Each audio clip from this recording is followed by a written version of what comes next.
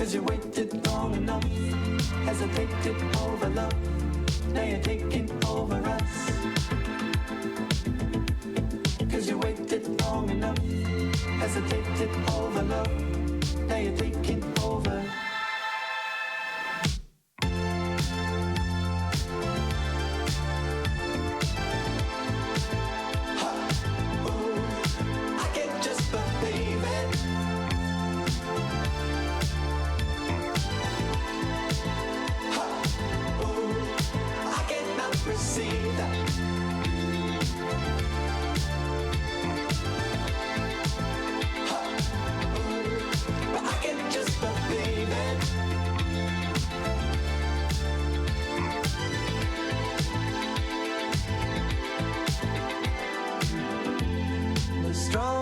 Shoulder won't hold you up.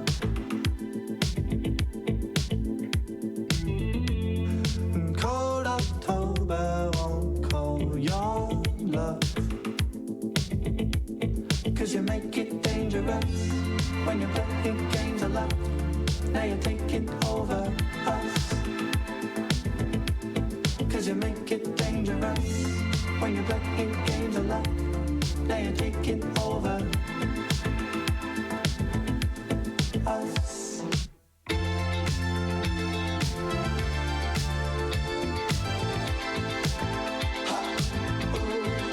I can't just believe it.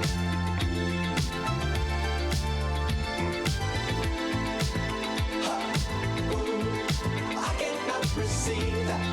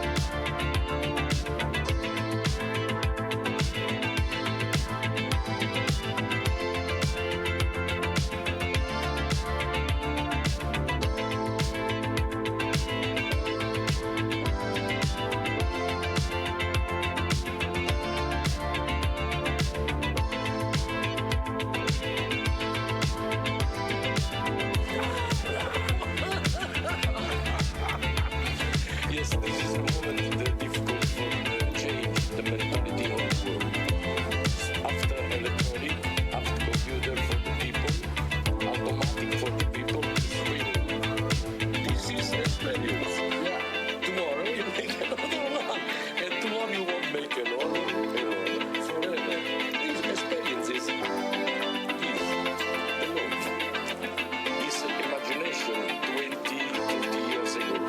Now, it's automatic.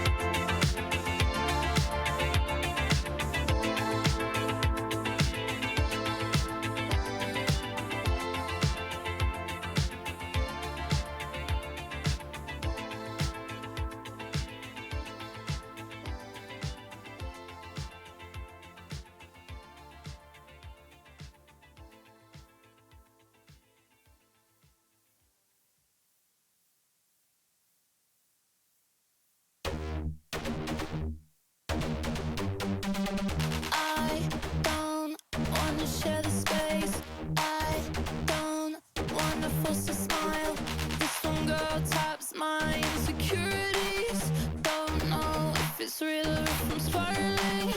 One voice tells me that they laugh. George says I'm just paranoid. Says you just don't see it. You're so naive. I'm embarrassed to have it beneath the sympathy, 'cause What up, everyone? I'm opposite, I'm on the other side. I feel all these feelings out of control. Oh no, don't know why. All this sympathy is just a knife. Why I can't even grip my teeth and lie. I feel all these feelings out of control. Oh no, don't know why I wanna buy a gun. Why I wanna shoot myself. Volatile at war with my dialogue. I'd say that there was a God if they could stop this wild How we doing? voice tearing me apart. I'm so apprehensive now. Don't wanna see a backstage of my boyfriend show. Fingers crossed behind my back. I hope they break up quick, 'cause I couldn't even breathe if I tried. I'm opposite, I'm on the other side. I feel all these feelings out of control. Oh no, don't know Your message could not be sent. why I can't even grip my teeth and lie. I feel all these feelings out of control. Oh no, it's just a lie. All this sympathy is just a lies. All this sympathy is just a lies. Yeah, all this sympathy is just a lie.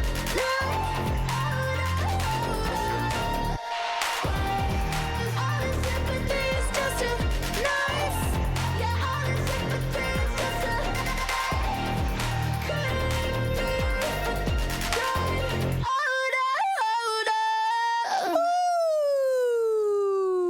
Ooh. I feel like I need to start off every stream with that song. It just puts me in the mood, you know? All right. Hey, everybody. How we doing? Fine, I'm listening to Brad today. All right, fine, you've got me. Another day of listening to Brat.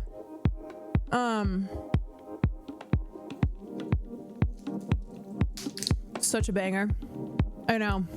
It was so funny. After Life of a Showgirl came out, I re-listened to Brat, and now I've just been like hardcore on Brat mode again. It's 2024. I'm just running back 2024. Listen to Sympathies and I've so much. I am going to admit, since that album came out, I've probably listened to that song 40 times. Hydra Step, thank you for the 4 months. Battlemaster D, thank you for the gifted. Brat, Kamala Harris, coconuts. Oh my God, what a time. What a time. Did you just fall out of a coconut tree? That was that era. Did you think you just fell out of a coconut tree? You exist in the context of all in which you live and what came before you. Don't get it twisted. That feels like a lifetime ago. That's kind of the way that things work now. Last week, China feels a lifetime ago. Y'all, China feels a lifetime ago. I miss Billy Billy. I do. I miss Billy Billy. 9 years to be exact. Yes, 9 years has happened in the last week, in between before sunrise and before sunset.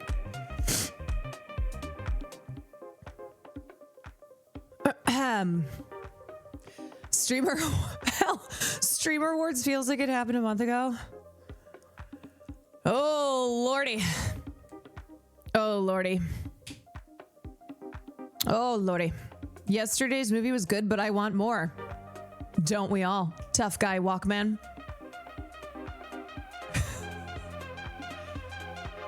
I want more.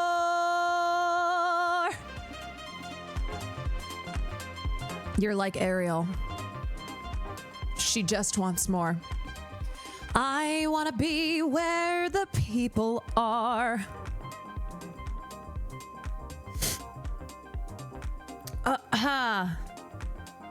Bruh, the lady who just went up and said whoever should have won and said was wild. My problem too is like, if you're gonna do that, girl, you gotta nail it. You can't be stumbling over words. You can't be interrupting what's happening on stage, but then also be interrupting yourself because you can't get the words out smoothly. You know? Anyway, all right. We don't need to get into all the moments of Stream Awards again. All I keep thinking of is I just love puzzles. I just keep thinking of Gma. I keep thinking about the drag queens on the red carpet, you know? That's the good stuff. That is the good stuff.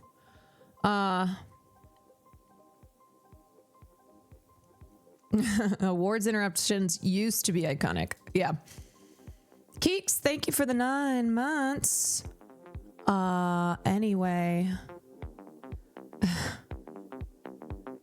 Anyway. You fell asleep and missed Before Sunset? Oh yeah, I was crying at the end. And I've seen that movie more than once. But the ending always gets me. It does. I just love to feel things, you know? I love to watch a film and feel alive. And just get to experience all these emotions.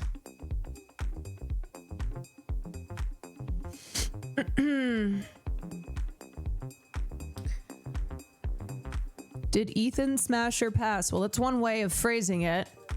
I think at the end, it's pretty clear he's not getting on the flight. Have I condemned Jesse today? I have not. That's going to be a new segment too. We've got body segment. We've got fuck Quentin Tarantino segment. We've got have I condemned Jesse from the Before trilogy segment.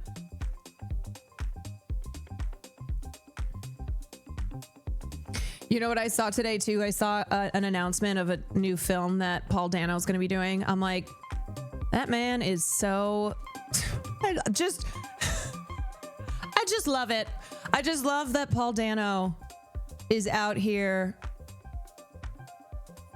continuing to work. He's booked, he's busy, he's staying in his own lane, he's unbothered.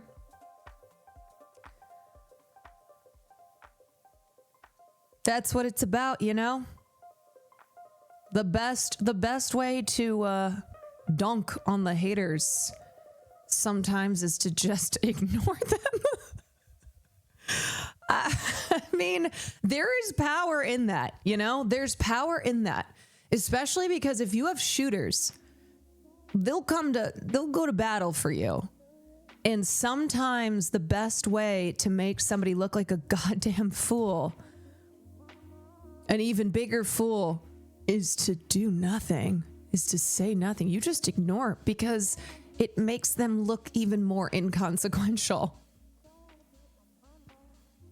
Do nothing, win. That's Paul Dano right now. Do nothing, win.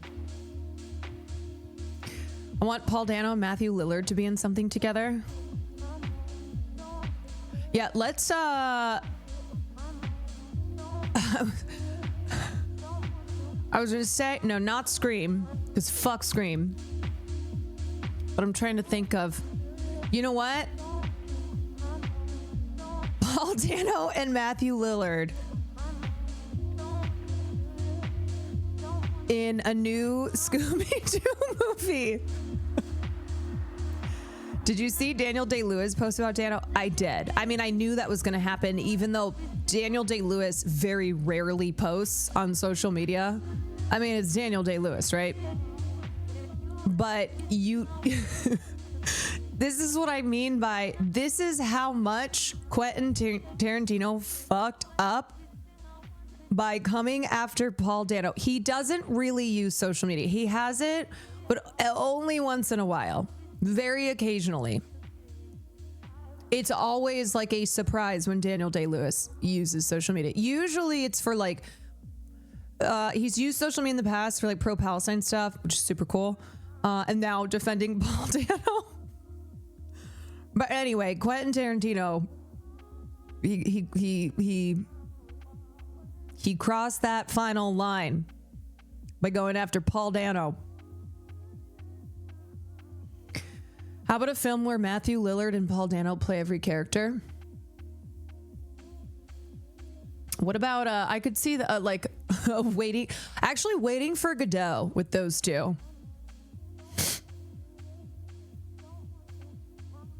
Paul Dano and Uma Thurman star in a Before trilogy reboot.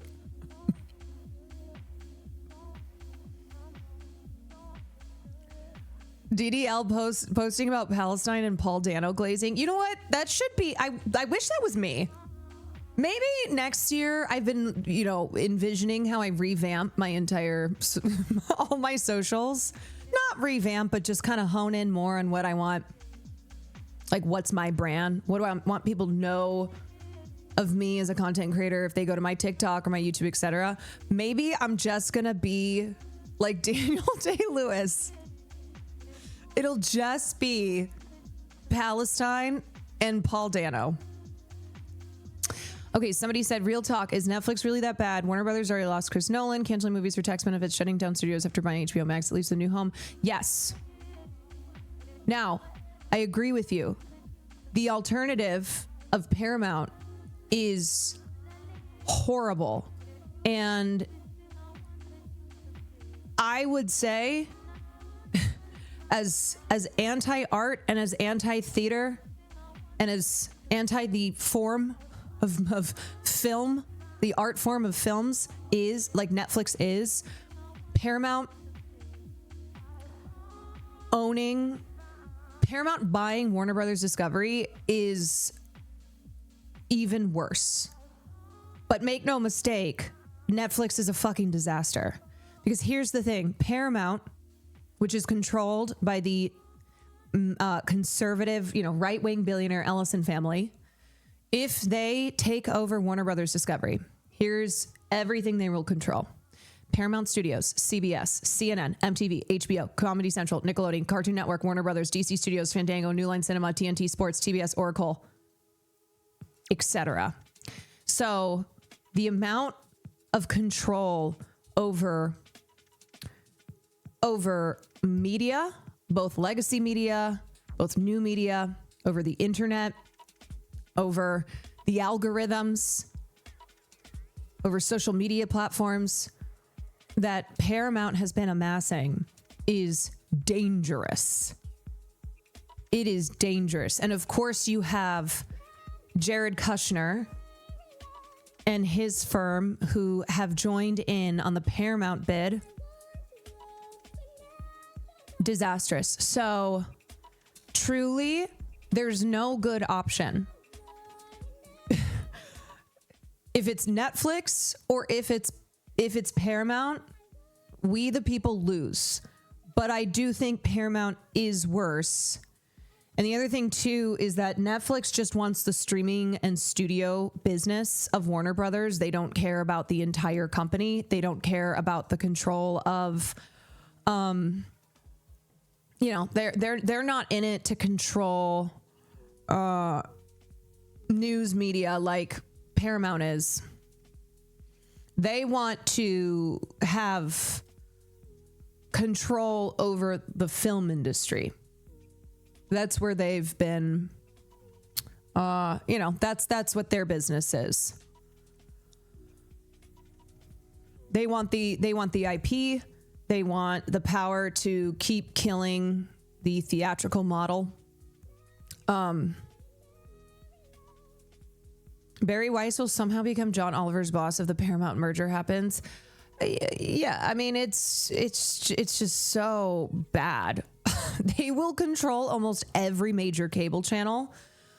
Their distribution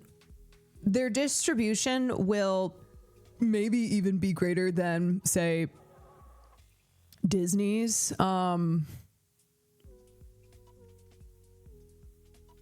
I don't know, man. It's like it basically it comes down to the company that wants to kill the theatrical model and, you know, destroy the theater going experience, and then the company run by people who want to have influence over all media and forms of communication, and to control our algorithms. And they already wield a dangerous amount of power and influence. And this just is it just makes it even worse. So, okay, anyway, we'll talk about it more. We'll look at what the latest is, because Paramount made a hostile bid today. They came in with an offer to shareholders, attempting to snatch Warner Brothers Discovery away from Netflix. Donald Trump has claimed that he's not going to take sides. Regulatory experts are predicting that the Netflix and Warner Brothers deal will be approved. So it looks like even with the attempt by Paramount that the Netflix Warner Brothers deal is still going to happen. Okay, so we'll get into that. We'll look at the Golden Globes. We will talk about. I think I want to watch the David CORENSWET and Jonathan Bailey Actors on Actors, because there's like one moment from that I saw making the rounds, and I want to give my thoughts on it. Are we gonna talk about what Judi Dench said? All right, here are my thoughts on Judi Dench. Judi Dench is 91. And to me, I think it was Deadline who first ran this, or it was in an interview with the Radio Times, and then it's the trades that are picking up on, you know, that are running with this story and framing it this way. Judi Dench, I'm not excusing her basically defending Harvey Weinstein, saying that, like, oh, he never did anything to me, and then Kevin Spacey. But she is also 91. And at a certain point, what are we doing, right? What are we doing going to 91-year-old Judi Dench being like, hey, how do you feel about Harvey Weinstein? Like, this woman has reached a point that she is retired. She is at the end of her life. Do we need to know what get her in a Senate seat? You know what, actually, is the perfect time for Judi Dench to now run for office. I'm just like, do we need to be putting Judi Dench in this position where, like, she's just going to be ripped apart for these comments because they're not good, but also, like, Judi Dench isn't at a point in her life where she's going to see people be mad on the internet and go, oopsie, she's 91. I think it was Jordan Searles who had a take on this that I laughed at because I agreed with it. She said, let me find it.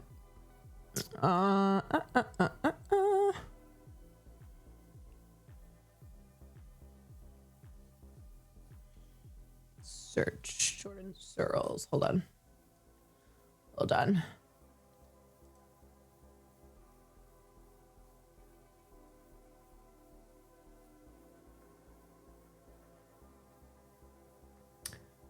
Okay, if anyone finds this faster than me, please. Was it Jordan Searles? I can't remember. I was liking stuff on the TL.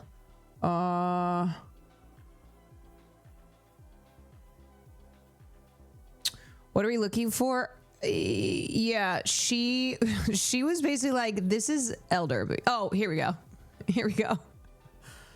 She goes, oh wait, she ended up deleting it, but she basically kind of cheekily went, you know, this kind of feels like elder abuse. Okay, you're going up to 91-year-old Judi Dench. I'm being like, hey, give us your thoughts on Kevin Spacey. Give us your thoughts on Harvey Weinstein. I'm sorry, but yeah, a 91-year-old who says this, which is, she said, in an interview with the Radio Times, Judi Dench said she felt like the former Miramax producer had done his time that was not clear. She was referring to his prison sentence or industry purgatory. In the same interview, she said she remained in contact with Kevin Spacey after the actor provided her with support following the death of her husband. I saw a bit of film of Harvey walking with two sticks, and you think, well, I knew Harvey and I knew him well and worked with him, and I had none of that experience. Very fortunately for me. The actress said she had empathy for Weinstein's victims, but said, I imagine he's done his time. She added, I don't know. To me, it's personal forgiveness. Where, okay, do I agree with Judi Dench's statement? No. But do I go, holy shit, I think we need to go. I think we need Judi Dench's head on a platter. Judi Dench needs to pay for this. Man, it's like she's of that time, and I'm not surprised that a 91-year-old has provided comments like this. And I'm just like, why do we do this? And it almost feels like it's this intentional kind of,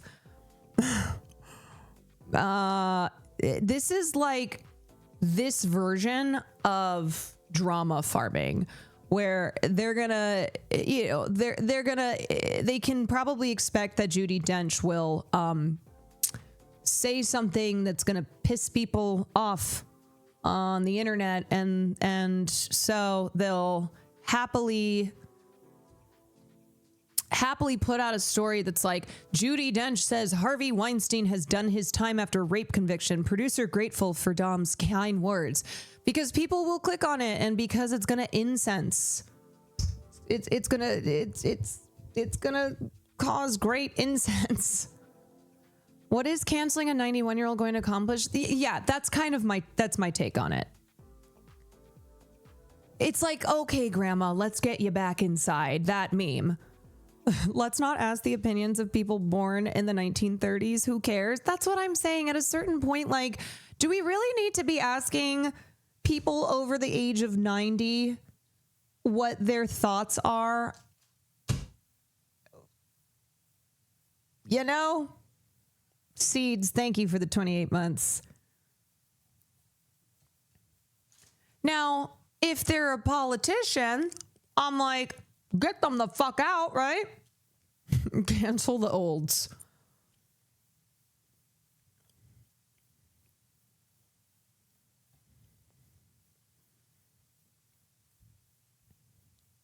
And then here she is in 2017.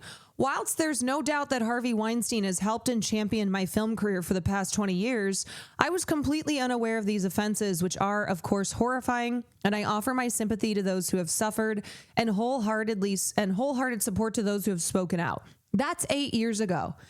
So her saying what she's saying now, I don't think it's because she's like changed her mind on the matter. I gotta be honest, I think it's because she's 91. You know? What will you get canceled for saying when you're 91? We'll see. We will see. I think when you reach a certain age, you're allowed to retire from the discourse. Yeah. No, I don't agree with ageism or that older people should be viewed as children. They're adults. I recognize that. But at what point, like, do we see the frivolity and the uselessness of like having 90 something year olds be a part of this discourse? I know exactly what this is. I know the purpose of this. And it's like, man, what are we're going to come after Judi Dench. We're going to cancel this 91-year-old. She's going to have to like do a ukulele apology video. On your 91st birthday, someone's going to play a clip of you defending Judi Dench, defending Harvey Weinstein, and cancel you. And like, if it's not clear, it's not that I agree with Judy's comments. Okay, that's not the point I'm making here. That's not the point I'm making here. It's just like at a certain point, why are we asking somebody this age about this kind of stuff? You know, I'm sorry, but I also assume that with few exceptions, people who are born in 1930 probably aren't going to have the most base takes when you're asking them to participate in discourse.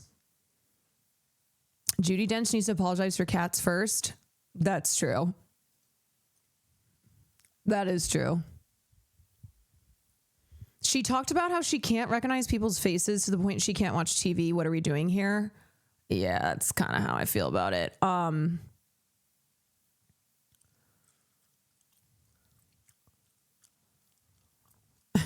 Judi Dench makes shocking defense of Harvey Weinstein. And notice that they also keep using photos from like 15 years ago. You know, it's like this kind of stuff. This is from like, this is old. This is old. So that is like, that's drama farming. I gotta be for real.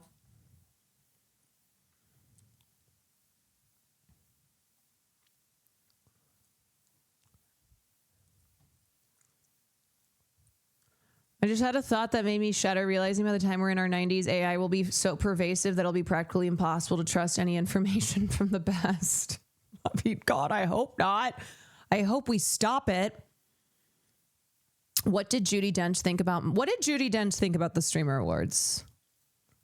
That's what I want to know. That's those. I need all the takes. I need all the hot takes.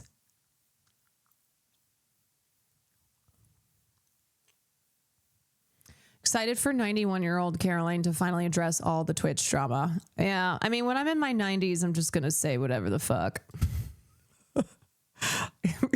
No filter. Mending Logan, thank you for the 9 months.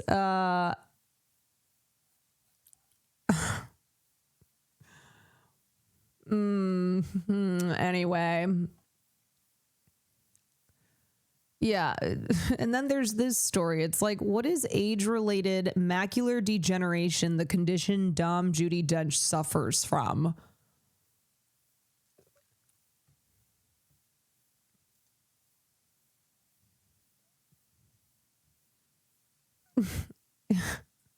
Okay, here's the tweet. This feels like elder abuse for the sake of engagement. Why are you bothering a 90-year-old woman who just announced her retirement and publishing quotes that will make people angry with her? Someone said, why did they delete this when it's so right? Judi Dench was born 6 years before the start of World War II. Obviously, she's going to have dreadful ideas about rape. We don't need her contribution. God love her, but ignore it and move on. Yeah.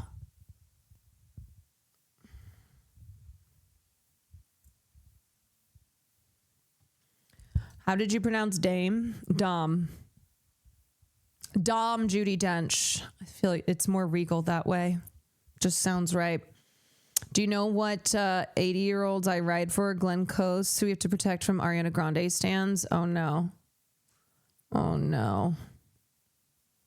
St. Louis Film. Because of the St. Louis Film Critics Association? Oh, boy. Jesus.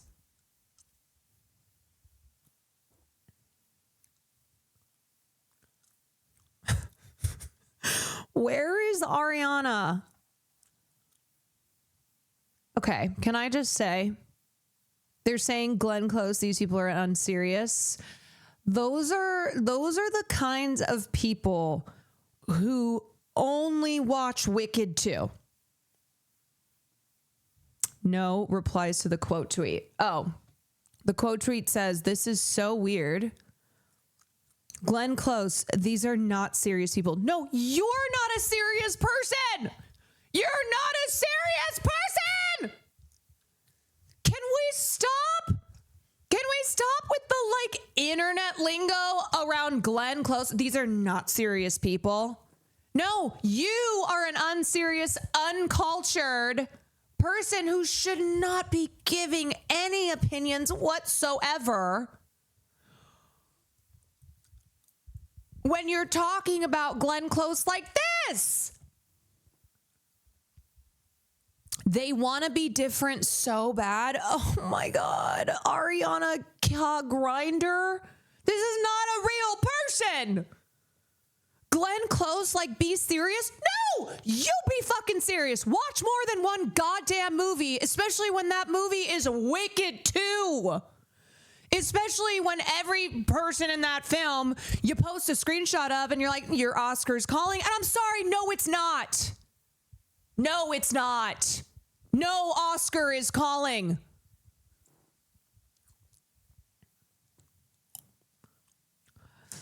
Glenn Close over Ariana Grande. This is basically what the Oscar lineup is going to look like. Personally, I'd rather have Ariana lose in all these regional critics associations and win all the televised awards.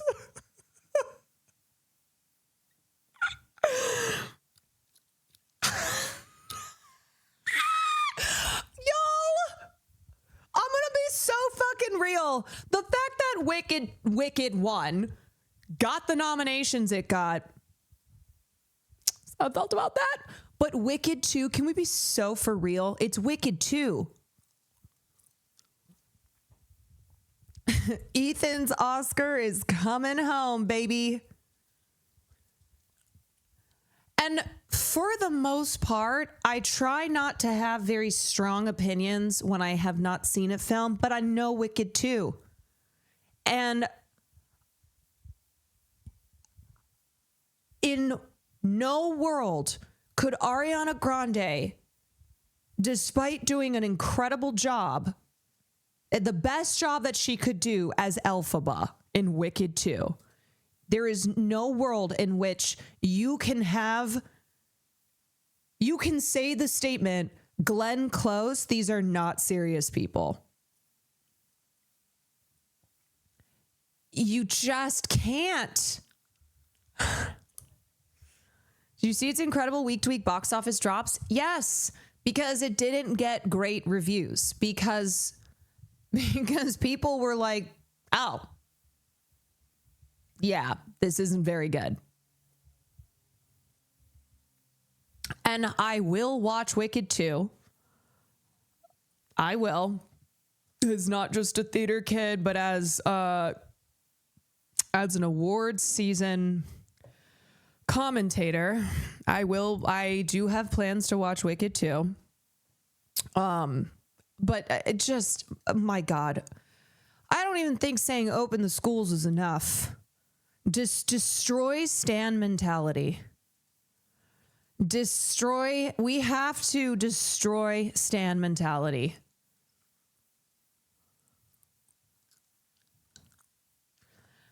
They're also mad at Emma Stone for being nominated over Cynthia for Critics' Choice. And girl, why would you pick one of the most universally beloved actresses to pick on? Because they're all getting whacked in the quotes. I'm going to whack them. I don't know who in the film industry needs to hear this, but Emma Stone doesn't need to be nominated every time a movie of hers comes out.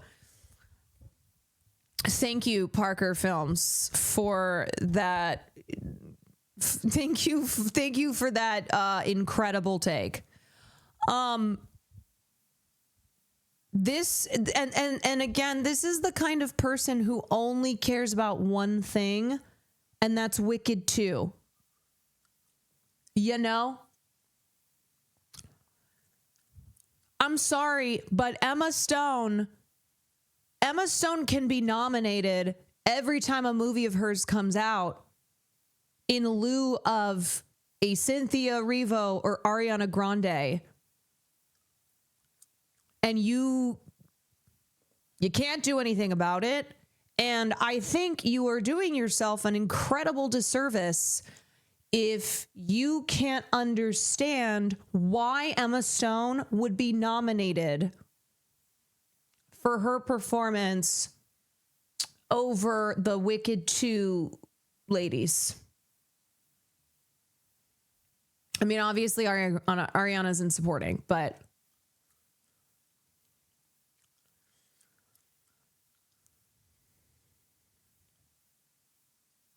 I sure do. It's been done before, but why wouldn't I want Cynthia to finally complete her EGOT status? Hey, maybe Cynthia doesn't need to complete EGOT by winning for Wicked 2. Okay? And she's incredible. Cynthia is an incredible talent. But like, let's chill the fuck out. I agree, but I'll cut her slack for Begonia this one time because she was really good in that. This person saying, damn it, because they clearly haven't watched Begonia. And I don't mean to be a hypocrite because I haven't watched Wicked 2, but it's not the same thing, okay? It ain't the same thing because I'm not out here stan-brained. Yeah, also, people are EGOTing these days with audiobooks. Yes. Yeah, that's kind of the cheat code. You just EGOT with an audiobook. Hogan, thank you for the gifted. Oh, this person went on private. I don't know what it is. Category fraud is ruining people's perceptions of what a supporting role is because they're accusing Emma of it when she's the co-lead.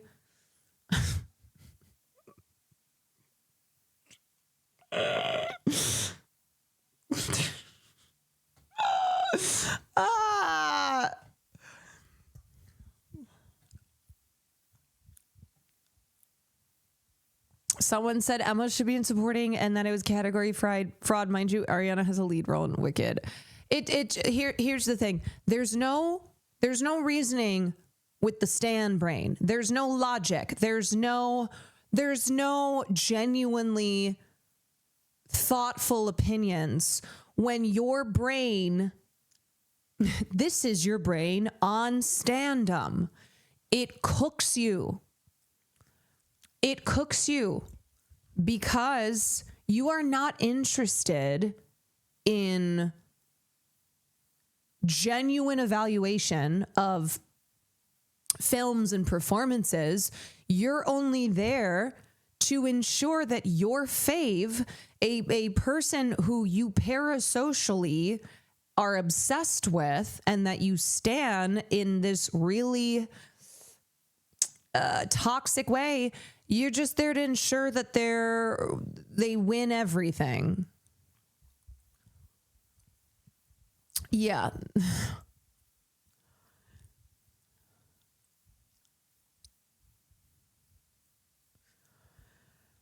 Here's the original tweet. I think the quote was deleted. The OG tweet is Emma Stone's supporting performance over Cynthia's leading performance. Okay. Hashtag whites only.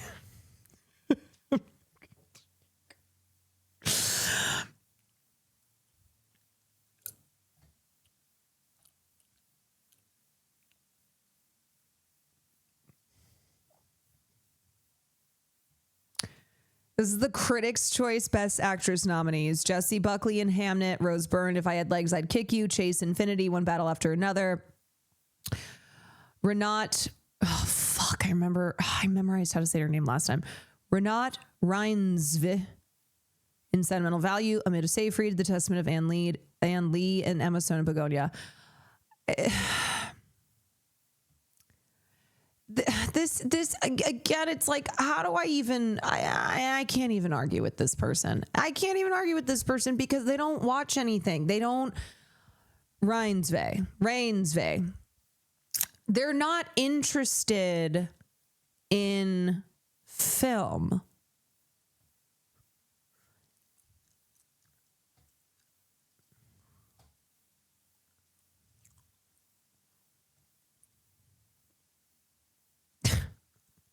Bitch, did you watch Begonia? What you're neglecting to factor here is that Wicked 2 is bad.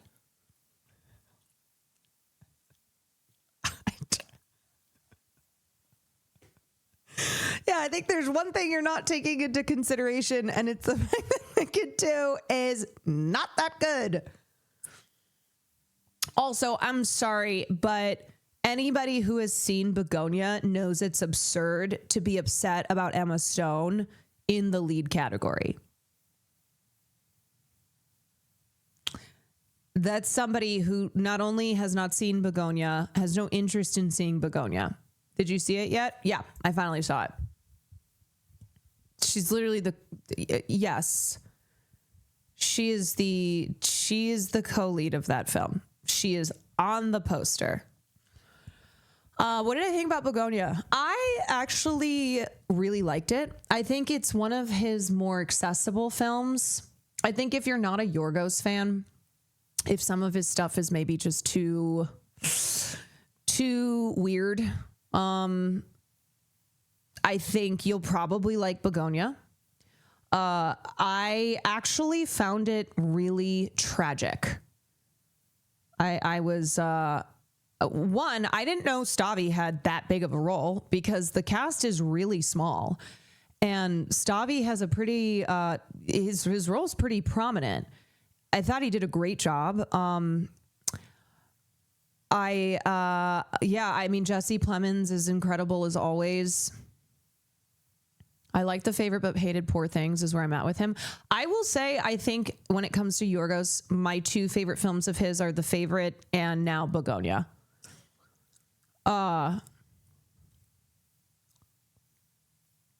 Yeah, so I thought Stavi was pretty good. Jesse Plemons incredible. Emma Stone,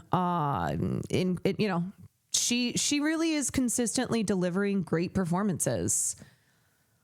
Killing of a Sacred Deer Erasure? No. No. Not one of my favorites. Okay, well, The Favorite was the only one I've liked of his, so I'd probably like Begonia. I think you would. I do think it's... Israel will be allowed to compete in the Eurovision Song Contest. Where's that announcement coming from the European Broadcasting Union. Organizers ultimately decided to not hold a vote on Israel's participation. This, despite calls for exclusion over the war in Gaza and boycott threats. Okay, there we go. I was like, where's that coming from? Sometimes, I swear to God, things just start playing. Things just start playing on my computer, and I'm like, do you guys hear those voices too? Do y'all hear those voices, or is it just me? Anyway, yeah, I think the film, as I said, is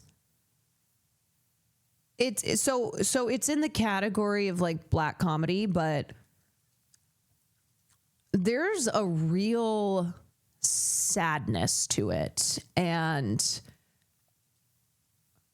I don't know. I felt I can see the parallels with that film as far as kind of the commentary on it. The characters, I see the parallel to Ari Aster's Eddington. I think Eddington's a much bigger film where Ari Aster takes a lot of big swings.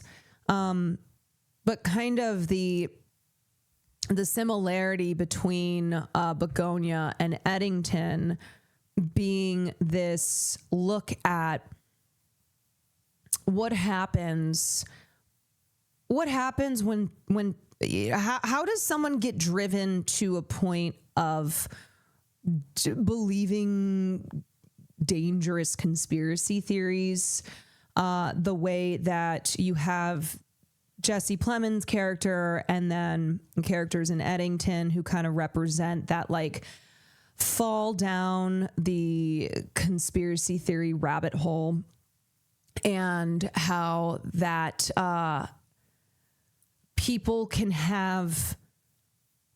people's emotions can be real, and they can be responding to very real pain and suffering that is being enacted upon them by the cretinous, powerful overlords who don't care about poisoning environments, who don't care about just screwing folks over. But then it's like the difference between those feelings and then where they direct it, what the outcome is of it. But I thought Begonia was, I think it's simpler in kind of what Yorgos was trying to accomplish with it. But still like it being a simpler film as far as its execution, I don't think that means that the ideas aren't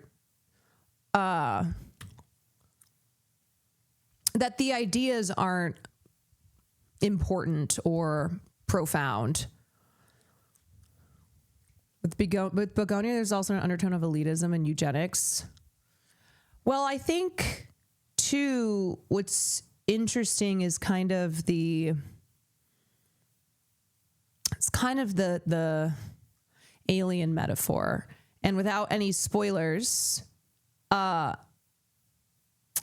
essentially Jesse Plemons plays this guy who is crackpotty but highly intelligent, and you can see that he's really been driven down this conspiratorial path because of personal grievances and because of just being failed by not just people in his life, but like a lot of people being failed by the world. And he becomes, he's convinced that Emma Stone, who's the CEO of this major company, that she's an alien and part of an alien species, an alien race that's goal is to destroy humanity.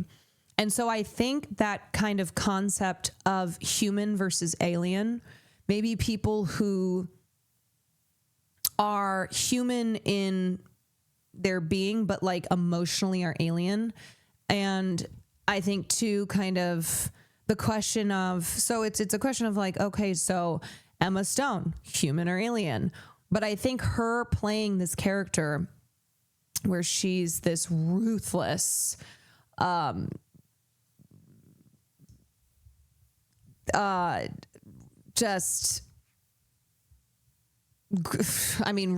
is the right word to describe it. Ruthless CEO, where I just kind of kept thinking to myself, I don't think the question really is, oh, well, is she an alien or is she a human? Because I think the commentary on, you guys, this is, here's the premise. For the last time, can you not think something is a spoiler when it's literally the premise of the film? The plot follows two conspiracy-obsessed men who kidnap the CEO of a pharmaceutical company, convinced she is an alien. I swear to God, some of y'all do not fucking know what a spoiler is. I swear to God, I'll be like, Emma Stone's in the film. You'll be like, spoiler! It's like I give away less than what's in the trailer. I give away less than what's in the trailer. And that's why, like, when I'm giving just my thoughts or a review on a film that's recently come out, I'm carefully describing it because I'm not spoiling it. So there are things I won't say, and I'm working around it. Excuse me, I was avoiding the cast list until I saw the movie. I didn't even want to know who was in it. Didn't even want to know. But what I am describing is that's the premise, right?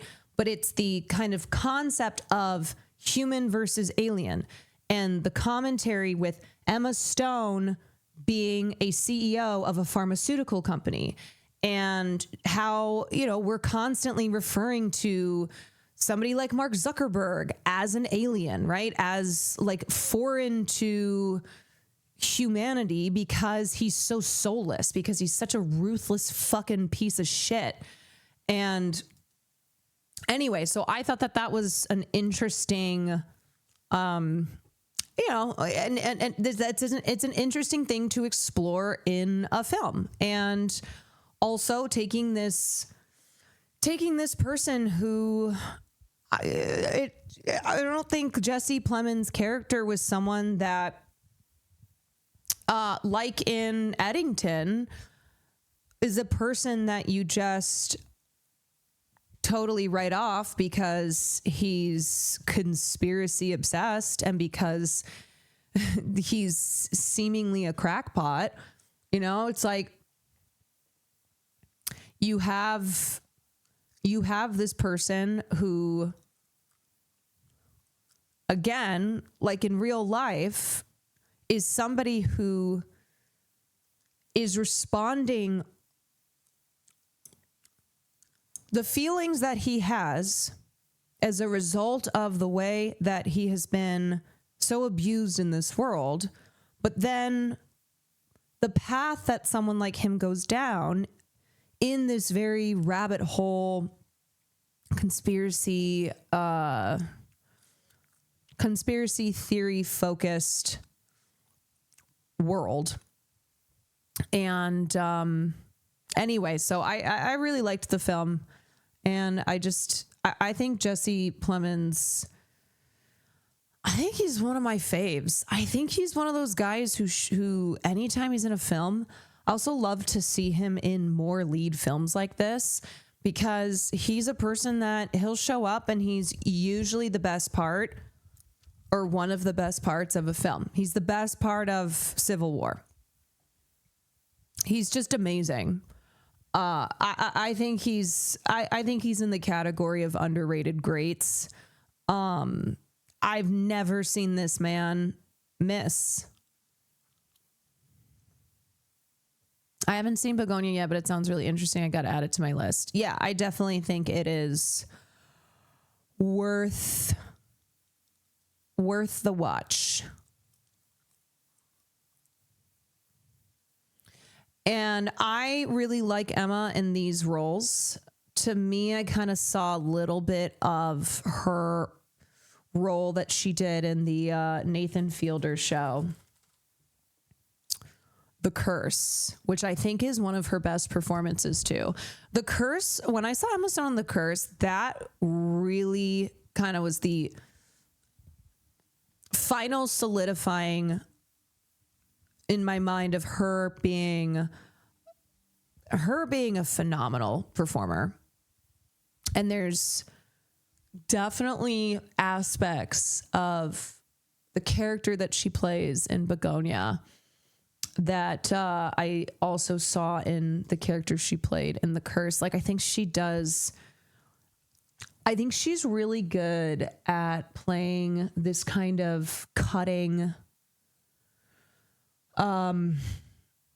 cutthroat, but also a person who may present themselves as like a good human being, but is actually terrifying. And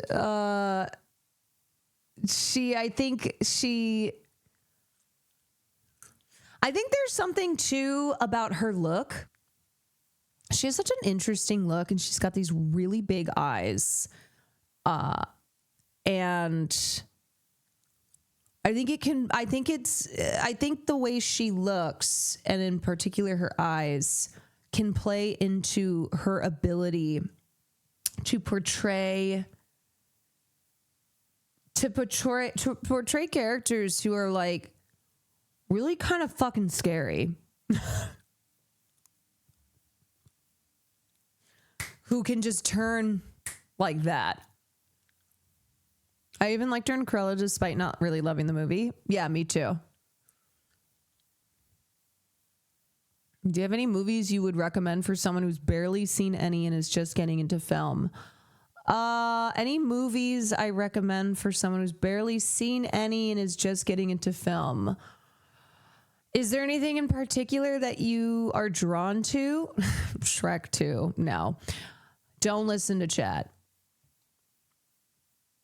I would say it depends on kind of your approach that you want to take. If you're looking to get into film from a kind of student of film approach, I think it's always good to go down lists of like, you know, Criterion Collection, 100 greatest films, you know, where it'll have like The Godfather on there, where it'll have like,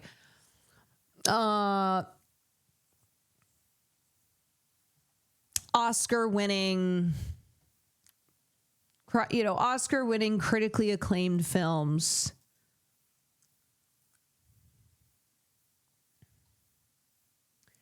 I think Crash. Wait, let me see if this chatter said anything. I'm open-minded. Okay. Yeah, I mean, it's tough because it's like, do you watch? All right. Let me think about this.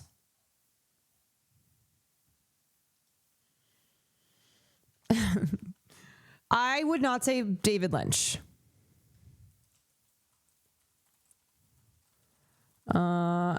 What kind of genre does chatter like? They just said they're open-minded. It's easier if you know someone's interest, but no, I would not. I wouldn't start with a director like Lynch.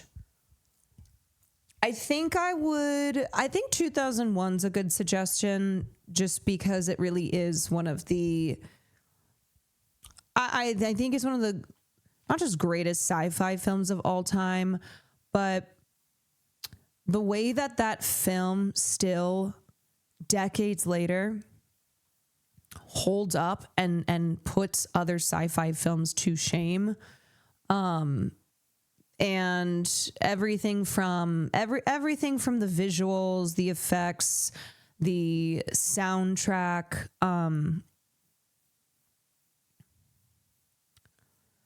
how influential that film was. Or do start with Lynch. I mean, I guess it's like, okay, you can watch a Lynch film and then you either really dig it or you go, huh? You go, maybe this isn't for me. So then you can kind of start figuring out what your interests are. I'm really trying to think. Like, I think Spielberg is a great place to start, actually. I think Close Encounters, I think Jaws, I think Jurassic Park, these were big films, but they are great films and they're also influential films. Jaws, which led to the summer blockbuster, it changed the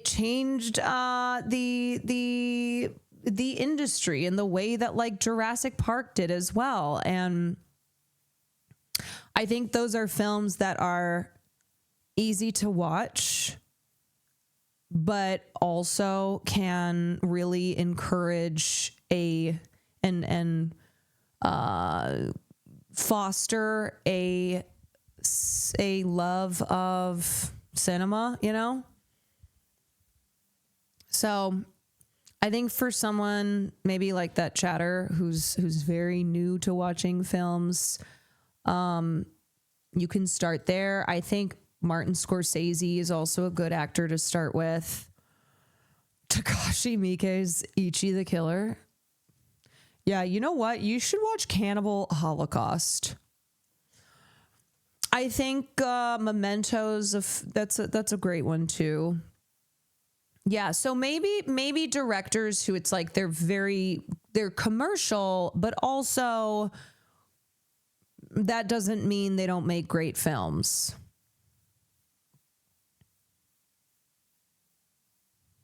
Sorry, I realized open-minded was too vague. I do love anything that's just good TBH and struggle to pinpoint one genre I like. That's okay.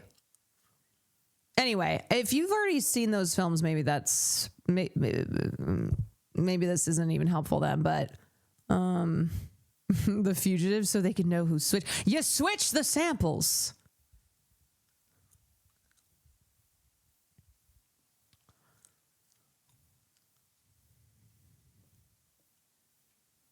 Yeah. So anyway, Nolan, Scorsese, Spielberg.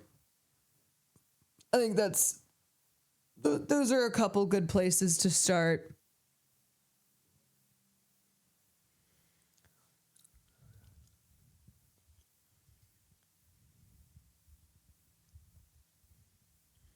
Unless you're really wanting to, right? It's like, okay,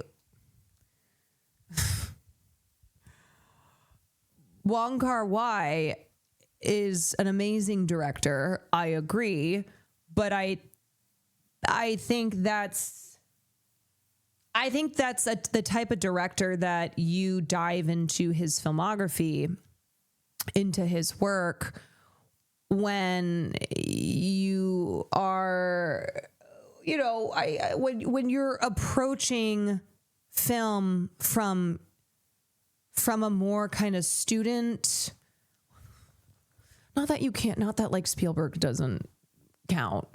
I just like, it might be a lot for someone who is truly new to watching films.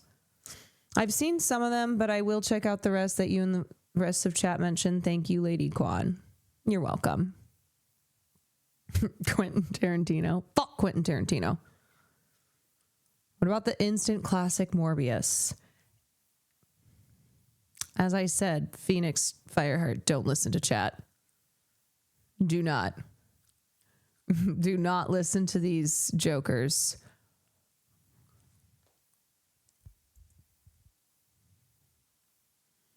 You think this will hurt or help Timothy's campaign?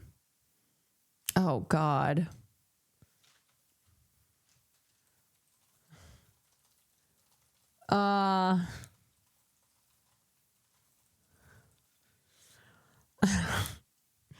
Kris Jenner wearing a Marty Supreme jacket. Why does she look MAGA? Why does this look like a very MAGA fit? You know what okay, chatter, wait, one last recommendation I would make for you is I think Shawshank Redemption could be a good film too for you to watch. But yeah, just more of a broad intro to cinema. Okay, wait, am I crazy or does she just look she looks like she'd be at Mar-a-Lago in this fit? Do I think this is going to help or hurt Timothy? I mean, I don't think it helps. I've seen it. It was cinema. Okay, great. Cool. I don't think Kris Jenner wearing a Marty Supreme jacket helps. It's the tackiness of the dress with the top. Yeah. Is that why that's why she's giving Mar-a-Lago. It's also the hair, the facelift. So that's my opinion. It doesn't help him. Violet is a stinker. Thank you for the 4 months. Snow It Snore. Thank you for the tier 1. Dead Smurf account. Thank you for the 32 months. WMFTW Media. Thank you for the prime. So you're saying Miss Club has a point? Yeah. So I'm saying I'm now with Miss Club.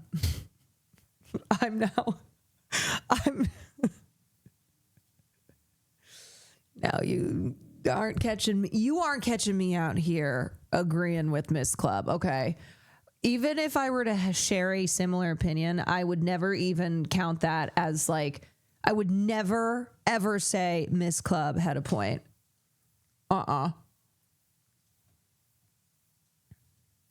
Ain't no way. Okay, let's look at the Golden Globes nominations, and then I want to talk the latest with Netflix and Paramount going head to head on purchasing Warner Brothers, WBD, which is bad. In case you don't know, it's not good. All right, I thought I had. Okay. No. Why do things keep playing all the time? Sorry. Oops. And the Golden Globe nominations are out with some expected nods and a few surprises. Actors Marlon Wayans and Sky P. Marshall announced the nominees this morning for the 83rd annual event. One battle after another tops the list with 9 nominations, but it'll have some strong competition. I will say my one disappointment from One Battle After Another is that there was no nomination for Regina Hall, which was really a bummer to me. I just feel like everybody kind of secured a nom from that film except for Regina Hall, and I think she was one of the best performances in that film. I think her character being just such a tragic figure, and then the tragedy continuing by her not getting nominated. I preferred her performance more than others in that movie. Yeah, here's maybe this is a hot take. And I think Tiana Taylor is fucking awesome. But I actually think I would nominate Regina Hall over Tiana. And it's not so much an indictment on Tiana's abilities and performance as it's more of it's more of just how I viewed Regina's performance, and then also her not just her importance in that film, the character that she plays, and the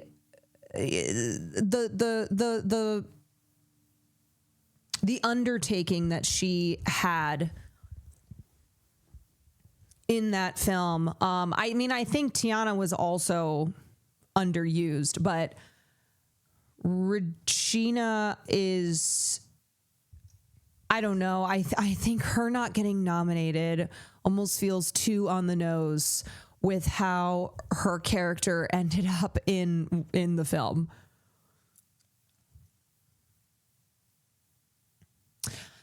Yeah, I preferred her performance more than. Yeah, I just feel that way as well. Contributor and senior producer of ESPN's Anscape, Kelly Carter's here with more on that. Hi, Kelly. So, who are the other big film contenders this year? I mean, we got to talk about Frankenstein at Netflix. That to me was one of the most satisfying, experiences I had in the theater this year. And the thing, okay, here's the thing about Regina as well. Regina's character arc and the kind of subduedness of her performance, I think, is why she's being overlooked. But I think it's why I would have given her a nomination, because I thought that what she did was extraordinary. And it's also challenging to play a role like that in a film where a lot of people are giving, kind of they have bigger roles, not in the sense of like they're a lead and she's a supporting actor, but just the characters they're playing and the performances they're giving, being kind of a different vibe. And I thought the challenge that Regina Hall had in the character she played, who feels very different and has just a really different storyline and where she ends up from a lot of other people in that film. I just thought she was great. I've been a fan of Regina Hall's for a long time. Victor Frankenstein. Only topped by Sinners and what Ryan Coogler was able to do, and that came out earlier this year. And I was a little nervous about what that film was going to do by the time we got into award season, because it did come out so early in the year and not in the fourth quarter, which is what we normally expect the best art of the year to come out. But that film was incredible. It was original. Man, it's hard for me to also pick what I think is the biggest snub from Sinners. You got Delroy Lindo. You have Miles Caton didn't get a nom. Wunmi Mosaku did not get a nom. I don't know who I put as like my biggest disappointment for not being nominated. Maybe Delroy. If I had to pick one person, Caton didn't get anything. No. No. But also maybe Mosaku, because similarly to Regina Hall, she plays a role that is like in a very important emotional backbone, and it's the subtleties of her performance and how important her character is to the film. No, she didn't get anything. I don't know. So it's tough because it's like a lot of times it'll happen that somebody who does a phenomenal job in a role like that ultimately doesn't get the credit when it comes time for award season. And it's the people who are kind of doing the flashier performances who kind of have, I don't know.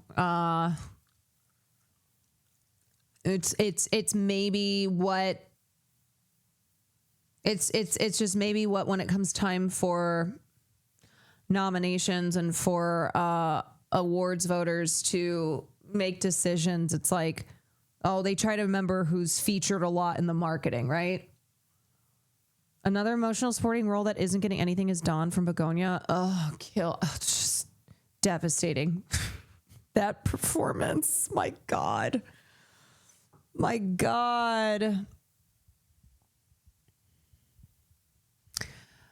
But yeah, it's kind of like sometimes the emotionally grounding characters, the ones who their work is felt and ultimately the film is celebrated for the qualities that result from these kinds of performances and these roles, the people who play them not being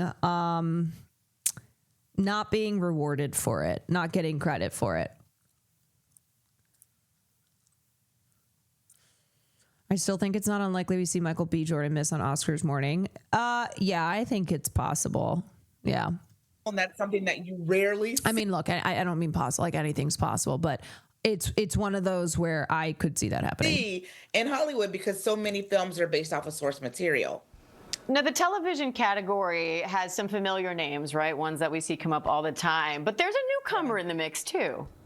There is a newcomer. Seth Rogen came through with the studio for Apple TV Plus. That was so much fun. And I think it was fun for a number of reasons. I mean, yes, it is incredibly funny. And you will binge it and then you will immediately run it back and binge it again. But it also is incredibly nuanced. It really gives you this behind the scenes look as to how Hollywood works. I thought that maybe it wasn't going to find an audience when I first screened it because I felt like it was Jen, thank you for the 5 insider months. baseball. But then I started making, civilians watch it like my husband. And they were like, okay, this is funny. I get it. I may not totally understand all the things that are being discussed, but it absolutely resonated. We saw how big it did at the Emmys earlier this year, and I expect it to do really well at the Golden Globes also. What do you make of So the Globes resulted in one battle after another having the most nominations, dominating the Globes. But Critics' Choice Awards, it was Sinners. So I think, I don't know if this is kind of shaping up to be thematically what this season could look like, where critics prefer a film like Sinners, but kind of a more general award, like not necessarily specifically nominating committees being made up of film critics preferring something like One Battle After Another.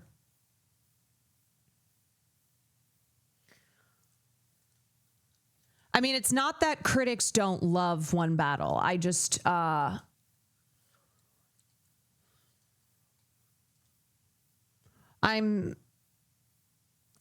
curious to see if Sinners is going to triumph at critics award shows versus One Battle having more success at the award shows that are less, with nominating bodies, with voting committees that are comprised of more than just film critics. I think you're more likely to see Marty Supreme mount an underdog run than Sinners at this point.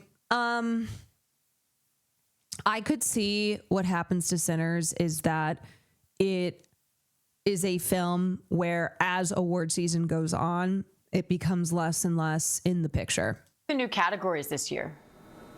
Yeah, so cinematic achievement is back for the second year, and that really is an opportunity to tap into what real movie consumers are actually watching. So much that happens every year this time when we talk about the best art of the year is that it's a lot of art house films or independent films, not studio films that you probably actually went out and saw at the multiplex. And so this is an opportunity to really pay homage to films that really pierced through and did financially well, but also that people actually saw. So they feel like they're part of this whole experience. And I'm excited that that's back this year. Also new this year is Best Podcast. I wasn't entirely sure when they announced that voters would be including podcast. I gotta keep it a buck. I don't understand why. I'm like, okay. I will say at least this seems to be more dominated by comedians than by like right-leaning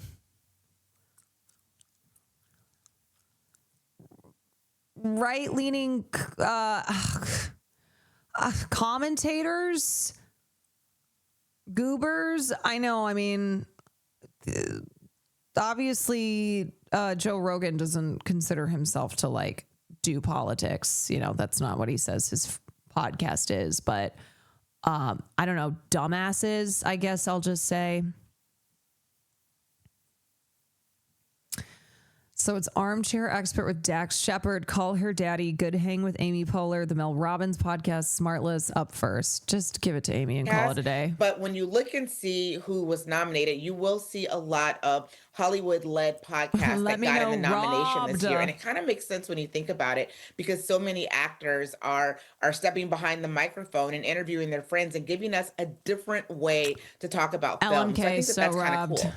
And Kelly, you're a voter for the Golden Globes. What do voters look for when choosing top picks? Is it just whatever your favorite was in that category, or is there more to it than that? I mean, I think there are a couple of things to it. I mean, yes, absolutely. It's what, our favorite picks were, but also we attend a lot of film festivals throughout the year, from Sundance to like I said, I don't know why podcasting needs to be at the Globes. Toronto International Film Festival to Tribeca. And so we're able to see films right before they have their world premieres. And we really are able to kind of assess what we think people are going to be talking about in the next year. Obviously, art is very subjective, but in a way, we kind of know, what good acting is, what good writing is, what good producing is. And we really have to be the eyes of kind of every man to kind of prognosticate what people are going to love and what experience people are going to be talking about when it comes to the theater. And so a couple things we look for, but for me, it's what I love. And of course, I'm a critic, so I'm always right. So, You sound like me in my household. Kelly, could these film nominations foreshadow what we're going to see at the Oscars? To be fair, isn't the Globes already not respected? I mean, certainly the Globes has had major issues, which is why they've rebranded. You know, they dropped the Hollywood Foreign Press Association. They changed ownership. They've been trying to rebrand into a more serious show without kind of losing like the unhinged fun vibes that the Globes has over other award shows, but like being one where it's taken seriously, where it doesn't have the issues of Globes in the past.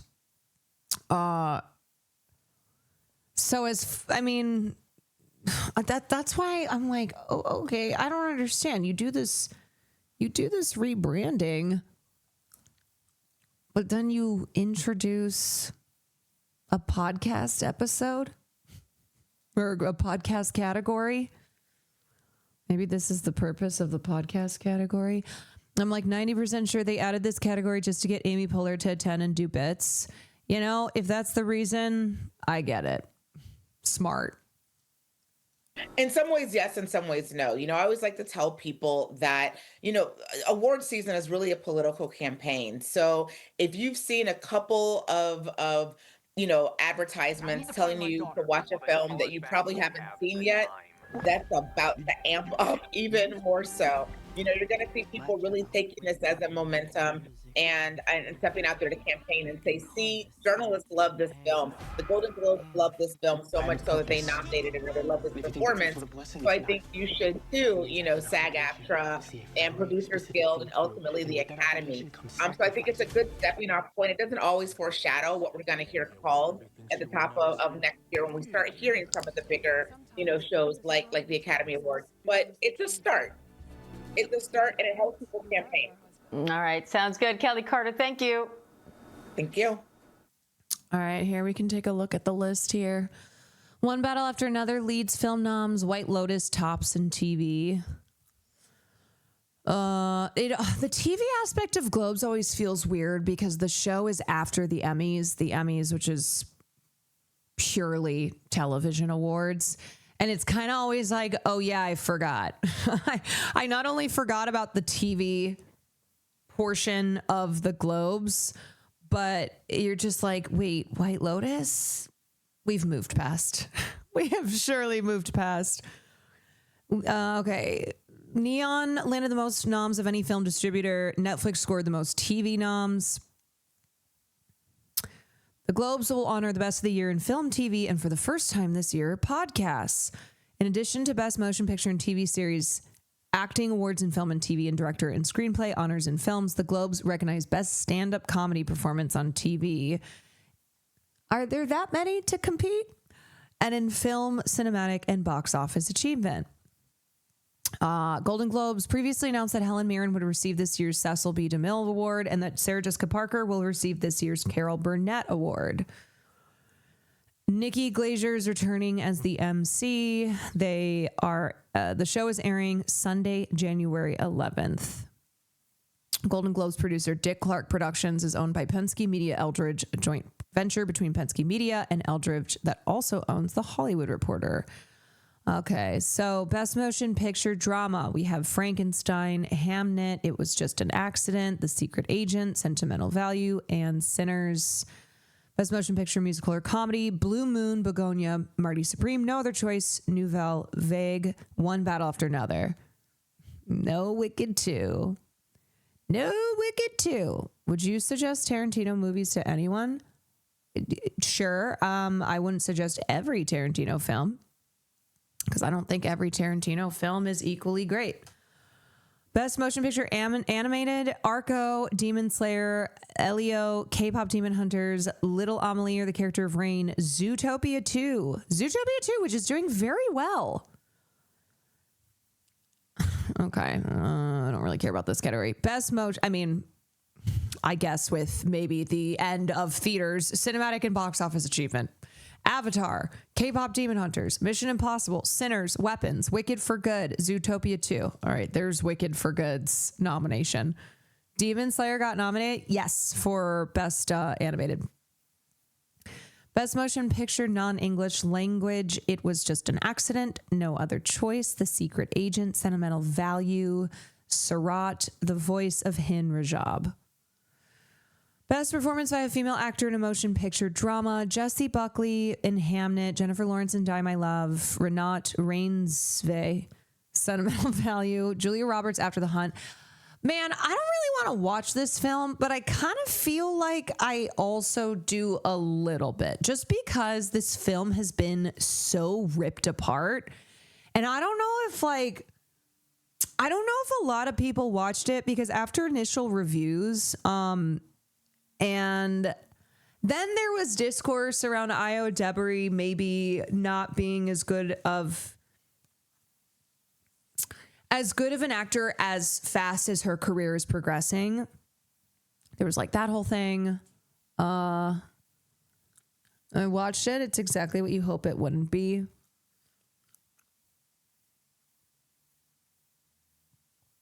It's not terrible. It got some bizarre ambition.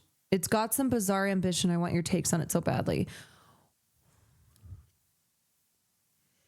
Yeah. I don't know. Some clips I've seen, I go, oh, this looks like trash. Yikes. But I think this is one of those that I'll probably sneak in watching at some point. It's Timu Tar. That's a really funny way to describe it. Mandy, thank you for the 21 months. Okay, and then we have Tessa Thompson in Hedda, and then Eva Victor in Sorry Baby, which is a nice surprise in this category.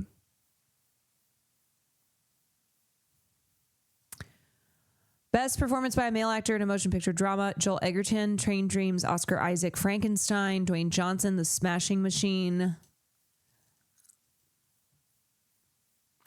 You know what's funny is Dwayne, okay, when the initial look of the initial kind of photos were released from Smashing Machine, and then when Dwayne The Rock Johnson had been doing interviews and talking about how, I think it was just the surprise, first of all, of Dwayne Johnson doing an A24 film, but just the way that this was being framed and positioned as the Rock's Oscar vehicle, and how Dwayne Johnson is signaling that he is entering his serious actor era. Anyway, I feel like that film is a film that came and went. Just a lot of times this will happen is the press around a film like Smashing Machine, when it's first announced or when there's like the first look, and then the actual result when it comes out. And I mean, similarly, this was Sydney Sweeney's Christie, right?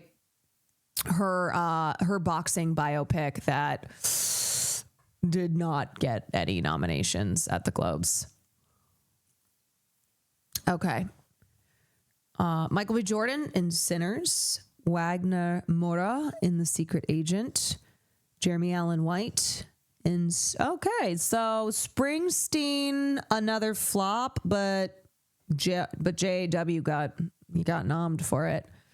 Not gonna lie, Smashing Machine was mid. That was a lot of what I saw in the reviews. He will never top his Jumanji performance. Best Performance by a Female Actor in a Motion Picture Musical Comedy, Rose Byrne, If I Had Legs, I'd Kick You, Cynthia Erivo, Wicked for Good, Kate Hudson, Song Sung Blue, Chase Infinity, One Battle. Oh, I was like, wait a second, what are the stands pissed about? Oh, it was one of the other award nominations. It was one of the Critics Awards. I'm like, hey, Cynthia got her Golden Globe nom. So did Ariana Grande. Kate Hudson and Song Sung Blue, Chase Infinity, One Battle After Another, Amanda Seyfried, The Testament of Anne Lee, Emma Stone, Begonia.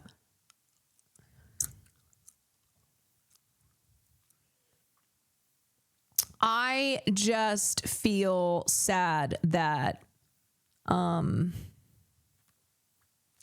just feel sad Regina Hall's not there.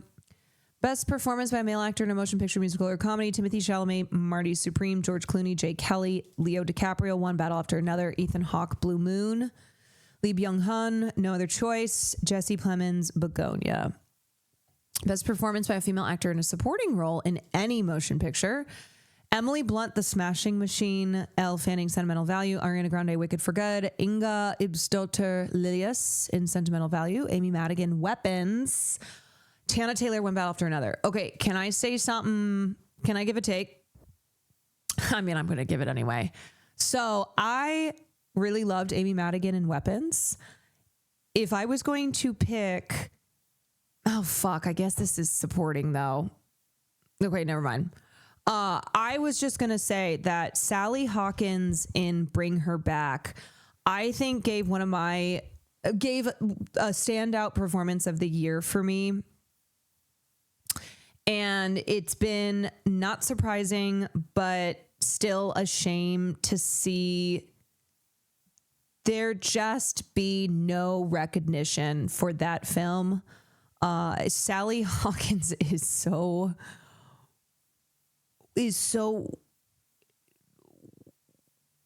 good in that. She's so absurdly, wickedly, insanely incredible in her performance.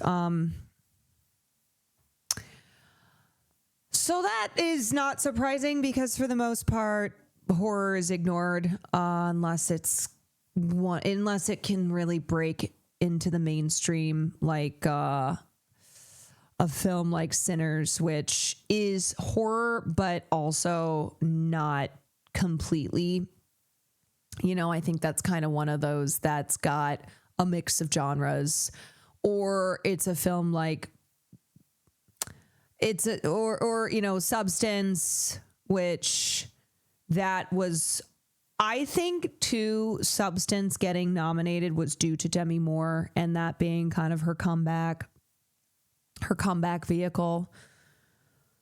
This is the only clip I've seen from Smashing Machine. Don. I've seen this too. Don, no! Don, no! No!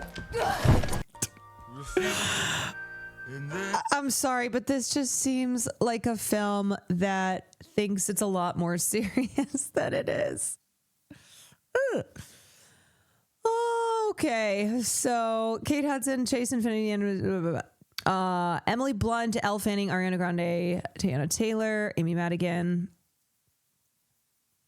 Okay, I already read those. Best supporting by a male actor in supporting role in any motion picture: Benicio del Toro, One Battle After Another, phenomenal. Jacob Elordi, Frankenstein. I think this is a good sign for Jacob Elordi as far as his potential to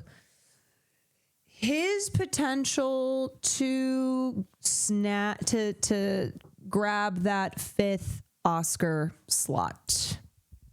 It's not for sure, but it's a good sign so far for him. Paul Mescal and Hamnet, Sean Penn, One Battle After Another, Adam Sandler, Jay Kelly, Stellan Skarsgård, Sentimental Value. I'm sorry, but I don't need Adam Sandler here. This is where I would have put like Delroy Lindo. You know? Delroy, Miles, Waterboy, better performance. All right, Best Director Motion Picture: Paul Thomas Anderson, One Battle After Another, Ryan Coogler, Sinners, Guillermo del Toro, Frankenstein, Jafar Panahi, It Was Just an Accident, Joaquin Trier, Sentimental Value, Chloe Zhao, Hamnet.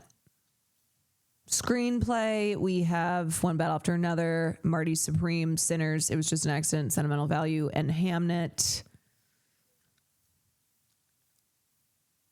Elordi's physicality in Frankenstein was so captivating. I hope he gets the recognition he deserves. I thought he was fantastic.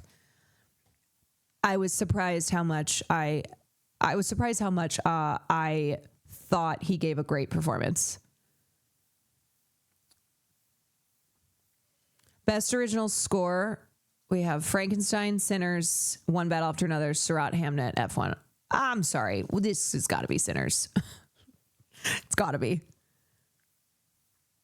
Best original song, Dream Is One from Avatar, Golden from K-Pop Demon Hunters, I Lied to You from Sinners, No Place Like Home, Wicked for Good, The Girl in the Bubble, Wicked for Good, Train Dreams from Train Dreams.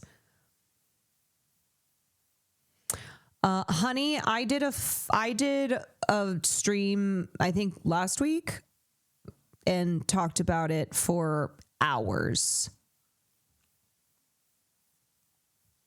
Best television series, drama, The Diplomat, The Pit, Pluribus, Severance, Slow Horses, White Lotus.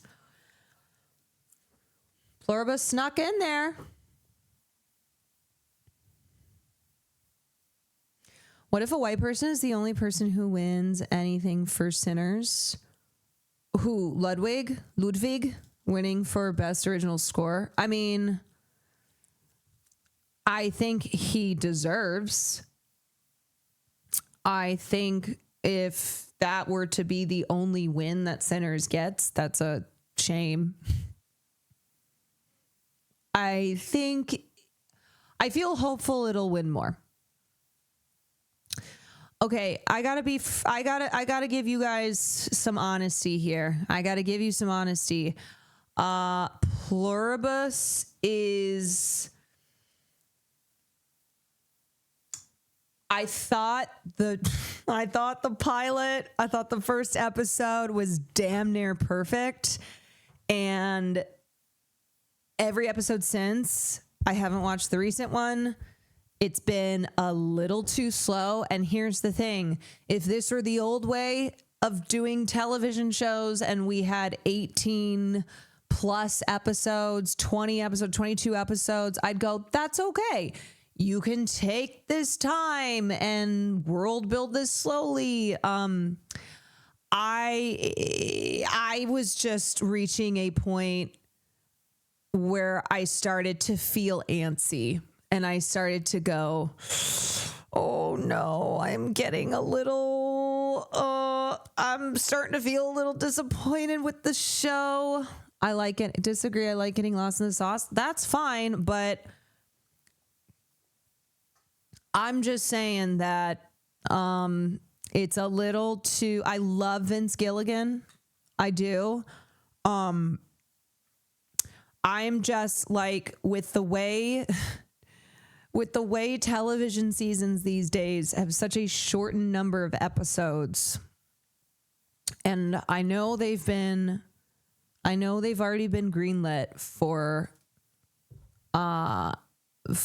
2 more seasons. But anyway, I'm just keeping it a buck. It's a little too slow burn for me. I think I'm paranoid that it won't pay off. I think that's kind of what I start to get concerned with too, where when it's that slow burn, the payoff's got to be huge. You know?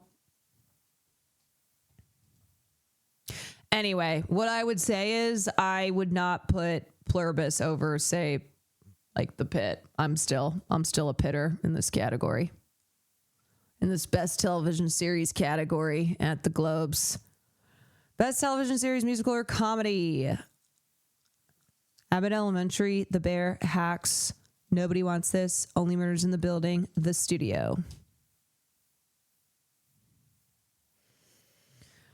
I'm enjoying every episode enough. I don't care if there's payoff. Yeah, and I'm not always I'm not a person who 100% of the time, if it's a slow burn, I hate it. You know, it's kind of a case by case for me. I'm not clicking with Pluribus in the way that I wanted to. If I'm giving my honest take, it's one of those where I'm in it, you know, I'm committed. It's just not clicking with me how I wanted it to. And I love Rhea Seehorn. Don't you dare.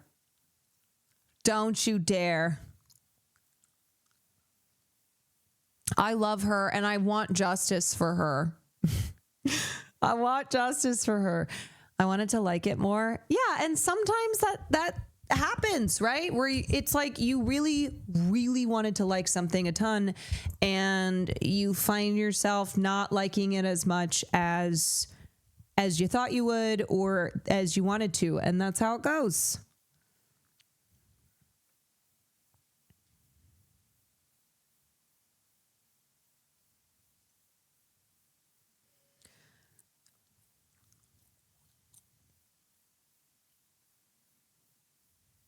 To be fair, you have to have a very high IQ to enjoy Pluribus. Are you joking? Are you doing a little bit? Surely that's gotta be a copy pasta. Please. You guys know I don't know these memes, so all I can do is assume and pray that it's a meme.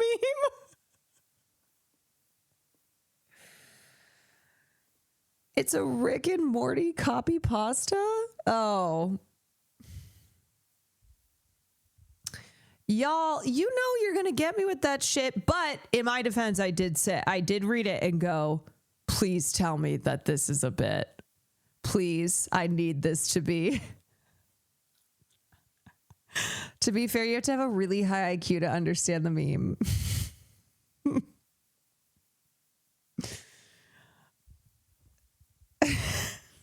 That's true. That is actually true. You know what I will say too? I'm supporting Pluribus even if I have not been loving it as much as I wanted to, because I love Vince Gilligan. I love Rhea Seehorn. I love the fact that he is like so anti-AI, and in the credits of the show was like, this show was made by humans for humans. And that's points, you know, in these days, that's points. Wallaby Beatles, thank you for the 25 months. Cadenza, thank you for the 26 months. Okay, anyway. All right. You know what? It is true. Please, I forget you aren't online. See, but this is how y'all can get me. And you know what? It's true. I'm just a dumbass. IQ is a measurement of intelligence, and I'm low IQ.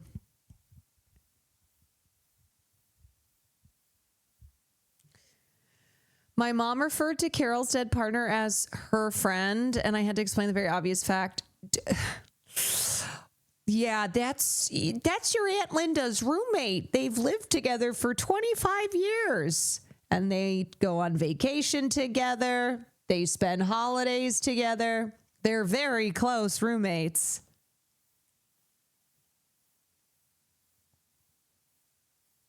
You know what sucks is like I won't recognize a meme or a copy pasta like that, but I fucking know 6'7". I hate it. I hate it. I would rather know that than know 6'7". Kill me. I wish I hadn't learned. I wish I hadn't been exposed to it.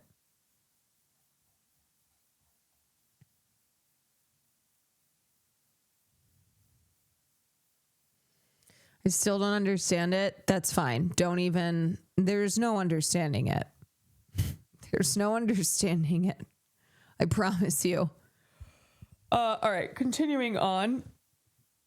Best TV series, musical, or comedy: Abbott Elementary, The Bear, Hacks, Nobody Wants This, Only Murders in the Building, The Studio.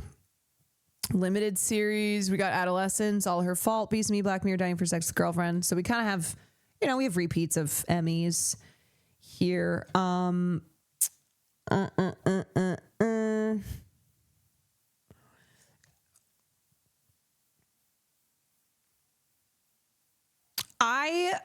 gonna keep it a buck. Obviously, I love TV and I care about TV and I care about TV awards as well, but kind of at this point in the year, I'm in film award zone. So the Globes being the kickoff to awards season at the start of the year, having both TV and film, I just don't really give a shit about TV nominations at this point, unless it's like something sneaks in there in the way that, not even sneaks in there, but last year, for example, Batman or Penguin came out after other TV awards, but made it for the Globes. So anyway, it's just kind of one of those at this point. My attention is much more on the film awards component.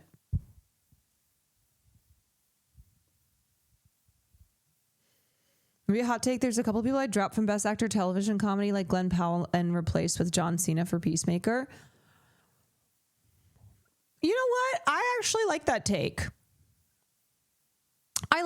And I think the thing too is like, look at this. It's just a repeat of White Lotus, Adolescence, Severance.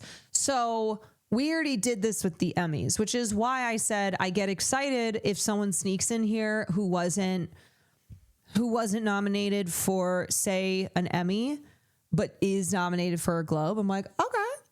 Or if it's a show that didn't qualify for, didn't qualify because it just came out later at a later point, and so it qualifies for Globes, but not for Emmys.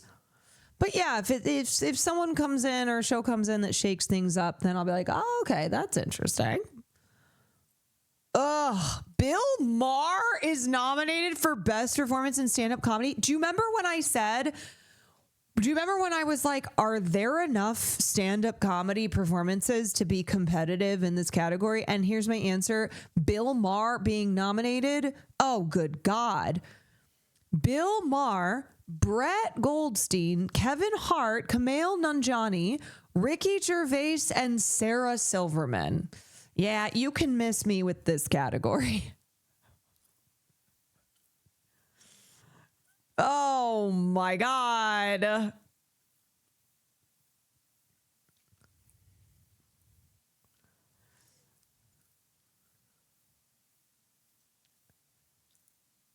Is anyone else seeing this? Do we not like Kumail? No, I like Kumail. This is mostly my reaction to Bill Maher. Mostly Bill Maher, a little bit of Ricky, Kevin Hart, Sarah Silverman, but overwhelmingly Bill Maher. This is such a good tweet.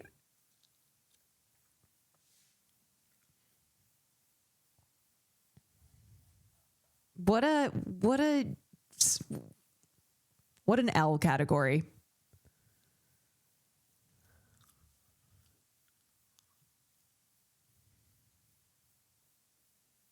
Is it a worst comedian award? I'm sorry, but even if I didn't agree with Bill Maher's takes, his politics, every word that comes out of his mouth, I still think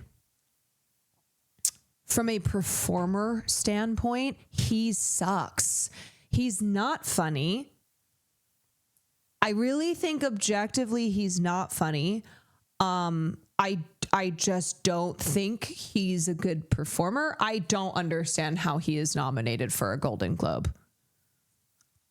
I'm so repulsed by Bill Maher that my brain autocorrected his name to Bill Hader as a self-preservation. As a self-preservation measure. I get that. I do. Oh my God, he fucking sucks. Jeez. You know what? You have to have a high IQ. You have to have a high IQ to find Bill Maher's stand-up comedy excellent. And that's why I don't. And I'm happy. I'm happy to be low IQ. You have to have a high emphasis on the high. She's learning the memes too fast. Yeah, see? You get me once. I like how it's not even that people in here try to get me. It's that they forget that I have a big I was about to say I have a big gaping hole. As far as my understanding of memes, there's a big gaping hole. Anyway. Okay. All righty. Let's check in here on the Paramount.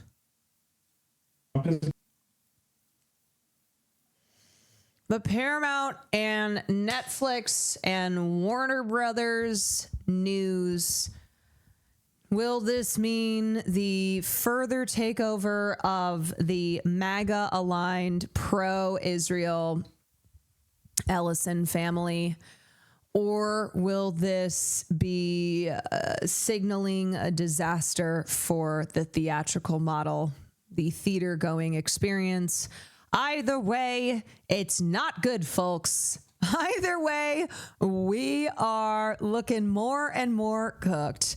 And the continuation of these massive mergers is so destructive. Where the hell is the antitrust enforcement? Where the hell are the agencies who are supposed to be stopping these kinds of deals, who are here to protect the consumers, to keep competition in this capitalist world, which supposedly is all about competition, and that's why capitalism's so great, to keep that competition alive and prevent fewer companies from owning more of the market. So, anyway, I talked about this when the news first came out. Talked about it on Thursday, and as this news and updates have continued to come in, it's not getting any better. I'm sorry to say it's not getting any better. It's just more and more depressing. Peek under the title of Warner Brothers Discovery and find some of the world's most iconic characters. What's up, Doc? Who have marched into a cultural library that spans decades, from classics like The Wizard of Oz You're off to see the wizard. to a Harry Potter franchise worth $10 billion. Warner Brothers has the rights to them all. But perhaps this epic blockbuster, one of the biggest television shows of all time, best describes the latest chapter in Warner Brothers' story. When you play the Game of Thrones, you win, or you die. This battle between two kings of media, Netflix and Paramount. A battle that some believe could mark the beginning of the end for Hollywood. Hollywood, the magical mecca, movie land. Some of that magic has already been dimmed by the advent of streaming services, where movies are released soon after their cinema debuts. Meanwhile, media giants are cashing in on bingeable TV series in the place of traditional films. But there are fears that Netflix's $72 billion bid for Warner Brothers could accelerate that trend, with some warning that redundancies and higher subscription costs for streaming services could follow. On Friday, it looked like a done deal, but today, Paramount Skydance entered with a hostile bid after, guess who intervened? Should they be allowed to buy Warner Brothers? Should Netflix? Well, that's a question. They have a very big market share. And when they have Warner Brothers, that share goes up a lot. So I don't know. That's going to be for some economists to tell. And I'll be involved in that decision too. How unusual is it that Donald Trump is getting involved in this? Yeah, it's interesting because he says he's getting involved, but then he also commented today and said, I know the companies very well. I know what they are doing, but I have to see what percentage of market they have We have to see the Netflix percentage of market, Paramount percentage of market. I mean, none of them are particularly great friends of mine, which is an interesting line. I want to do what's right. I want to do what's right. I think this is fucking bullshit. Him saying, but also bizarre, him saying none of them are particularly great friends of mine. Well, considering on Team Paramount side, you have the Ellisons, you have Jared Kushner, his son-in-law. Yeah, I think Trump is reading. If you read between the lines, and he's like, "I want to do what's right." Trump is also saying, "I'm for sale." Trump said he has not spoken to Jared Kushner, his son-in-law, about the Paramount bid. Fucking bullshit. He doesn't like Jared because he married Ivanka. Yeah, he's jealous.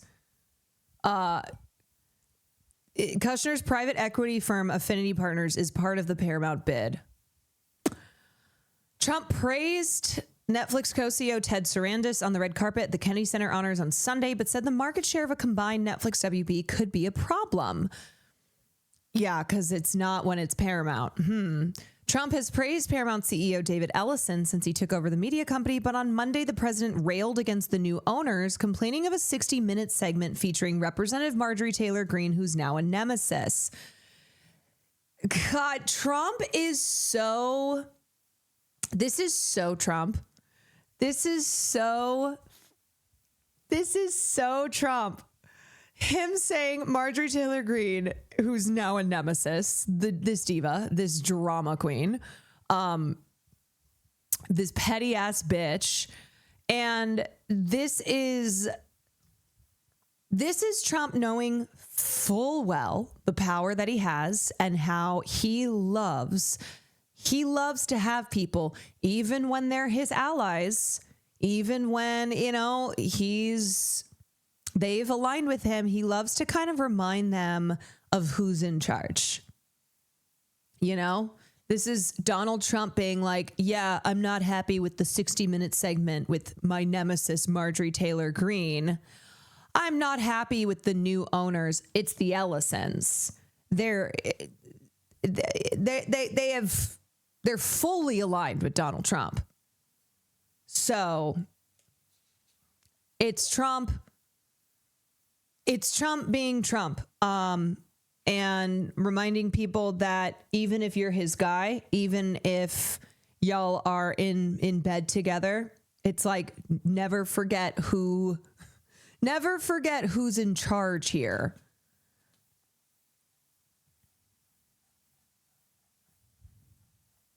Yeah, I mean, those are his guys. And yet he'll still try and kind of be like, oh, I don't know. I mean, no one's really a particularly great friend of mine, and we'll just have to see because I want to make sure I do what's right. So I just need to look at how much of the market share they own, and that's what I'll be making my determination on.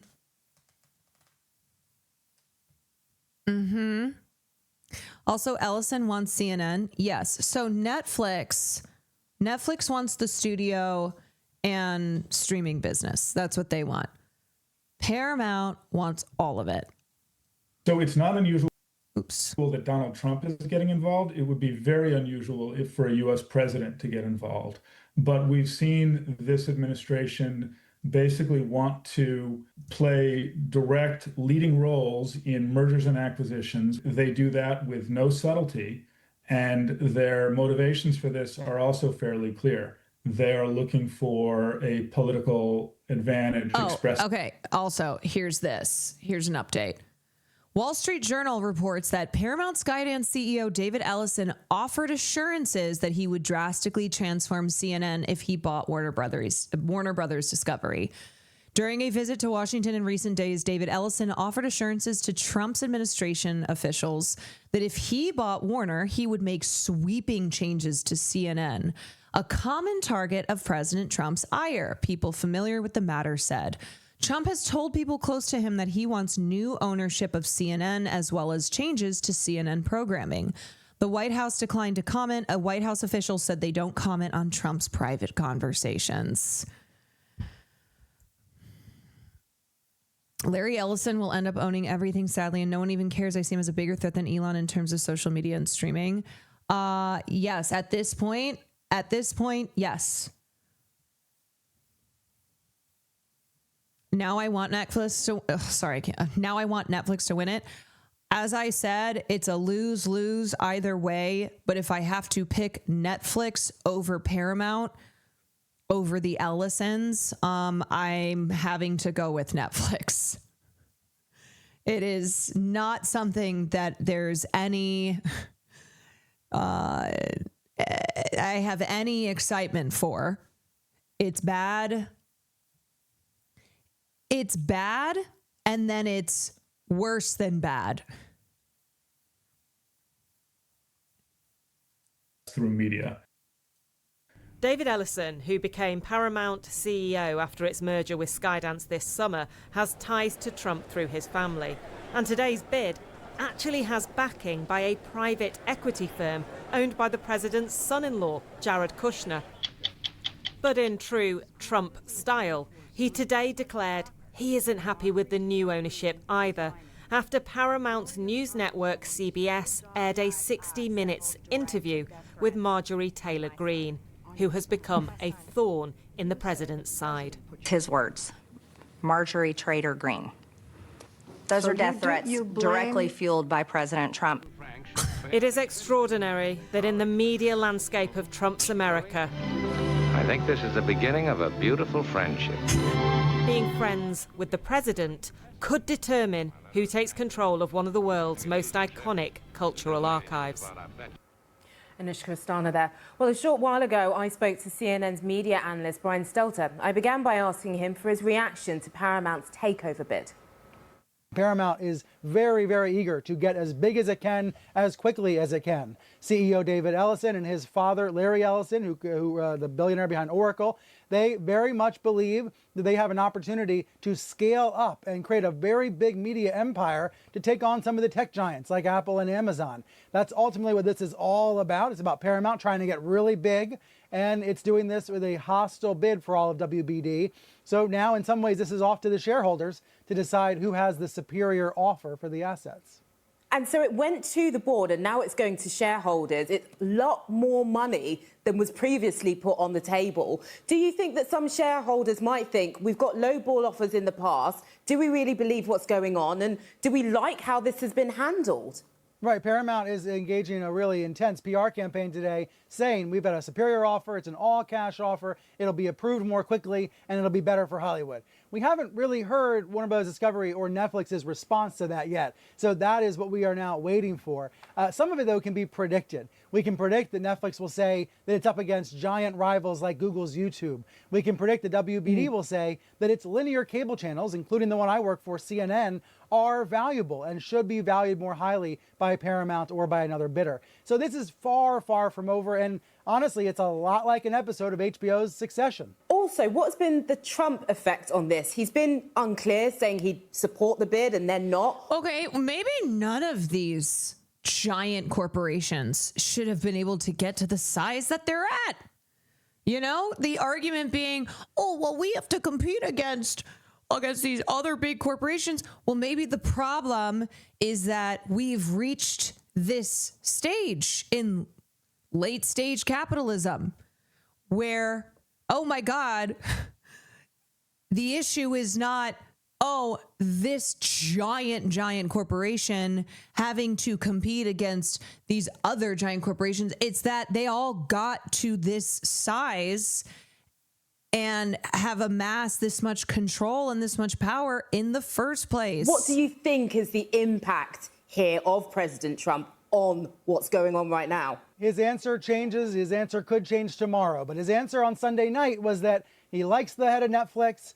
He thinks the head of Netflix is a tremendous guy, but he's concerned about how big Netflix and Warner together would be. So Trump is keeping his options open, saying he'll be involved in the deal which breaks with decades of past precedent. Trump also railed against Paramount and the Ellisons earlier on Monday as well. So Trump has been expressing some concern about both bidders. And in an ordinary political environment in the U.S., we would not be that interested in what the president was saying about a media mega merger. Normally, it would not be on his desk. But with Trump, it is. He's a transactional president. He wants to be very involved. His opinion will matter a lot, but he does not get a veto. At the end of the day, his DOJ, his Justice Department, will decide whether to sue to block any of these deals. And ultimately, it could go to court, and a judge can decide. So I think it's important to note Trump can make this process painful, but he does not get a complete veto over the process. And clearly, Netflix, because it pulled the trigger on Friday, it believes it can move forward with this merger. And finally, Brian, I've got to ask you, what do you think it means for CNN? I know that lots of your colleagues will probably be having conversations as well, because this deal envelops CNN in the discussion now in a way it didn't before. Paramount clearly wants to own CNN. Netflix is only interested in owning the entertainment assets, but at David Ellison and Paramount, they want to own CNN. They wanted to bring it together with CBS News. There's some concern in some quarters about whether Ellison's too cozy with the Trump administration, whether he's doing too much to appease Trump and win Trump's favor. Then again, you've got President Trump earlier today attacking Paramount on Truth Social. So it is complicated. It's very complicated. And I know there are lots of journalists at CBS News just trying to do their jobs every day and doing them successfully, covering the Trump administration every day, despite all the political and corporate drama above them. And the same is true at CNN. Lots and lots of journalists who just want to report the news and not have to worry about who owns the company. It really feels like a latest blockbuster, doesn't it? Brian Stelter, thank you very much for joining us. Thank you. Thanks.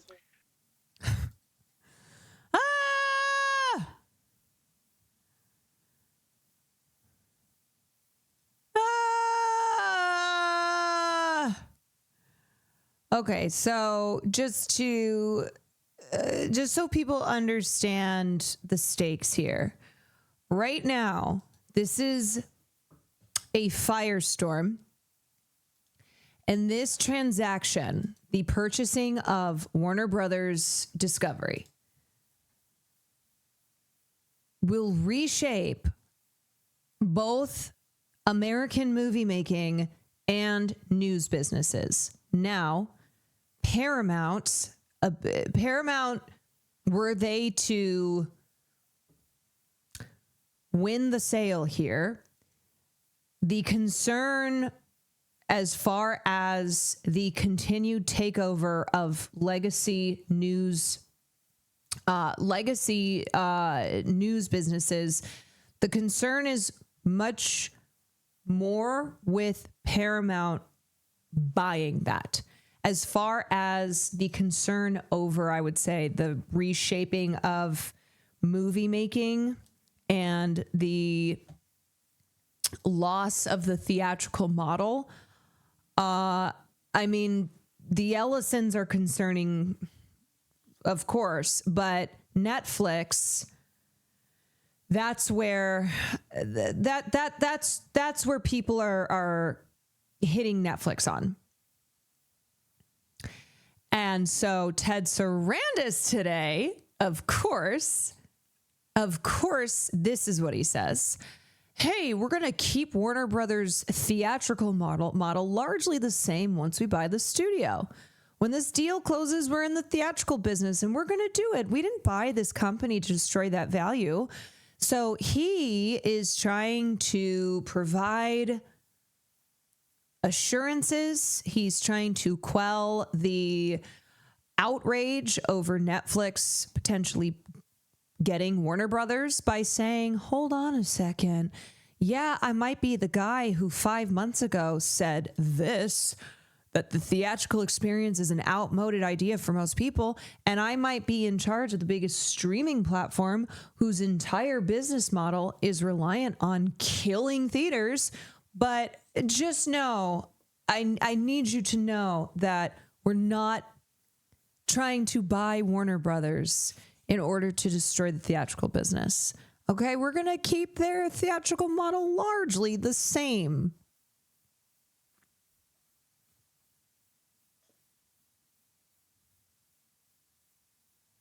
To be fair, Zaslav to destroy the theatrical release from Warner Brothers a lot after the pandemic. No, don't get me wrong. It's fuck David Zaslav.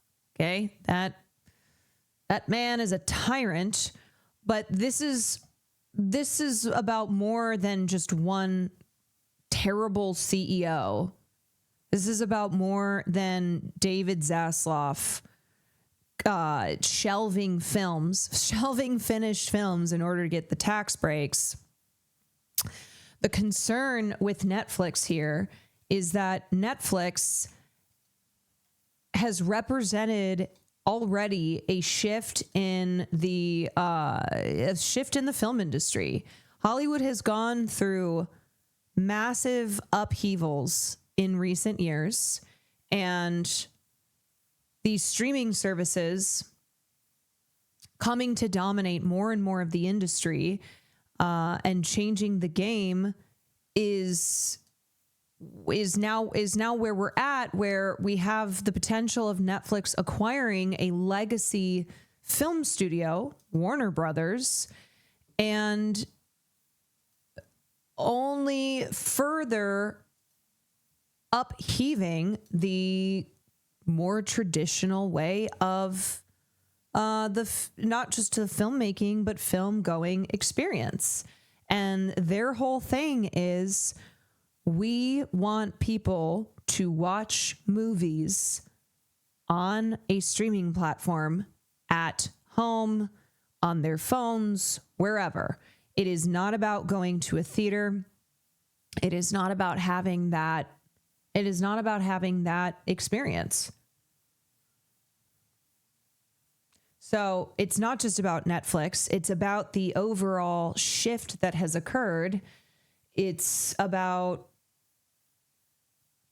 it's about how streaming services, which are a threat to screen cinema, have come to take over more and more of the film industry. We're really stuck between streaming and fascist doing hostile takeover of legacy media. It's so bleak. I know. Okay, so Paramount mounted this hostile takeover bid. They said that they would pay $30 per share in cash, valuing the company at around $108 billion, including debt. Said they were going to shareholders because the board of Warner Brothers Discovery is pursuing an inferior proposal that would lead to a challenging regulatory approval process. Paramount has offered to buy all of Warner Brothers Discovery, including the movie studio, HBO Max streaming service, and a portfolio of cable channels, including CNN. The cable channels are not part of the Netflix deal because Netflix doesn't care about owning the news in the way that the Ellisons do. We believe our offer will create a stronger Hollywood, David Ellison said in a press release. It's in the best interest of the creative community, consumers, and the movie theater industry. I could see something potentially happening here where Netflix takes over Warner Brothers, but Paramount gets to end up owning CNN. Something here where everybody gets what they want, right? Everybody wins except for we the people. These multi-billion dollar companies win and we lose. So I have a feeling that somehow when the dust clears, Paramount is going to end up in ownership of CNN.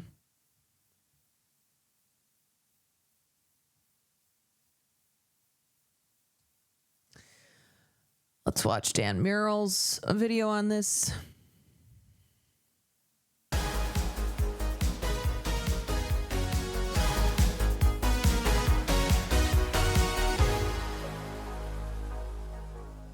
Hello, everybody. I'm Dan Murrell here with some major breaking news. Just like last week, we had major breaking news with Netflix announcing that they were going to acquire Warner Brothers Discovery. Well, Paramount Skydance is not going down without a fight. This was always a possibility, but I'm honestly a little shocked that they're actually going through with it.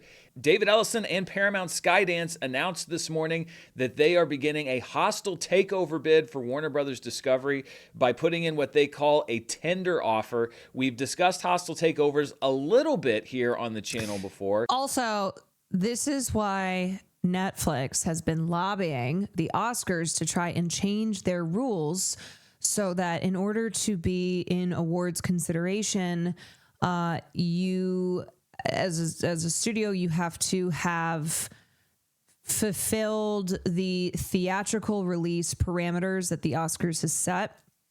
So this is why Netflix has been behind the scenes trying to challenge these rules, because Netflix wants to win an Academy. You know, they want to win Oscars. They want to win awards, and they don't want to have to do so with the current rules around theatrical releases. You know, how many markets you're in, what markets you're in, what length of time in order to be considered. Did you see the Stellan Skarsgård discourse the other week about Netflix shouldn't be allowed to compete for the Oscars at all? Yeah, I did see that. Didn't I cover that or no? It was a possibility. Which is funny because the Paris Theater is really sweet, actually. Yes, so the Paris Theater is owned, if you don't know, is owned by Netflix. It's one of the few theaters that they actually have. But anyway, so this is potentially, if Netflix takes over, we could end up in a situation where the rules for the Oscars change in order to fit Netflix's desire to win Academy Awards without having to fulfill the theatrical release obligations. Back before there was a bidding war, that David Ellison would do this, but he has decided that Warner Brothers Discovery didn't take the best offer on the table, so he's going to go straight to the shareholders and ask them to vote on his offer, and if they do, then Paramount Skydance will acquire Warner Brothers Discovery. But there's a lot of road between here and there. Let's get into the details first of all. The offer that Paramount Skydance is making directly to the shareholders is an all-cash offer at $30 per share, which is higher than Netflix's offer, which came in at $27.75 a share with 85% cash and 15% Netflix stock. Paris Theater has a reputation for destroying every film print they show through sheer incompetence. I had not read that before, but considering it's Netflix owned, I will believe that. The Warner Brothers board agreed to. That puts the valuation of the company at $108 billion with Paramount's offer. Keep in mind that the Warner Brothers Discovery merger was at a valuation of $43 billion. So the price of this company is skyrocketing as this bidding war escalates. Paramount said that its deal will be fully financed by the Ellison family, so David Ellison's father, Larry Ellison, etc., Redbird Capital, which helped to finance the Paramount acquisition, along with $54 billion of debt commitments from Bank of America, Citi, and Apollo, and the offer expires in 1 month unless it's extended.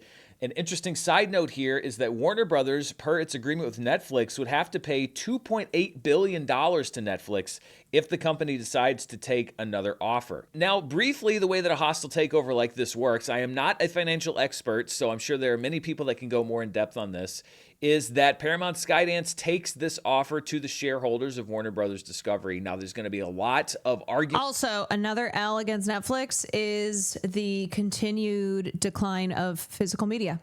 If Netflix takes over Warner Brothers, that means less physical media. So, as I said before, still Netflix better than Ellison's controlling yet more of our news and entertainment businesses, but not good. In the public from Warner Brothers Discovery and Netflix and from Paramount seriously, as money to is whether not they real. should What or do you should mean? not accept this offer. Money is fake. If a majority of shareholders decide that they want to sell their stock, basically, and take the offer, then they will do that. And then there's a secondary process called a squeeze merger, where if a majority of shareholders say that they are going to sell their stock to Paramount Skydance, then there's a process where the rest are bought out because they've essentially been squeezed out of control. It basically results in the same thing. David Ellison made an appearance on CNBC this morning shortly after the hostile takeover was announced to lay out his case as to why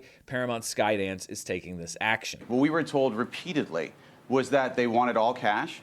We delivered all cash. We are offering shareholders $17.6 billion more cash than the deal that they currently have signed up with Netflix. And we believe when they see what is currently in our offer, that that's what they'll vote for. In a press release, Paramount Skydance said, quote, Paramount's proposed global transaction is for the entirety of WB Discovery, including the global network segment. Paramount's strategically and financially compelling offer to Warner Bros. Discovery shareholders provides a superior alternative to the Netflix transaction, which offers inferior and uncertain value and exposes Warner Bros. Discovery shareholders to a protracted, multi-jurisdictional regulatory clearance process with an uncertain outcome, along with a complex and volatile mix of equity and cash.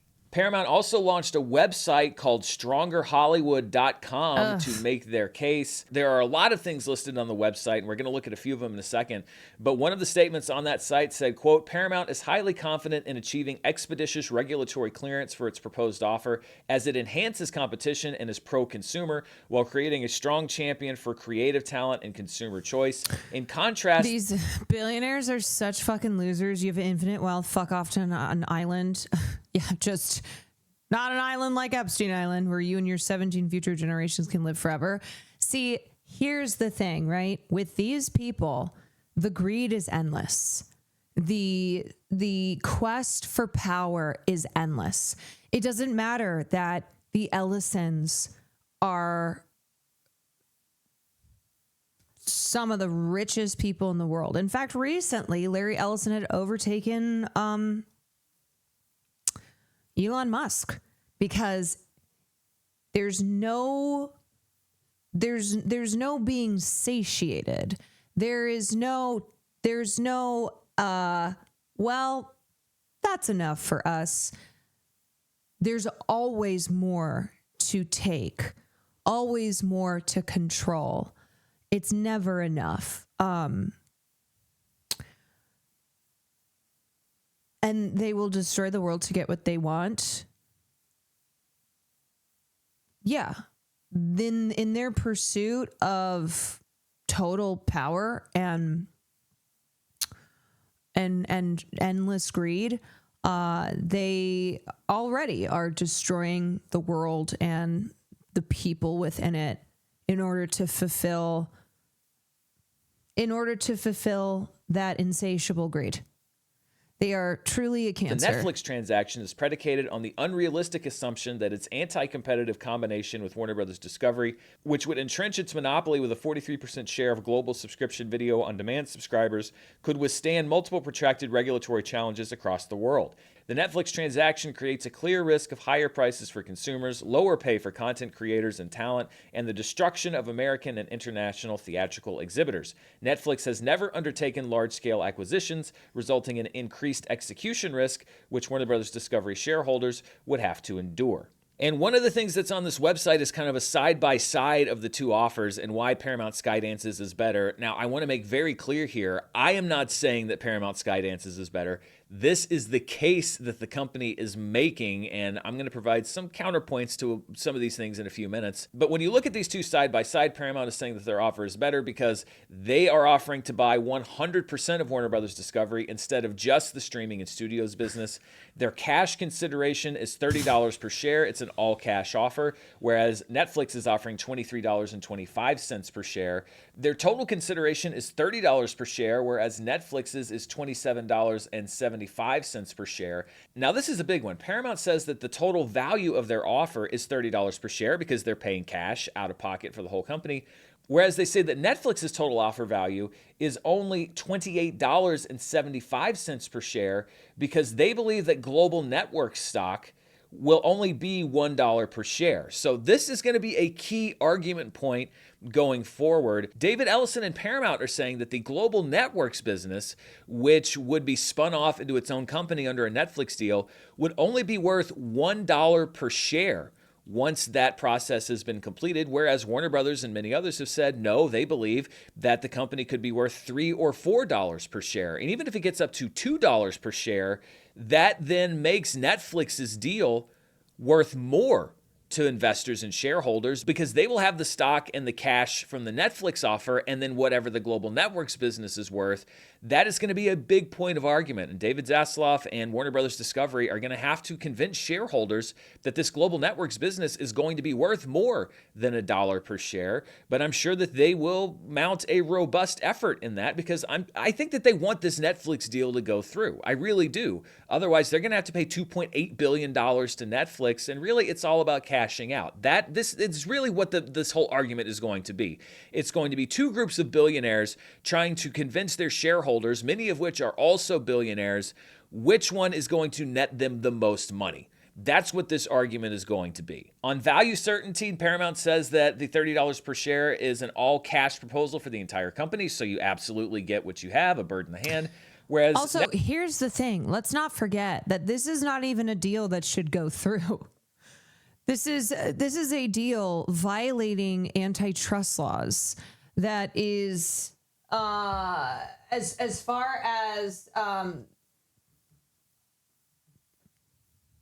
far as monopoly concerns and exceeding the threshold of market share. It's like it's absurd. It's absurd that the story here isn't that this deal is going to be blocked, but is it going to be Paramount or Netflix that gets the deal? And I just keep thinking too of how this is reminiscent of when Penguin Random House and Simon Schuster, these are two major publishing companies, wanted to merge, and that merger was blocked by antitrust enforcers.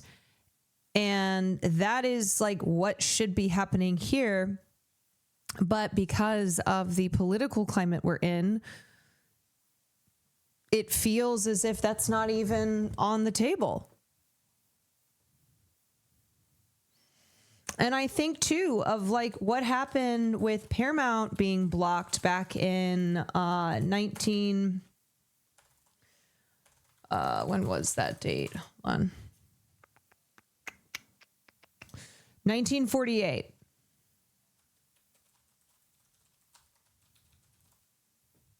Yeah, so in 1948, it was the United States versus Paramount Pictures. This was also known as the Hollywood antitrust case of 1948, the Paramount case, the Paramount decision. And this was a landmark Supreme Court antitrust case that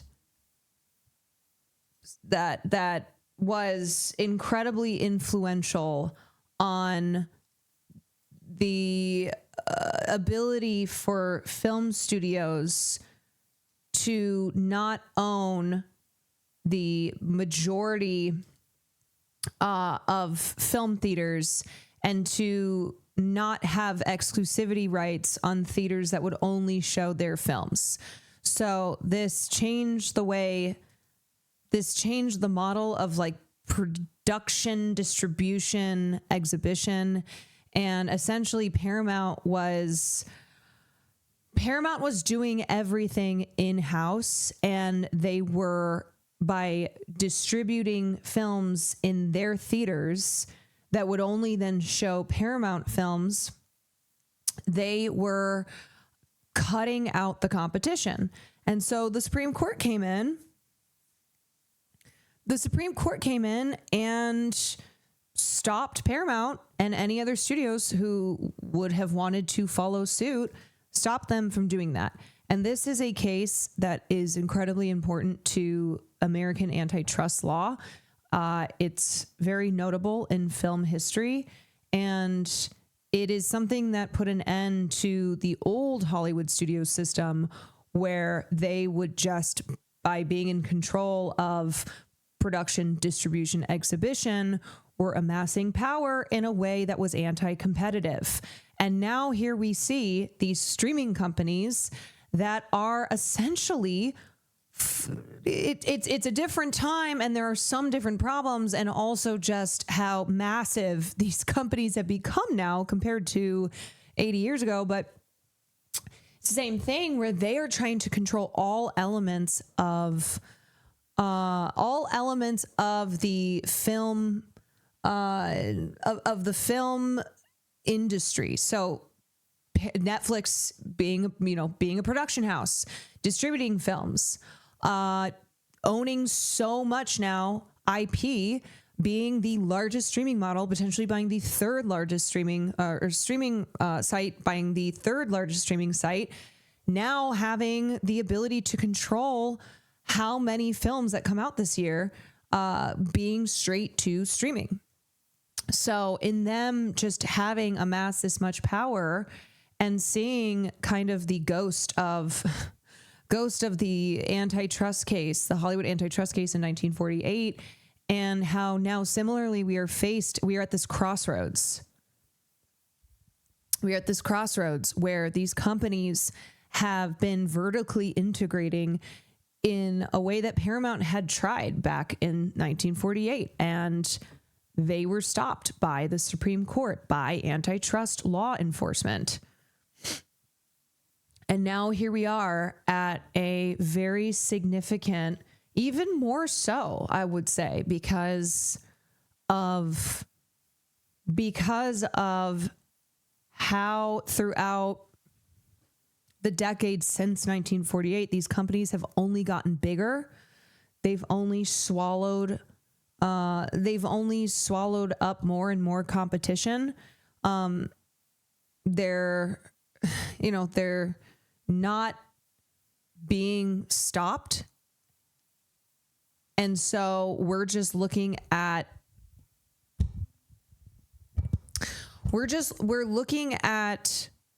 an industry that is on the cusp of change that spells disaster for all of us and is symbolic of how out of control capitalism has gotten and how we are just ultimately going to live in a world where you have like three companies controlling everything, and they're too big to control. They're too big to manage. And we're all fucked.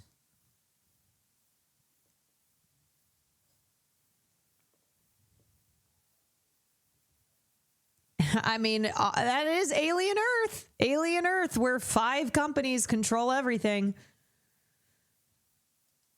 So it shouldn't be a matter of deciding whether it's Netflix or Warner Brothers that gets to purchase Netflix or Paramount getting to purchase Warner Brothers Discovery. It should be neither of them. We should be waving the antitrust flag. We should be waving the anti-monopoly flag.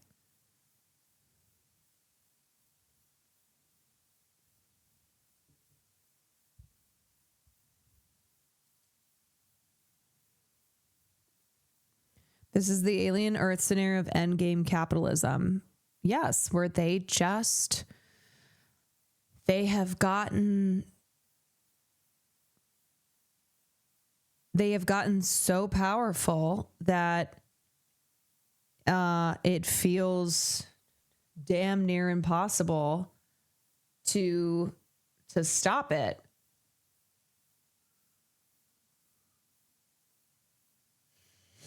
I saw someone say we need to take "we're fucked, we're cooked" out of our vocab because we need to focus on things we can do. There's still so much, but at the same time, I mean, here's the thing. I'm talking about us being fucked if we continue on this path, because that's true. We are. This is bad. This is apocalyptic. And I don't think it serves anyone well to be like, it's okay. This is the direction we have been heading in. And this being a major crossroads and potentially changing for who knows how long the business of entertainment and news. It is incredibly It's incredibly concerning, and I just need people to understand that. I need people to know how bad this is.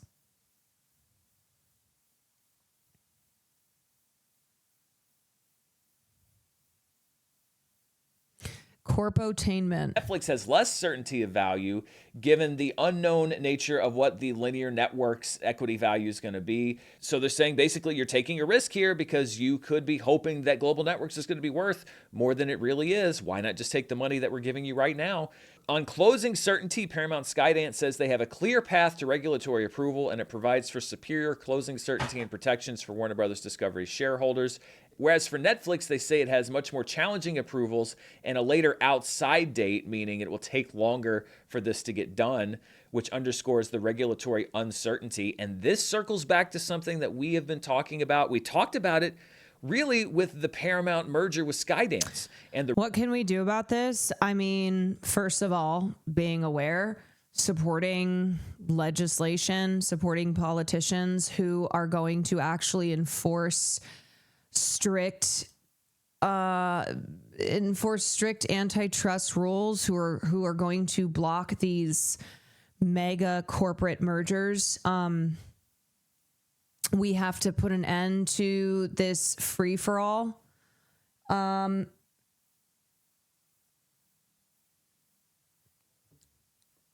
Anti-monopoly enforcement that is aggressive is the path that we have to pursue here. So if you have shares, exercise your voting right. Well, I don't think that's going to be something that people in here can do. Because even if you were to have shares, it's probably not to a level where you have any say in the company. Do we have majority shareholders in the Quantarage by chance?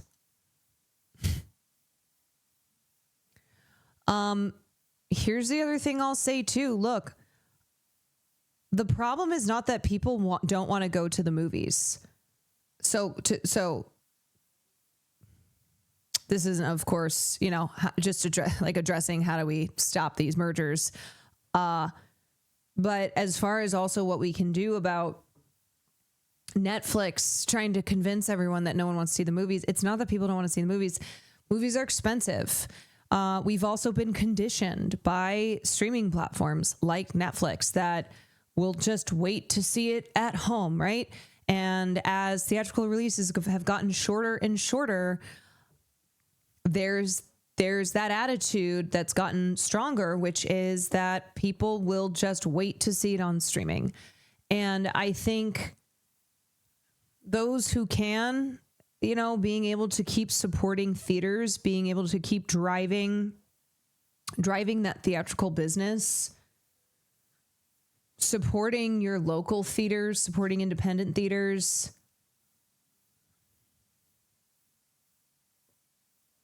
And there are definitely things you can do if a typical theater ticket is too expensive. There are days that they have discounts.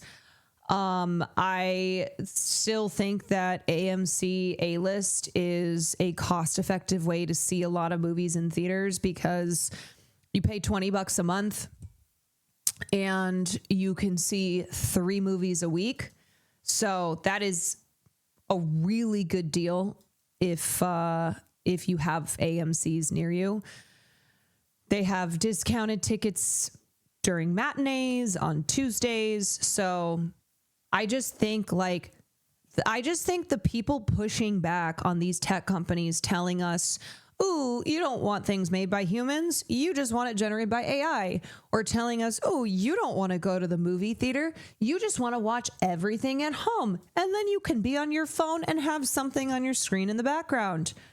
The other thing, too, is these streaming companies, these streaming platforms have just kept raising their prices. And they're now operating, it's like cable. It's like cable 2.0. Where people have multiple streaming platforms now. They have commercials. They're paying what they used to pay for cable. Regulatory approval there, and now even more so with this one, the idea of Larry Ellison, who is a backer of this deal. He is a close ally of the president. The fact that Paramount Skydance could essentially grease the wheels on regulation has long been one of their major selling points, and that is now going to be their major selling point. That they will be able to get the regulatory approval for this deal, and that Netflix either won't be able to, or that it will take a very long period of time to do so. Now, in a perfect world, both of these deals should be subject to major regulatory approval, particularly because with the Paramount Skydance deal, you have the added element of them buying linear cable networks to combine with their existing portfolio. That should trigger regulatory things that Netflix doesn't even have to face on their side. Both of these offers should be met with a massive amount of skepticism. You're combining two movie studios in both cases. You're combining two streamers in both cases. Although, again, with Netflix, it is a much bigger streamer than Paramount Skydance. On the Paramount side, you're combining cable networks. However, there is let's face it, there is a reality in this situation that Paramount Skydance will face a much easier road to get regulatory approval than Netflix. That is their, no pun intended, if you'll pardon the pun here, trump card in this scenario. And this is what they're going to lean on heavily. I don't agree with it. I think this is a bad thing. I don't think in a business deal that you should have one side that is on better terms with the government than the other side. The government, when it comes to regulation, should be a neutral party. Donald Trump literally sitting there like a king, the king that he thinks he is, that he wants to be. Sitting there being like, what do you have to offer me? Sitting on his throne. Being like, okay, let me weigh the tribute that is being offered up. When Ellison says jump, Trump says how high. When Trump says jump, it's the Ellison saying how high. As long as Trump is in office. Actually looking out for what's best for the people and kind of providing that function, but that's not what we have. Although it should be noted that it was reported this past weekend that Ted Sarandos spoke with President Trump prior to Warner Brothers accepting Netflix's offer, and reportedly he came away with the idea that the regulatory issues wouldn't be a problem. However, the president said yesterday that he thought that the deal between Netflix and Warner Brothers could be a problem and that he would be personally involved in that decision. And that is just one of the things with this particular administration. And I don't even think this is a political statement. This is something that has been noted about President Trump time and time again, which is that. Would we be able to call up the antitrust agencies and make a case to them why both deals are bad? I mean, one tactic for the public to engage in order to stop these massive mergers is putting pressure on the government agencies to actually enforce the laws. I can't say with confidence that would be effective, but public pressure, organizing, getting people to mobilize and publicly oppose these companies merging.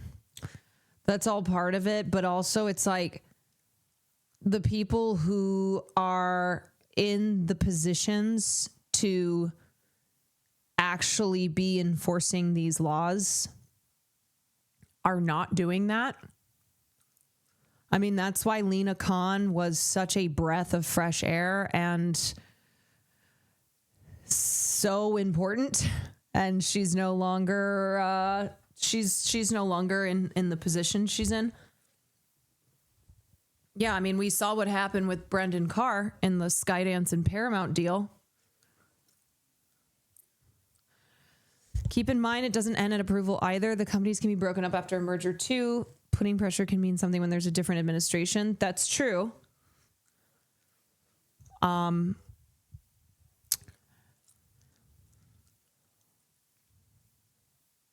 That is true, but that's reliant upon Democrats actually being the party that is going to enforce antitrust laws.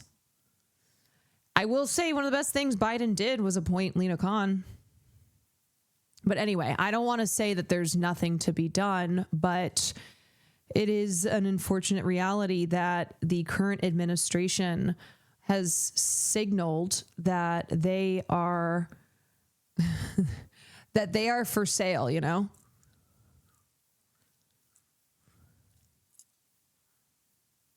Like, they're not even hiding it. When you're in a room with him, you can have a conversation with him. You can think that you came out on one side of the issue, and then he'll surprise you by saying something different than what he said in that meeting. I mean, he can be very mercurial when it comes to things like this, and it can often change on who he's speaking to. Just this morning, while all of this news about the hostile takeover was breaking, the president slammed Paramount on Truth Social because he was not happy with a story that ran on 60 Minutes last night, saying that they were no better than the old ownership and that the show's actually gotten worse. So, you know, they think they know where they stand with them, and then they do something he doesn't like, and he'll come out publicly against them. So I think that there have probably been moments when both Netflix and Paramount Skydance have been surprised by some of his statements or indications because they think that they are on better or worse terms with him than they actually are. So there is also some instability there when we're talking about regulation.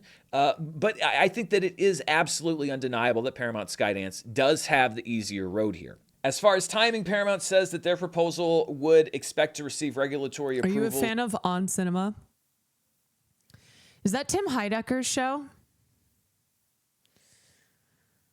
Honestly, protesting should be a full-time job in America right now against ICE, against war with Venezuela, against 2 ongoing genocides funded by the U.S., against all the government staff firings, against snap cuts. Yeah, people in America going, shit, here we go again. Another protest to add to the list. I mean, but honestly though, the path of anti-monopoly, that is the path forward. And as far as kind of looking at all these major issues that people are protesting and kind of the connecting through line, like, it is late stage capitalism. And in order to save ourselves from this disastrous and only getting worse climate that we find ourselves in, like becoming, becoming a country that is anti-monopolist, that is not this merger free for all, like, that is the only way forward.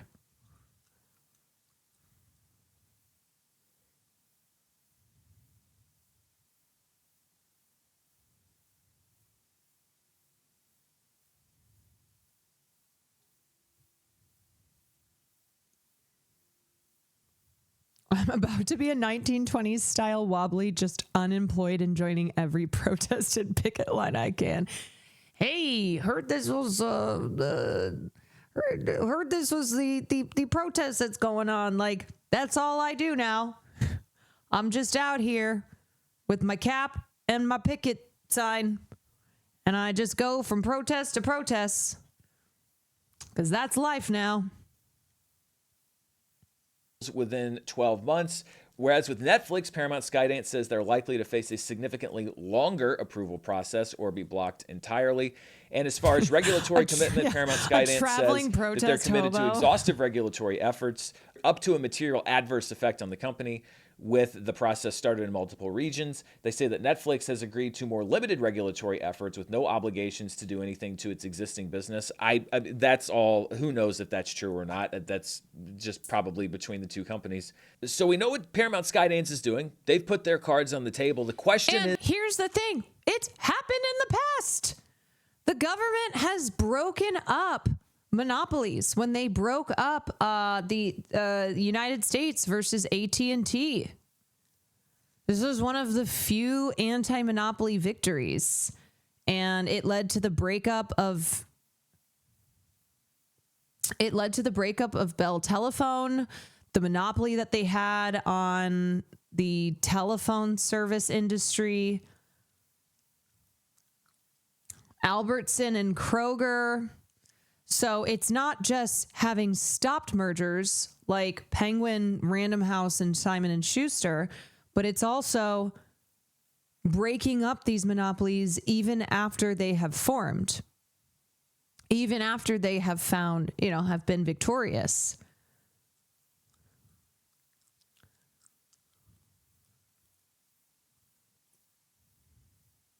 Don't you just love choosing between two different monopolization efforts? I know. I mean, that's what I was saying is like the choice should not be either Netflix or Paramount. The choice should be neither. Is now, what will Netflix and Warner Brothers Discovery do? And they've got a few different options.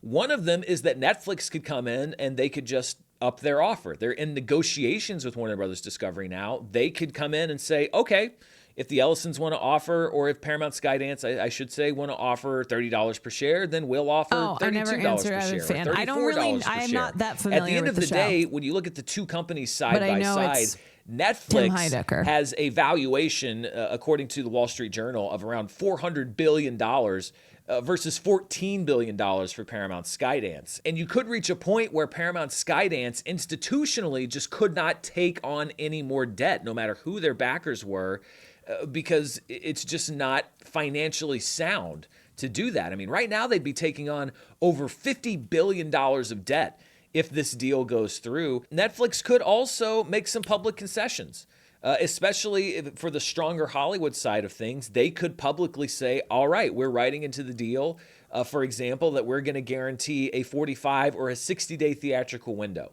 for any Warner Brothers release. That would ease some of the criticism, particularly for people that are saying that this would be a disaster for the theatrical exhibition business. If Netflix were to say, we are putting in legally binding terms that Warner Brothers movies will have at least the existing theatrical window, that could ease back some of those concerns. Although, again, when you're talking about the shareholders, and I mentioned this in the first video, I don't really think that preservation of the theatrical experience is very high on anyone's list when it comes to the stakeholders here. It's very high on my list.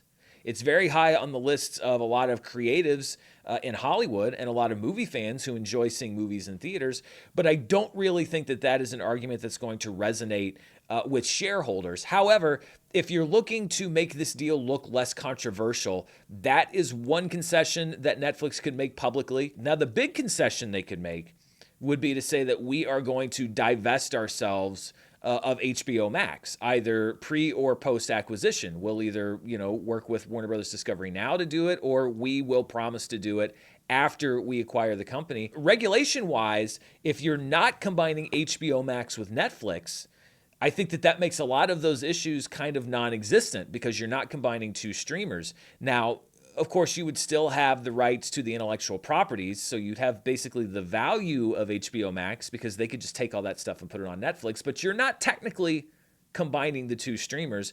I don't think that Netflix wants to do that, but if they want this deal to go through badly enough, and the regulation is what's holding it up, they could do it. I'm not saying they would or they will do it, but they could do it. The other thing that they could do is to just stand firm. They could just say, who are these shareholders anyway? Who are these holders of shares? Listen, This guy's desperate. He's putting a low valuation on the network's business. We think it's going to be worth Off topic, a lot but thank you for more. yesterday's We movie. think that you are getting you're good welcome. value. So good. We think that we have made you the best deal. They'll lay out their own case as to why they've made the best deal, and they could say to the shareholders, okay, fine. If you want to take the $30 a share deal and go with this guy and go with this company, then you can. We'll take our $2.8 billion that you're going to pay us because you're going with a different company, and we'll go home, and you can just sell to him. That's possible. Netflix could just say, we're not going to put up with this, and we'll take our fee and walk away. Again, I'm not saying that they will or they should do this, but I think it's possible that they could do this. This is obviously a story that we knew we'd be keeping an eye on for a long time, but it just got a lot more complicated and a lot more interesting in some ways. I guess I'm not shocked that David Ellison would do this. He comes from a family that gets their way. And Larry Ellison, his father... Yeah, they're fucking assholes. Speed Razor, thank you so much for the 5 gifted subs. Yeah, also Larry Ellison is the product of being his father. You know, he's his father's son. Some of the most high-profile hostile takeovers in corporate history. So it's not like this is something that is out of character for the family's business portfolio. They are billionaires, and billionaires generally in this world, when they see something that they want, they get that thing, and they will go to any lengths to get that thing. And so we will see what happens this next month now. It was already going to be kind of a furious amount of negotiation between Netflix and Warner Brothers Discovery to get that deal done because Warner Brothers Discovery said they wanted it done by the end of the year. Now you have to add to that this hostile takeover bid, the courting of the shareholders, making your cases publicly, and everything that comes with it. So I will obviously be keeping a major eye on this, and hopefully nothing broke while I was recording this. I tried Oh to my God, you worked at Oracle? Yeah, everything I've heard about Larry, aside from just what we know of Larry Ellison, is that it points to the fact that he is truly an evil man. He is a demon of demons. He's he's your demon's favorite demon.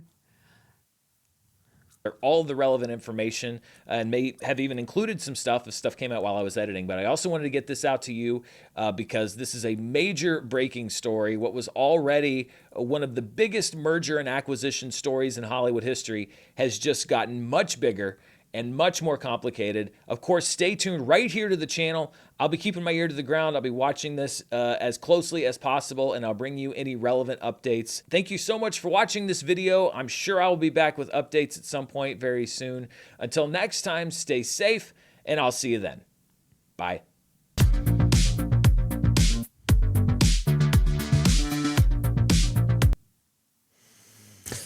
Oh, boy.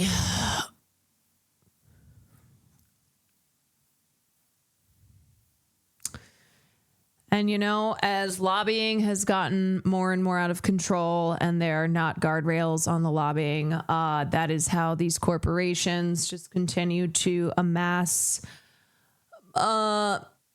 market power, how they just keep merging and acquiring. And we truly live in a country that is run by corporations. We live in a world that is run by corporations. The system that we live under is corporatism. It is the control of every facet of our society.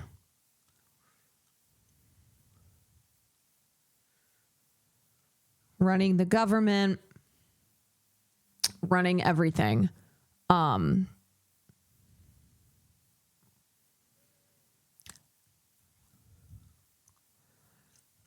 So the only path forward for freedom, for economic security, for bringing down the cost of living, for improving people's lives, is to stop this never-ending corporate concentrated power. America is just a monopoly of corporations. Yes, it is. It is a total corporate oligarchy.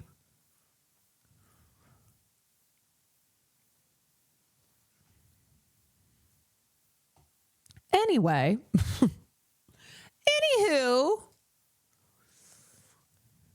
in other news,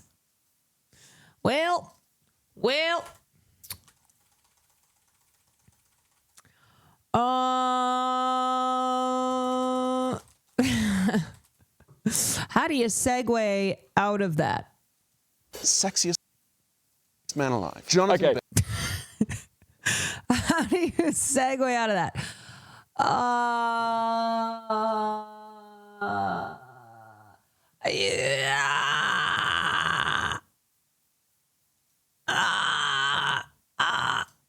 God, I don't know. I always feel the need to like be positive when we're talking about things that are really the opposite of positive. But man, I cannot lie and say that this is not a fucking disaster in wait. I mean, things are already bad, and continuing down this path where it's not just about how more of media and systems of communication are being controlled by the right wing, by people like the Ellisons, but it's also the continuation of corporations taking over everything and having unchecked greed and power. And this is, I think this is one of those things where in order to stop it, in order to get off this path, I'm going to say what it is, and it is class consciousness. It truly is. It is people who come from different backgrounds, from different sides of the political aisle, understanding that it's not us versus us. It is us versus corporate power.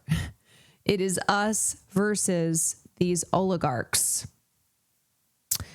And there is not the ocean of difference between like somebody who's a liberal in a major metropolitan city versus somebody who is it lives in a red rural area of the country. We're all being screwed by these corporations who, as they amass more and more power, can charge whatever the fuck prices they want to, can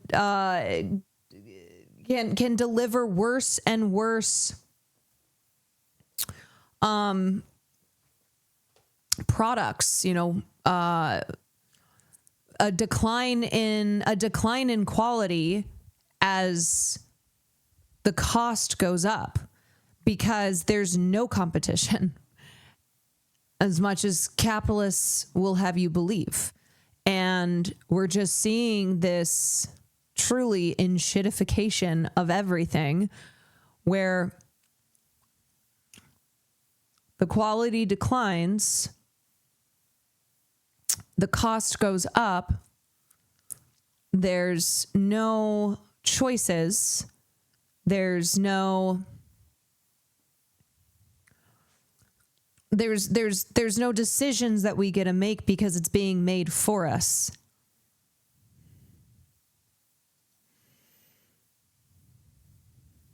The quality is so low for everything. And that is the result of unchecked corporate power. That is the result of these massive companies buying up their competition, eliminating everybody else, and so it's just them. And then they have complete power to make the rules, to make the decisions, and it comes at all of our expense. So yeah, it's truly ruining everything.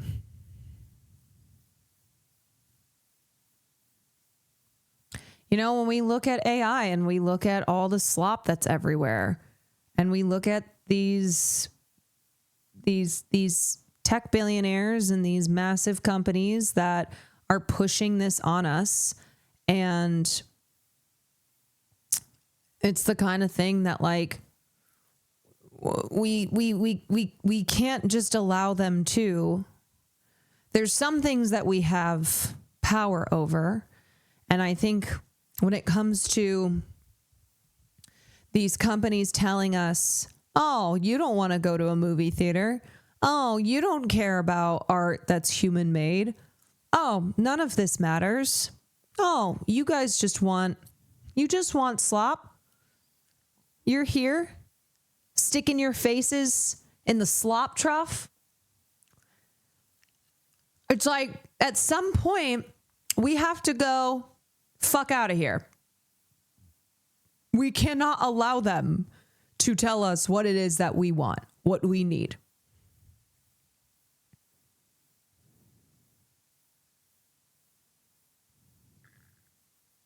We want up. We want up. We want up.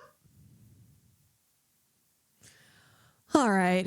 Anyway, let's watch this Actors on Actors with David CORENSWET and Jonathan Bailey.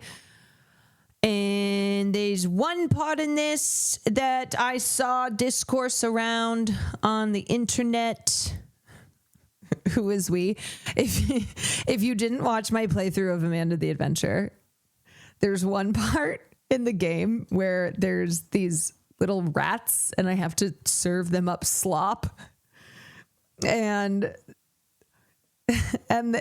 in unison, they go, we want up, we want up, we want up. And then if you give them the wrong slop, they go, ooey, ooey, ooey.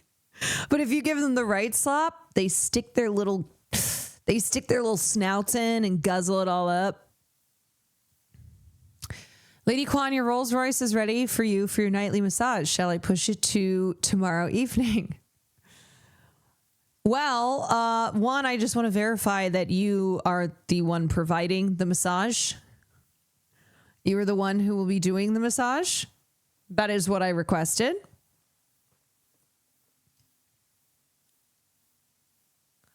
And no, I will be having my massage as soon as I am done. As soon as I am done yapping.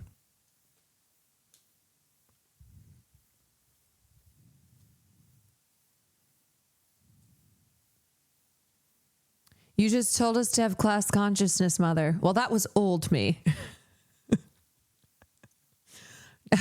That was previous me. Whatever you wish. Excellent. I would like to request that you wear something incredibly, deliciously sexy while you administer my massage. Yes, Lady Kwan, sorry to bother you. I will forgive you in this instance. Yeah, this is upper class consciousness. Okay, all right, let's watch Actors on Actors. It was so lovely to chat. Some people are Popeye and some people olive oil. And I was olive oil. That minor fourth, and then the way it comes back and it's twice as long. Anyway.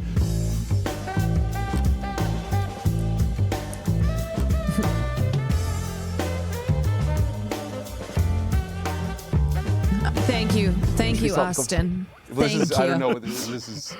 Should we a start? lot of cameras. Oh yeah, that's true. So Superman. Who? Superman. Yeah. I mean, I loved the film. Appreciate it. And I thought you were really extraordinary in it. Crypto! What the hey, dude? I thought you destroyed the whole What the hey? Superman robots. I thought I told you to keep an eye on him. And I thought that there's so much integrity and specificity in who both Clark and Superman are. But the thing that I really loved is that there was it felt to me like a very honest and true version of integrity and therefore values and therefore cool. Because it was so heroic and the hero was entirely fallible and passionate and I feel like sees the world in a completely different way. The thought processes were it felt to me very sort of scientific. Oh, love that you said that. That When do they kiss? At some point, but you have to watch to find out. is very true with me generally in life. The sort of scientific curiosity, exploration, rigor, which does take a certain willingness to not be so cool, to like care very much about. I just want Jonathan Bailey to whisper me sweet nothings every single night, and as I drift off to sleep. Details and be willing to kind of look a little bit foolish by trying really hard. James is, I think, that way in life, and especially with his movies. He loves making movies. He loves comic books. Even more so than wanting to make them good, he wants to make them fun and special and different. And he's got a real sense of humor, hasn't he? Oh, well, yeah. That was what really struck me within all of it. It felt like it just felt like there was so many vibrant Wait, what video ideas. game? Like you were invited in someone's dream state. Yeah. And that's what is so exciting because that's why you want to go to the movies, is to like Totally. see a dream on the screen. Yeah. And yeah, it's cool to have a director who leads with that. Yeah. And has great respect and wants to deliver something to an audience, but wants to deliver something that is unique to them, to themselves as a visionary. Yeah. Final Fantasy 14. Yeah, it's really cool working like that, because he also casts people who think that way and are excited about their craft and their art in that way. As an actor, there is just a desire to be more involved, because you are the last person. I'm not listening to a goddamn thing. Yeah. And there are a lot of situations I feel where there's a culture of protecting actors from too much information. It's not happening. Which I think can hamstring them sometimes, hamstring us. I often get frustrated feeling like I want to contribute in this moment when we're shooting the scene, but I don't know why we're shooting it in this room. Well, there's an amazing footage of you and James having an extraordinary conversation. Is this not the moment where I go, I was wrong to feel that way? That's exactly where the issue is, right? Because what he didn't tell you was it was wrong to feel the that gun. I always think there should be, God, this is such a nerd thing to say, but like I always think there should be tension but not friction. Generally, like everywhere, in a creative process. And I felt like that was such a good example of tension, as in where there were two people who as in I thought it was a brilliant moment, and it was actually kind of vulnerable. It's a bit like when you're rehearsing a play and the idea of like a play rehearsal being broadcast live would be... Okay, truly, Jonathan Bailey could have chemistry with a blank wall. It's crazy. This man and his ability to connect with everyone. Because you have to be able to make those mistakes. And fucking let's do it. I think I love that tension without friction is good, because friction creates unnecessary heat, but tension is how you get and it's not stuff economic. You hemorrhage energy with friction, whereas tension holds the energy. There was something about the conversation that you had, and then you just went, yeah. You have to be vulnerable, which means showing Lex that your feelings are hurt. In the point when you really shouldn't. I feel so lucky that is on film, because you have moments like that that just aren't captured. Yeah. And it was interesting hearing from people what they thought of it. A range of everything from like, well, that's what always happens. That's the process. That's just what happens. All the way to like, what a terrible working environment. Oh. And it's interesting thinking like in a workplace, that kind of conversation might not be appropriate to even raise your voice in that way. I see. Yeah. But for me, I was like, that's the most exciting. That for me too, and for me, it does happen all the time. I have not. I don't think I don't know. I haven't worked with that many directors, with that many people. It was amazing how indefatigable James was. He very rarely got fed up with me because I think he knew that the reason I'm having those conversations with him is vocab. At my boldest, it's because I think I might see something that he doesn't see and he might value. And if I let him see it, then he'll go, yes, that's what I want. Yep. I never want any director to say, fine, if you need that, go do it. Maybe my bar is just really low because every time I see a clip of some fucking streamer, all they're doing is saying slurs or other stupid ass shit. So hearing David Corenswet use a word like that, I'm like, I'm not doing it just for me. Sometimes you need that, but like mostly it's like I might see something here that you actually like once you see it. Yeah. And then you'll feel like it's yours. Yeah.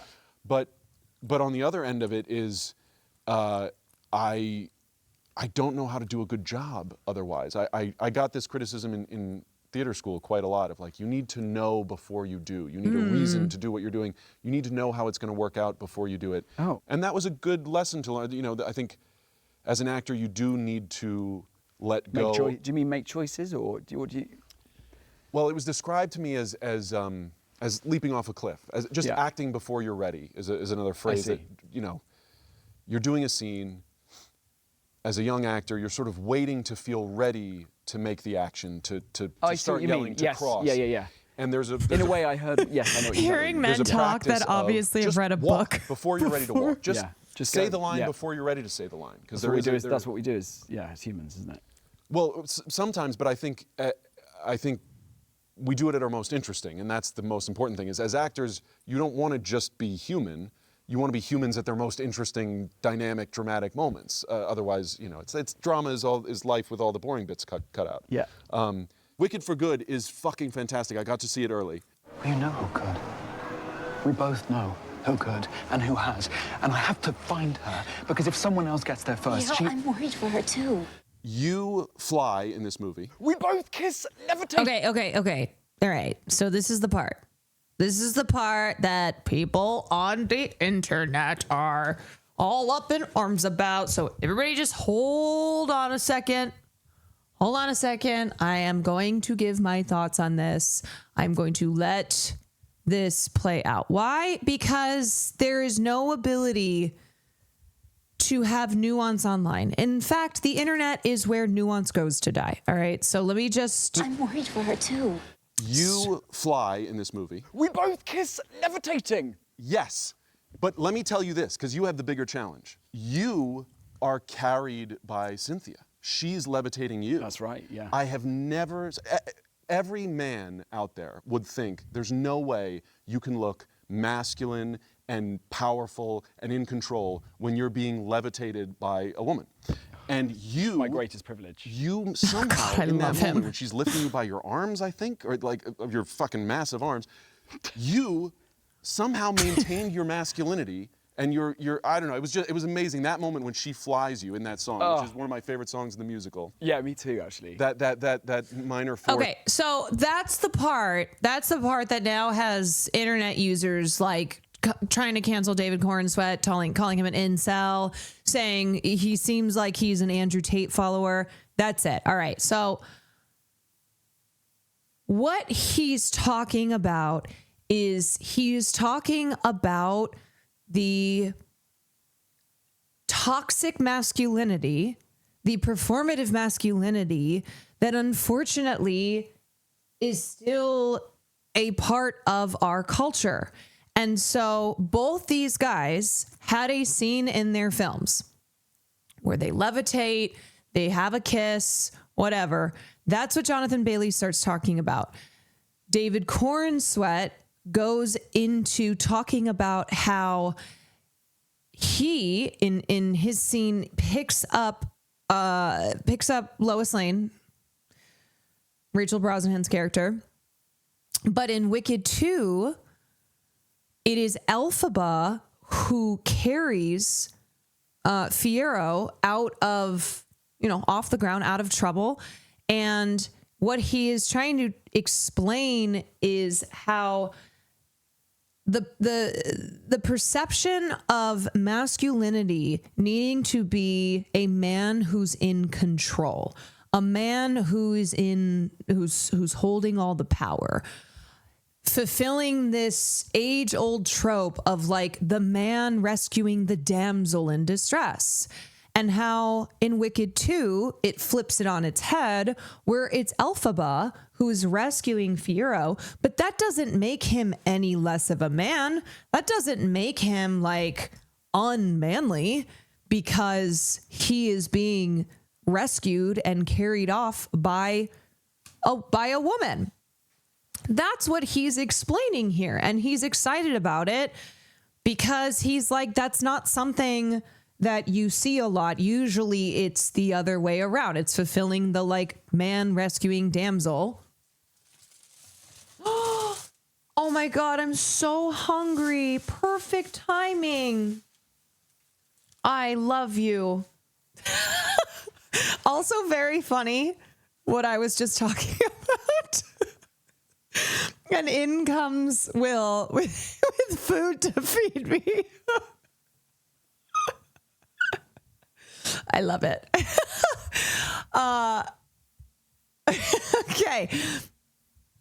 Okay, anyway, that's my braless wife, y'all. That's my braless wife. So as I was saying, I just, it's so frustrating because there is this inability to have any nuance online, and everything exists in a binary. It's either bad or it's good. And so now people are saying, wow, David CORENSWET has just run his good PR into the ground. I don't think he should be canceled, but I think it's clearly a blindside. He assumes every man relates to it. I get what he means, but I think it's something you should examine. Well, I think he didn't explain himself, I think, as best as could have, as it could have been explained. And I think he's definitely coming from the perspective of being a straight man. But I don't think that he is, I don't think he's saying every man relates to this. I think what he's saying is in our society, there is still this toxic perception of what masculinity is. And this like push for, this version of masculinity that we're seeing a lot of because of people like Andrew Tate. And there's this emphasis on like the performance of it. And because David CORENSWET Superman was like a sensitive boy, because he has lines in the film about being maybe being a rock star is about being kind. Like there were definitely misogynists. There were definitely incels. There were definitely toxic men who were shitting on the Superman version that David CORENSWET played because of perceiving him as weak. And so even in his own, even in the film that David CORENSWET played, where he's playing, the most powerful superhero, right? He's playing literally a character named Superman. There was still the, there's still outrage over from chuds over any perception of him being effeminate, of him being weak. And so he's like talking about how it's just very rare, which is true. It is very rare that you have a moment where a woman is lifting up the male character and rescuing him in the way that Elphaba does to Fiyero, because of how, just because of like how dominant tropes like the damsel in distress are, because of our culture that is still very much one that emphasizes the role of a man being the rescuer, being the protector. It's two actors geeking out about the nuances in each other's performances of a masculine figure in a romance. Yeah. And, so I don't think I think you can say that maybe he muddied his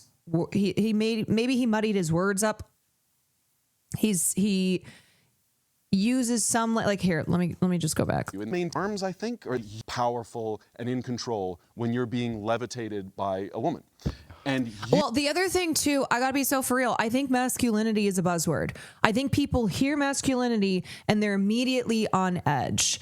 And so this is a perfect type of clip to make the rounds on Twitter, and people are immediately pissed. People who look at this and only see David CORENSWET, only hear the word masculinity and see this as him advocating for a traditional way of masculinity, when that's actually not what he's doing. You somehow, in that moment when she's lifting you by your arms, I think, or like of your fucking massive arms, you somehow maintained your masculinity. And you're right. And I think people are reading that as him going, it's shocking to me that you maintained your masculinity, but that's not what his point is.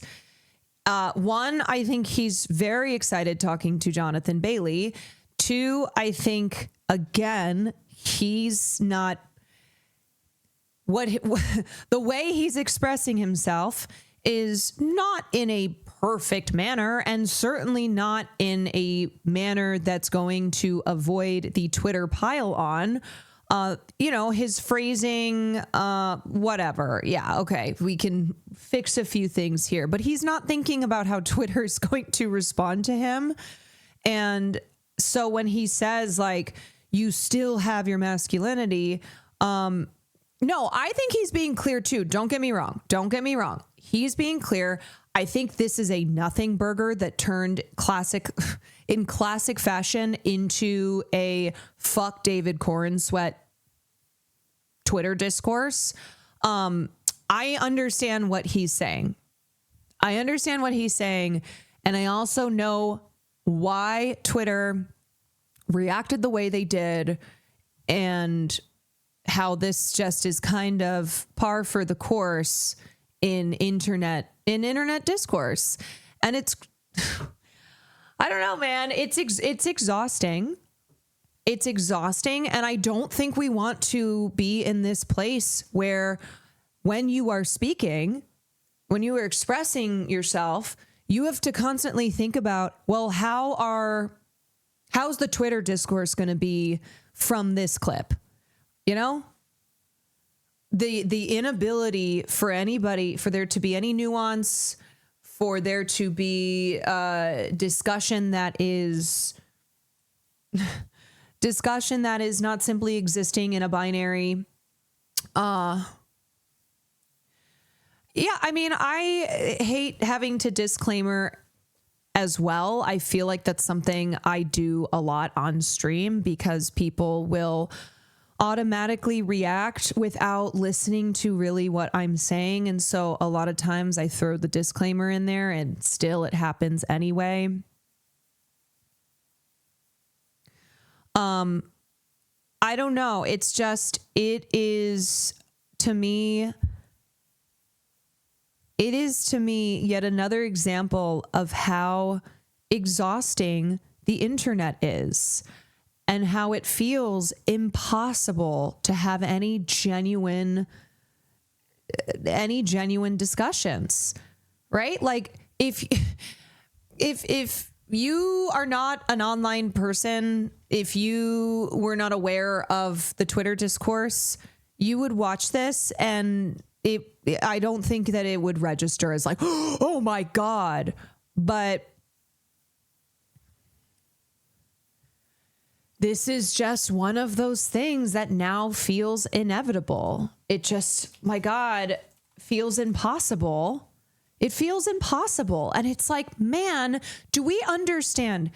To any of these people online who behave this way, who turn every moment into a condemnation, who have no ability to just actually listen and instead react, and they would look at like the right wing and understand how they're reactionary, but not understand how they too are reactionary, even though they may call themselves, progressive, because here they are saying David CORENSWET is promoting toxic masculinity.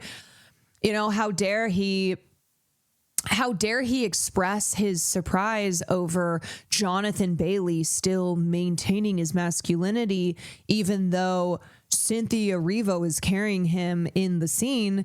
And it's a complete misread, whether intentional or not, of what he is actually saying. And the thing too is like, how the fuck can we have any normal conversations when this is the online behavior?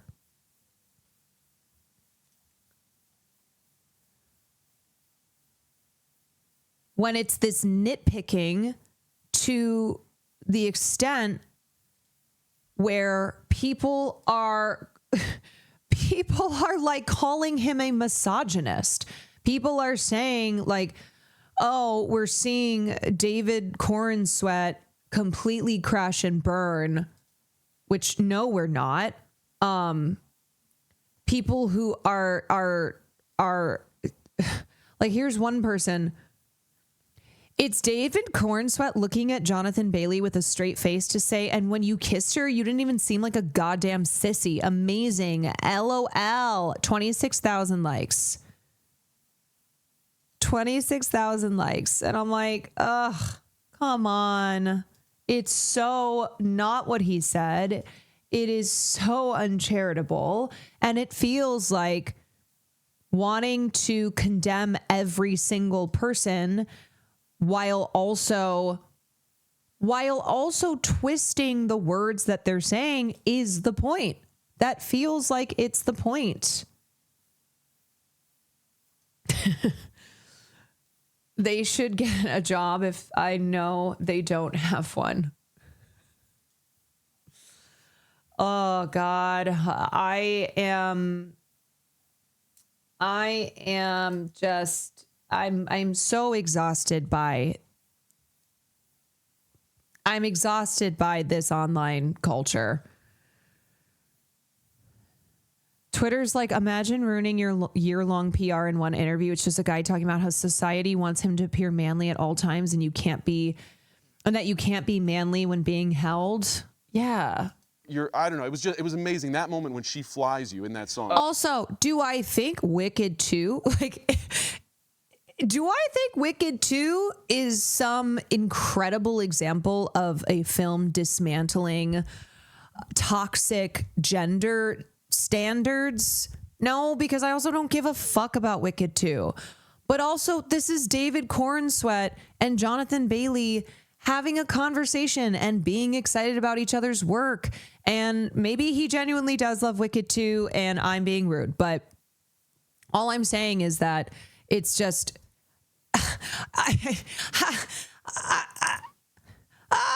he is correct in this evaluation of, wow, most of the time in films, we don't have something like this because it's a reflection of the mentality in our culture and how we're still having to dismantle something like toxic masculinity, and we're still fighting against gender norms and this idea of like what a manly man is, what masculinity looks like that is awful and bad and harmful.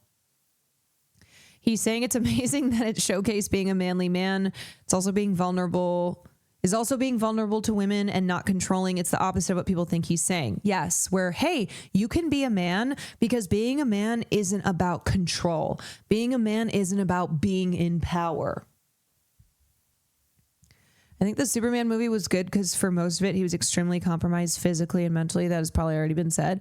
Yeah, I mentioned how I think his version of masculinity in Superman is also a positive one. And I loved it. I loved him talking about being a rock star as being kind. I loved him being emotionally vulnerable. I loved him being a person who derived his strength in helping people, right? Like that was what was, oops, I almost ended my stream. That was what is most important to Superman. Which is one of my favorite songs in the musical. Yeah, me too. Anyway, I'm still so confused and surprised people got mad about. But that's what I'm trying to explain, is that this is the impossibility now of having any type of discourse, any type of genuine, thoughtful, nuanced discourse online. What people do need? Thank you for the 5 gifted subs.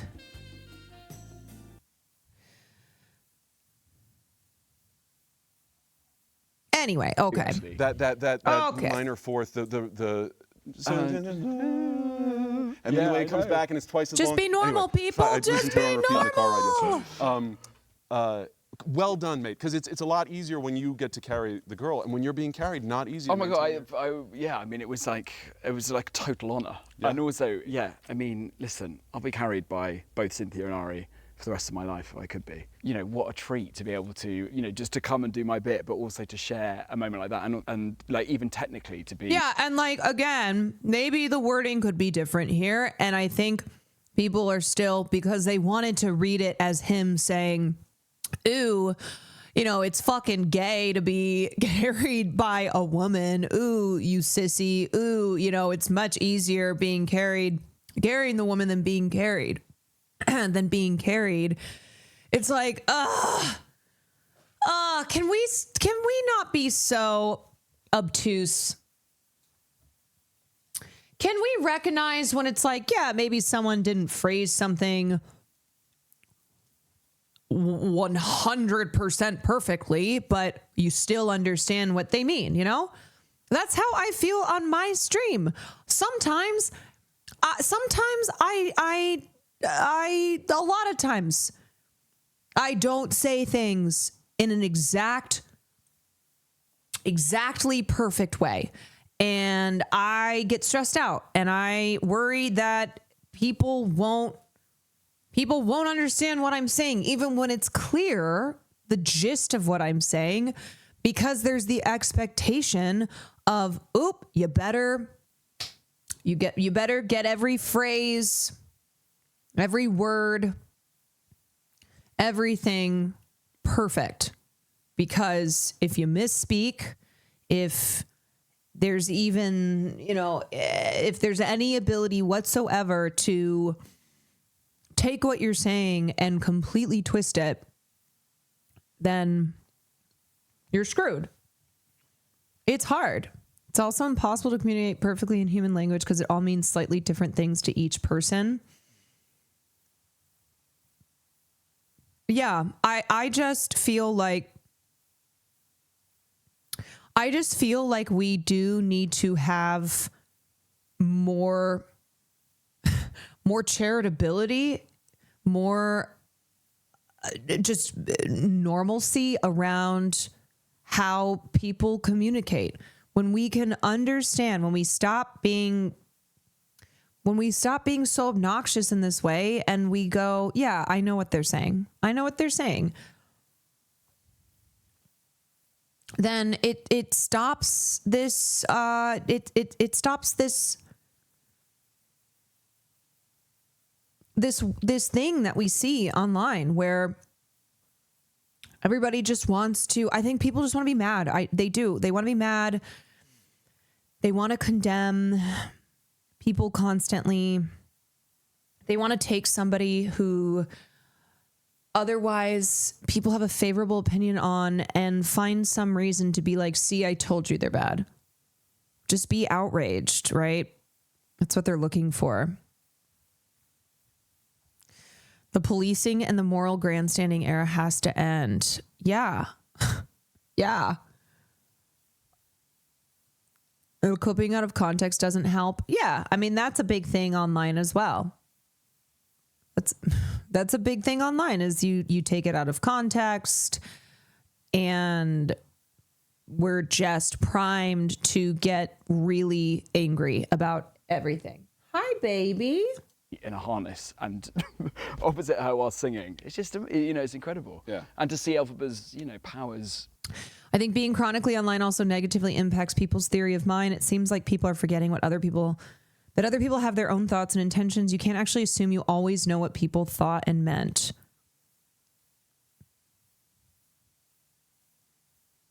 Yes. You know, used for, as in her expression of rage in the first film, and then having this blissful moment of love and what that does. For the first but I did time, see Superman, I was like, I feel wicked. Oh shit. So I saw your kiss at the end, which, by the way, there's my favourite moment of chemistry above all of it is the chocolate. Cadenza, that's not what we're talking about.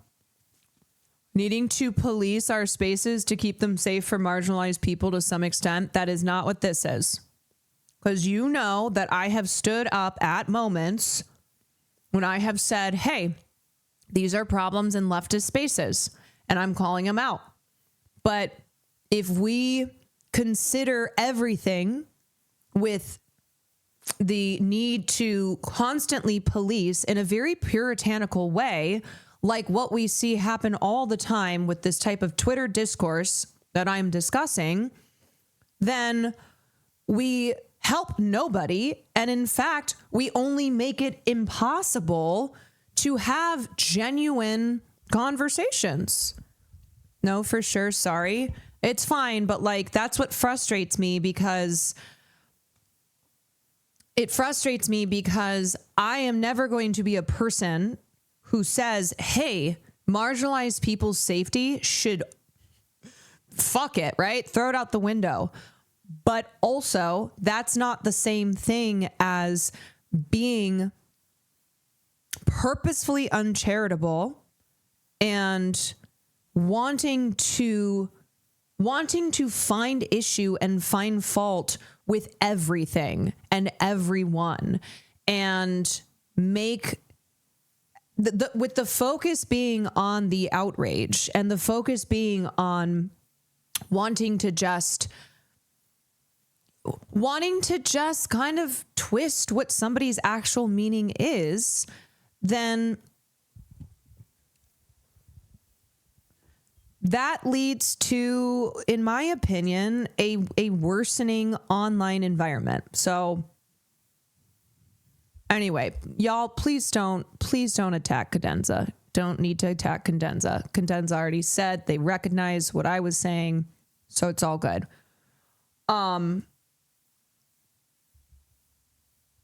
No, I what you're talking about, I understand. It is so frustrating. You know I have been there. I have talked on this. But I also know that that is not the same thing as what I'm talking about here. And I know that you know too, and you just feel triggered by what people are saying, what the vibe is in the streamer space. So it's all good. And y'all, if you dogpile, if you continue this, you're getting timed out. Cool. You know, I think, and James might correct me when we go to shoot the sequel, I was doing that chuckle. I was laughing. Yeah. In that moment at the end when she says, "I love you too." Yeah. And he came up to me and said, "It's not working. It needs to be tension. Solemn. It needs to be tension, not friction." And I was like, no. The whole point is, I fucking know that you love me. So brilliant. So because it was just so. Credit to James if I'm right. Yeah. He was right on 90% of everything, but on that one, he saw that that chuckle was a very truthful thing. I also think that there's a performed sense of like male romance, which is that it's held. Oh yeah. And it's not. Nah. And actually, it's the giddiness and the playfulness that comes from a secure, when you finally know that you're there, which just makes your heart sing. And when you're in this huge film like Superman, the fact that you grounded it in those moments, obviously working with Rachel and Nick Cole is brilliant. Ah, the best. That is what makes a leading man smash it out of the park. So when you get the call for Superman, presumably no one's ever mentioned that to you before in your life, because that was a wild, casting against type. Must have been crazy. Well, when I got the audition, I was standing on a ladder changing a light fixture. Saving the world. Yeah. Saving this light fixture. And my agent, there was a lot of people on the call, which is usually either really good news or really bad news. And my agent said, "We think you know what this is about." Oh gosh. And I said, what is it? That gives me chills. Is it Top Gun 3? What am I waiting for? So I really was not expecting it, although I think other people thought that I should be expecting it. I feel like that's an exact memory of when I've been told off growing up. Really? I think you know what this is about. Yes, well, exactly. You're sort of like, what have I done? If I don't know, I feel like I've done something wrong that Totally. I forgot about. Something so wrong, but it's so right that you're now going to play Superman. Yeah, but it's all very impossible. I mean, just statistically speaking, not to mention experientially, it feels completely impossible. Do you have that feeling? Yes. Generally, like in the way I've been plugged into some sort of matrix. Yeah. Yes. And it persists. I feel like I've been slowly working on the hardware over the years, but the software has just been accidentally upgraded. Right. Tenfold in it's sort of crazy. I completely agree. David's shade of blue, his blue eyes, I can rock with. Any bluer, I would say, get him some brown contacts. Exponential, yeah. Yeah. Well, and the software referring He's staring to into my soul. You're still you inside there, and so like the external things have changed, but at some point you're. Well, or in what fact, do you mean? maybe I mean that the hardware, the software's catching up, maybe. Although the hardware is something that you physically can hone. What's the hardware in this analogy? Okay, well, my original thought was that the hardware is literally your body, and your skill set, right? Which is craft, which is developing no matter what job you're working on, no matter you're growing, you're building it, you're totally. Give me a workshop reading in the Cut, which is in Southwark in London for the National Theatre, for a play that may or may not get put on, and I've applied the same process to that than I would do for prepping for this conversation. Yeah, of which we did a lot. We did, I know. Because we've got things in common, haven't we? Yeah, well, theatre's one of them. And from a young age. Yes, yeah. How old were you when you started? I was 9 when I did my first professional play in Philadelphia. That's incredible. Is it the Arden Theatre? The Arden Theatre, yes. So describe the theatre to me. What is? Is it got one? Oh yeah. It's got two. Can you smell it? No, that's not one of the. Not that smell doesn't do that to me, but it's famously a they're smelly so cute together. I don't generally remember smells. I feel like when I get hit with a scent, I can.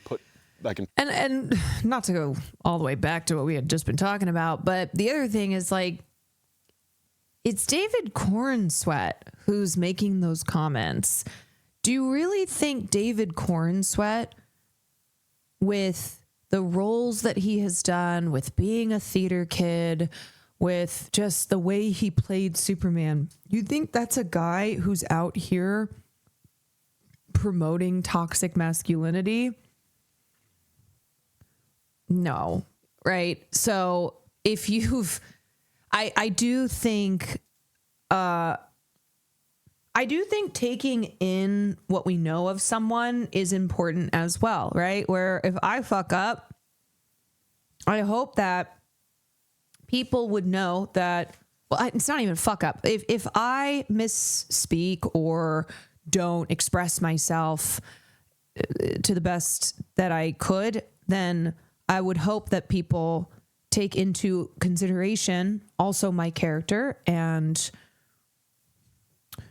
the fact that I'm probably not the person who is who is belonging to this belief system that people are ascribing to me.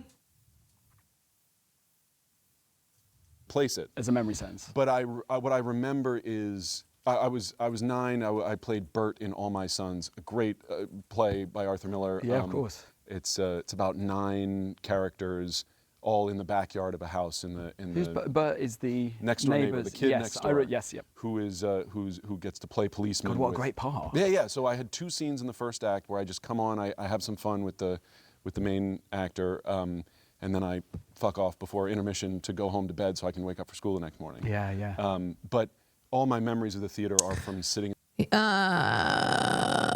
What were his roles otherwise? He is, do you think a Tate fan knows Arthur Miller? Right. He plays a prominent gay character in one of Ryan Murphy's shows. Now, Ryan Murphy.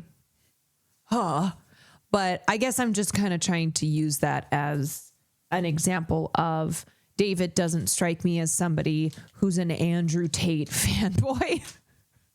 you know? In the audience watching rehearsals or watching the run after my scenes were done, and also Do you want me to get you a very treat? distinct memories Come of here. standing backstage in the dark.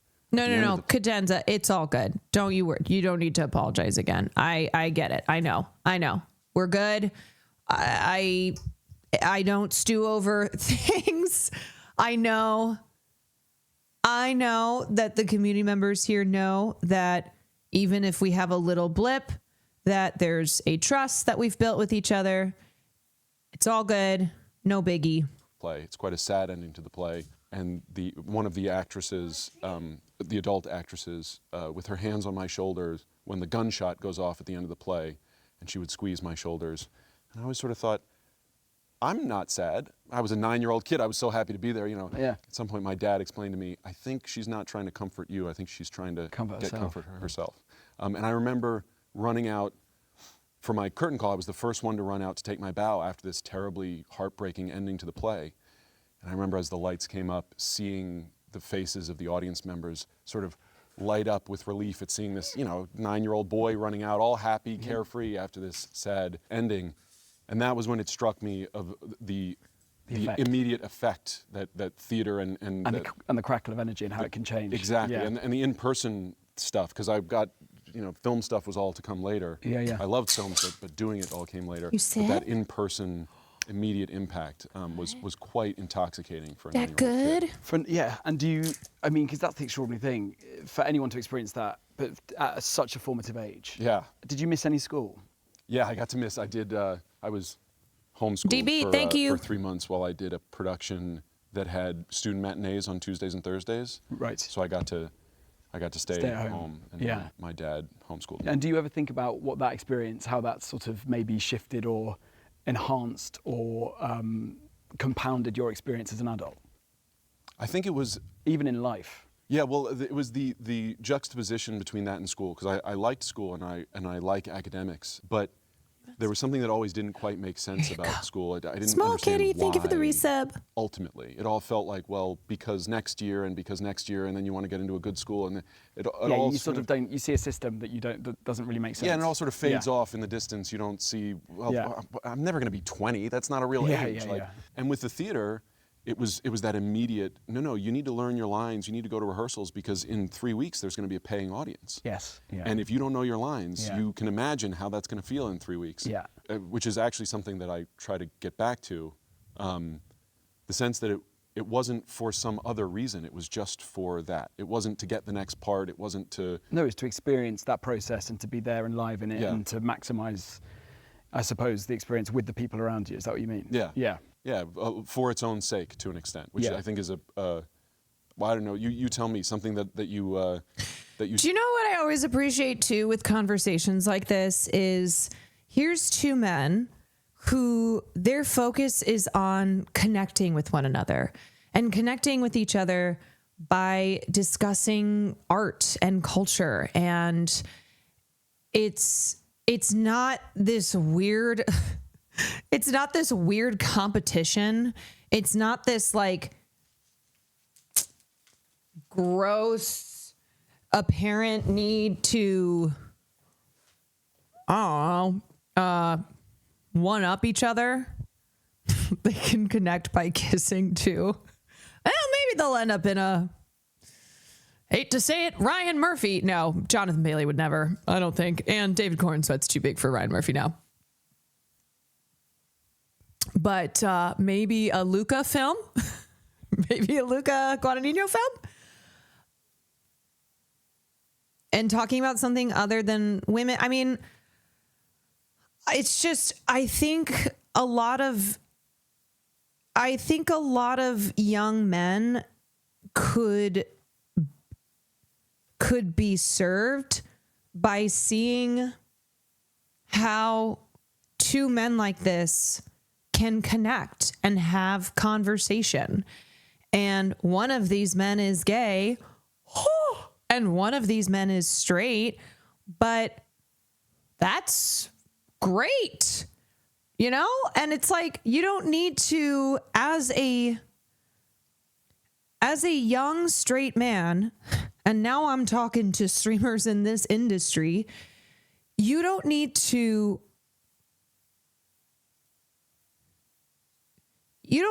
act like a weirdo because someone is gay. And in fact, I think that speaks to the performance of masculinity, where it tells you like that you can't possibly connect. First of all, that straight men can't emotionally connect because that's gay, but also a straight man can't connect with a gay man because how could that be?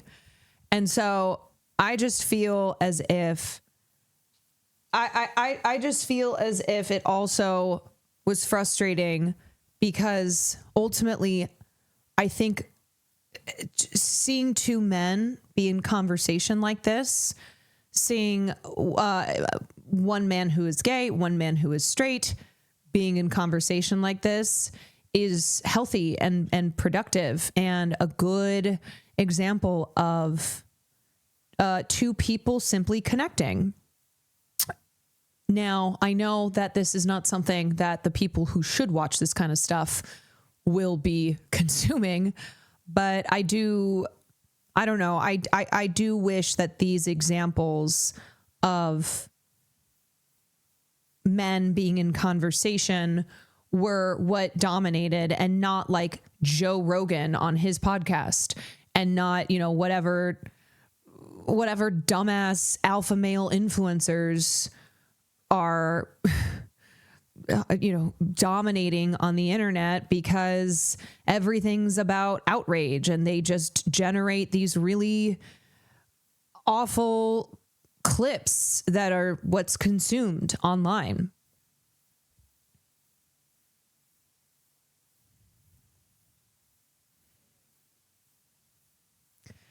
My father and I mostly connect through movies, culture, history. Is that so unusual?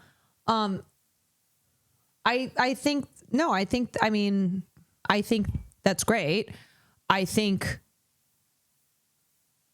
what I'm talking about here is this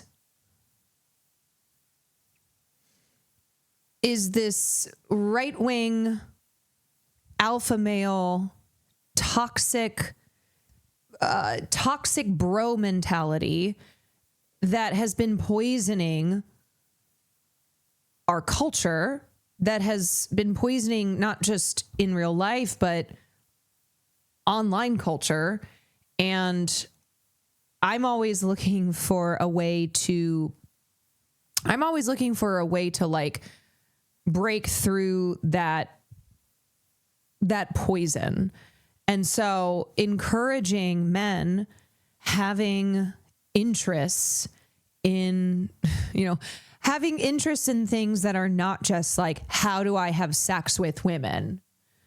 I think that's healthy and that's productive, and encouraging men to find genuine connection and not just resort to like being these really noxious, problematic edgelords, just being normal,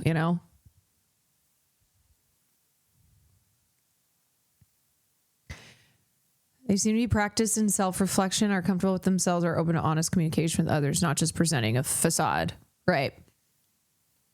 Needing to prove you're a man instead of just being a person. Strive for again. Is it easy to get caught up in the like, well, maybe if I do a good job in this project, I'll get another project that'll make me happy, or that'll, be bigger or better or more what I want to do? Or are you pretty good about just...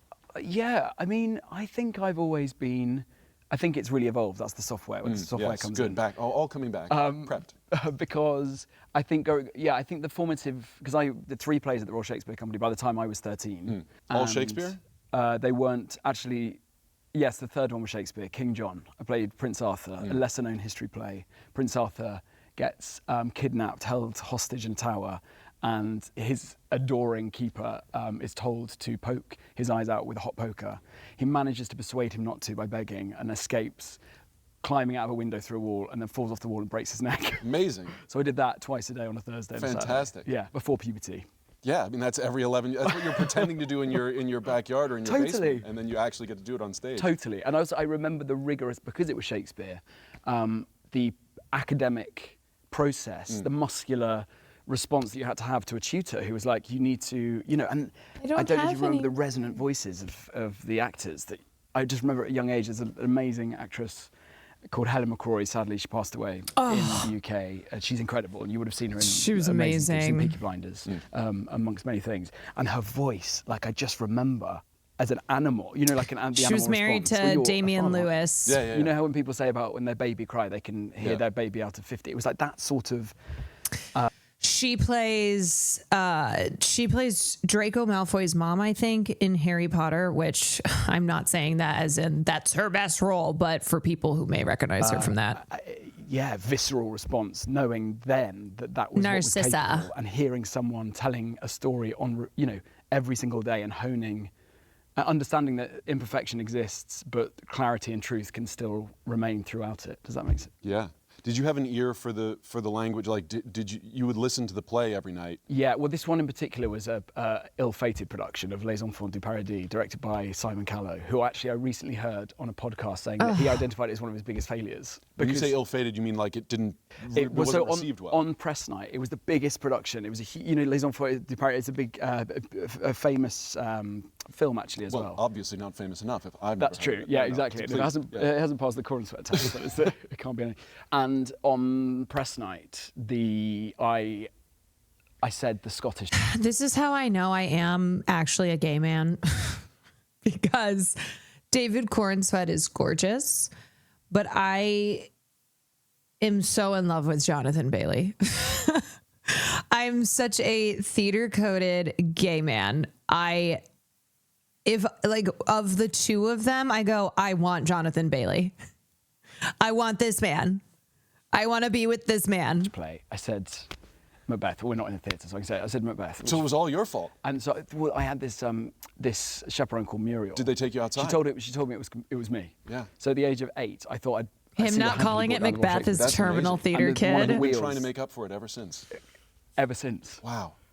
I remember it was in All My Sons that they were teaching me about the Scottish play. Yeah. And in doing that, I said Macbeth, and God, I'm just so in love with him. They sent me out the stage door into an alleyway in and you have to knock on the door. Philadelphia. You got to say a line, spin 3 times, spit, and then knock to get back in. Do you have to say a swear word? I think I forget. It was still calling it a swear word. Yes, it was a swear word. Yes. Did you have to say a swear word? Yes. Did you have to say a naughty word?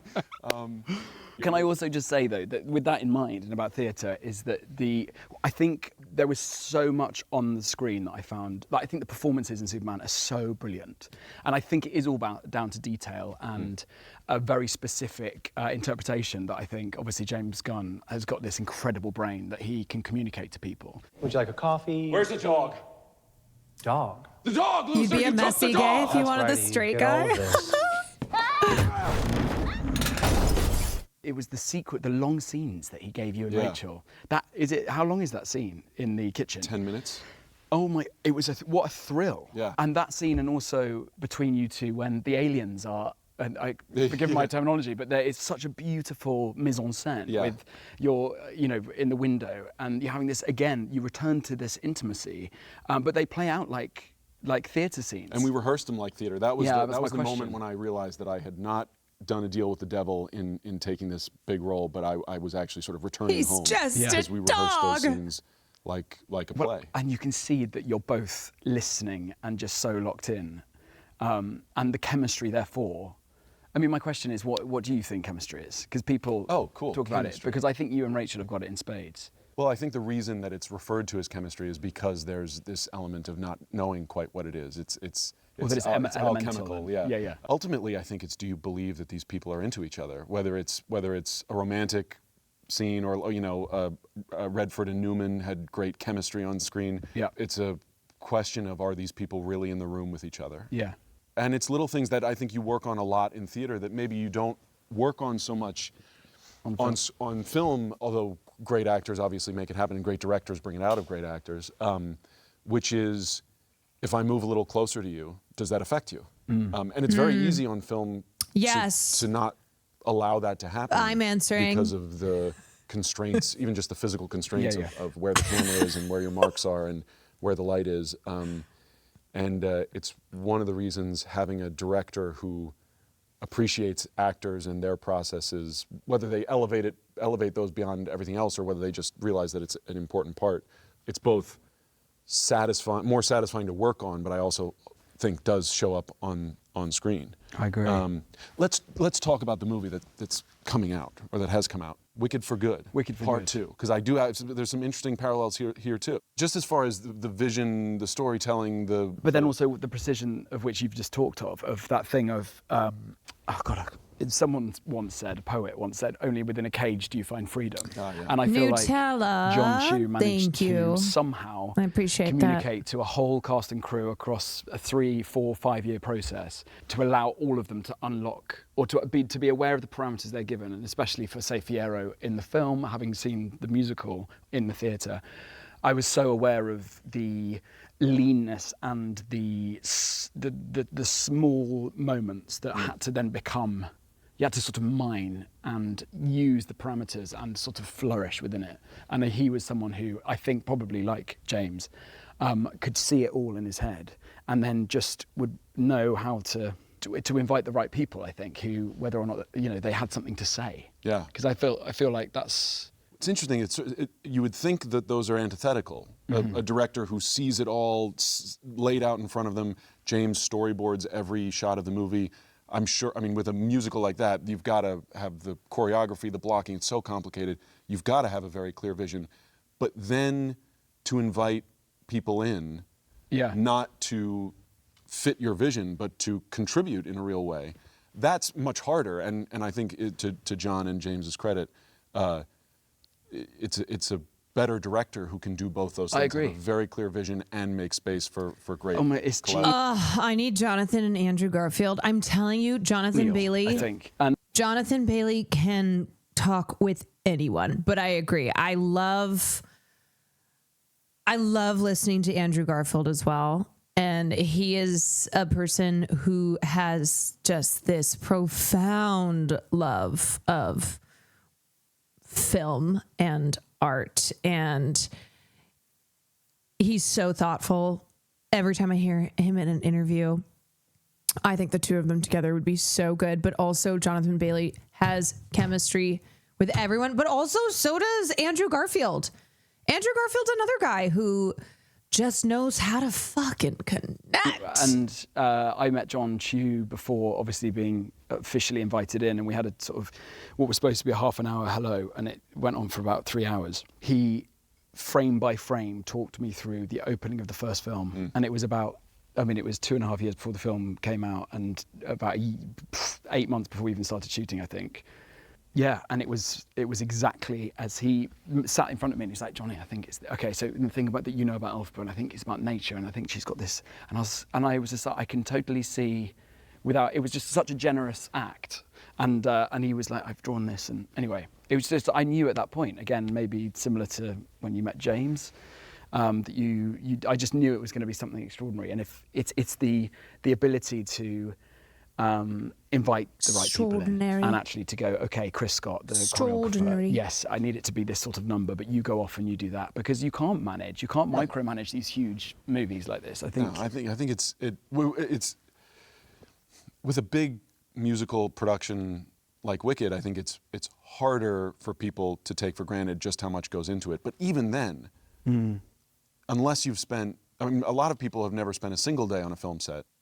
You spend a single day and you realize how many moving parts there are. I know. And then to think back that this day got planned 8 months ago. Yeah. Before we knew XYZ, but all these things have come up since. And then to know that you've planned 90 or 100 or 120 of those days. And that's all just to get the footage to make them to tell the story. Yeah, exactly. It's amazing. Fire Samurai, you also shot 2 films back to back. At the same time. So when you say at the same time, were you block shooting? Were you shooting scenes? There was no block shooting. It was all, so yes, you'd start on a Monday and a Tuesday and you'd be shooting Dr. Dillerman's classroom in the first film, and then on the Wednesday it would be the preamble to For Good, the duet at the end of the second film, and then Jeff would be in and we'd be shooting The Wizard at the second, and wow. It's testament to the extraordinary women playing those two roles, because also they were so locked in with John. And I knew quite quickly, in the best possible way, that it was almost like I was trusted. And there's nothing better than that. It's great, especially when you're coming in playing a supporting role where you sort of know that your job is to, obviously you need to balance making your contribution and advocating for your role, but mostly you don't want to fuck up the process that's already going on. Just don't want to amazing, Yeah, just bring energy and precision and do the work behind closed doors and then come up and surprise. And I think, but that's also, Cynthia and Ari and Jeff and Michelle and Marissa and everyone applied themselves in such a way that, and there's so much that happens before you even get on set. I was working with Eric Vitro on my singing voice and Chris Scott. So you've sung before. Forgive me if you've talked about this at length with the first movie, but I'm very curious. So you sang, you were in Les Mis when you were... Yes, I was. I played Gavroche, and and I was in the last 5 years in Company. So yeah, I've done musicals before, so I've done 8 shows a week. So, singing. As an actor who, I sang in like my summer theater program and did my high school musicals. Thank you, Anonymous Gifter. I was in my senior musical. Your I was face Seymour when in Little Jonathan is Shop of Horrors. speaking. It was so much fun. Yeah. And then in the summer theater program, which was more, that was a very, a more competitive situation. I got to be in West Side Story, but summer I was a theater. Jet, so I sang so in chorus. competitive. But If you get to sing the overture and dance. Yeah. The So I was one of the first ones to come out in the overture. Did you whistle? Yeah, I was one of the whistlers. Oh. I got to climb a fence. That's the greatest Woof. show to fantastic. And then got to sing and dance and Cool and Officer Krupke and everything. Oh, well, I can't wait until you do your musical again. What are you going to do? Oh well, see, this is the thing. I don't know. I don't know if I was never up with the real competitors. I was always a tier below. I am musical. I appreciate music. I can carry a tune quite well. I never really trained my voice. Men who love musicals. But how exciting that you're yet to have that. But then again, well, so my question to you is, for somebody who did sing as a young actor and took on big singing roles and had your singing roles, critically acclaimed, was this your first singing role in a film? Yes, yeah. So for this situation, nerds. what is your singing prep like? Are you working with a singing teacher who you know? Well, I feel like I've just been, all of the things that are so lucky. I mean, obviously, you work as hard as you can and you get these amazing opportunities. But the thing about being in a film like this is that you get these extraordinary experts who just are there just to go, right, check in with me and I can gift you technique and time. We've actually trained with the same physical trainer, Paolo. Oh, Paolo, I forgot we have Paolo in common. Yes, we do. Love you, Paolo. But also that's an example, right? So if you think about your, forgive me, I assume you didn't, your body wasn't. Boy. Was it maybe you were born a superhero? No. I was watch 190 this with me. pounds soaking wet before which sounds like a lot, but that just means if you're trying really hard. Like if you wet your clothes, that's the most. I was like, that's going to put on a lot of weight if you got wet clothes. Yeah. But I was Wait, what? Is that an American saying?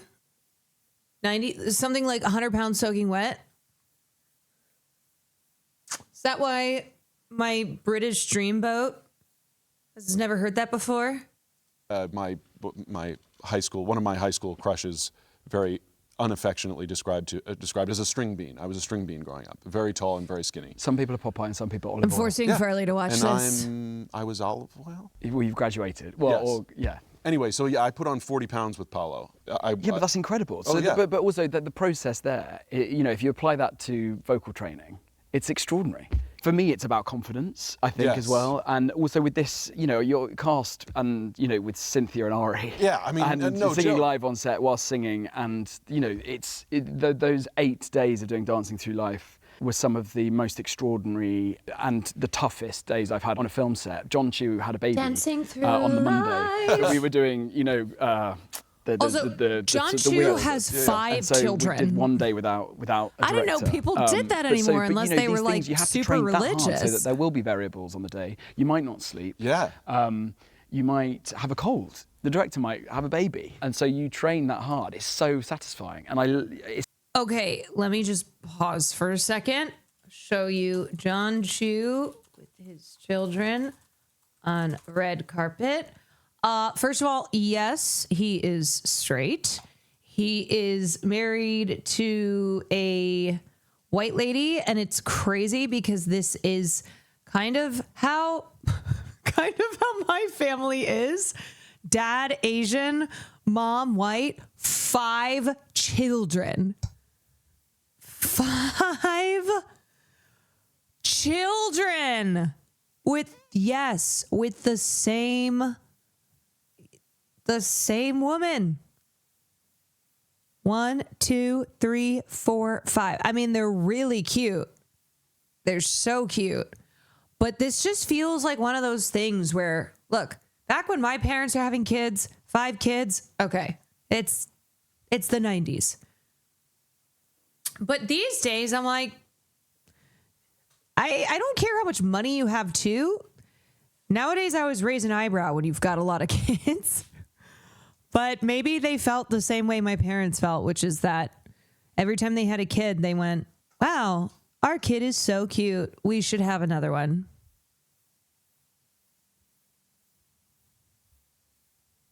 I love how you can tell the one the wife's holding is having a meltdown. Yeah. Oop. That kid doesn't give a shit that they're at the premiere of Wicked 2 for good. so focusing, isn't it, as well? Like, to be able to really commit full... And to have such a good reason to put so much into it. That was the thing with, I had always wanted to put on weight, and I would love to take singing lessons for 6 months. Yeah. But there's nothing, you can't say enough about having such a good reason to put that kind of work in. Because when you're starting from, when you're not Cynthia Erivo or Ariana Grande, you feel like you might have a long way to go, and the first couple months maybe you don't sound so good, or you're not putting on so much weight.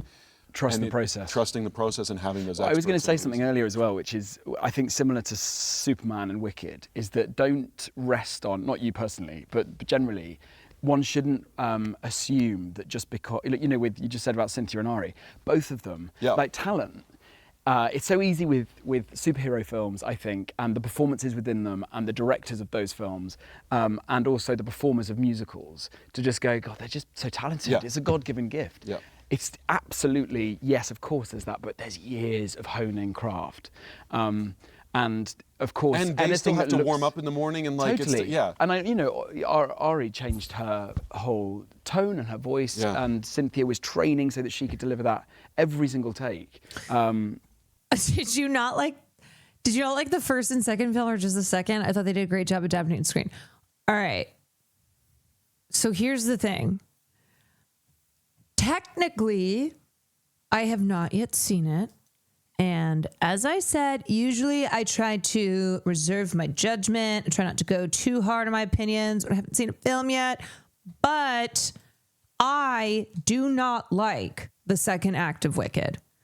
It is generally considered weaker. So it's not just me. It's a lot of people. And I think my problem is not just the fact that I cannot believe they're doing Wicked in 2.5 hour films, but that the second act of Wicked is getting an entire film, and also the way that the stands have been behaving. So that's why I've had very strong opinions without having yet seen the film. Oh, I see 100%. I get it now. Yeah, they just don't have... So the second act of Wicked just has worse choreography. The story is not cohesive. It jumps around. All the great songs are packed into the first act. And so I knew no matter what, having to add a lot of original songs into the second film, it just, it is not ideal. It's not ideal, even if the songs are great. The problem being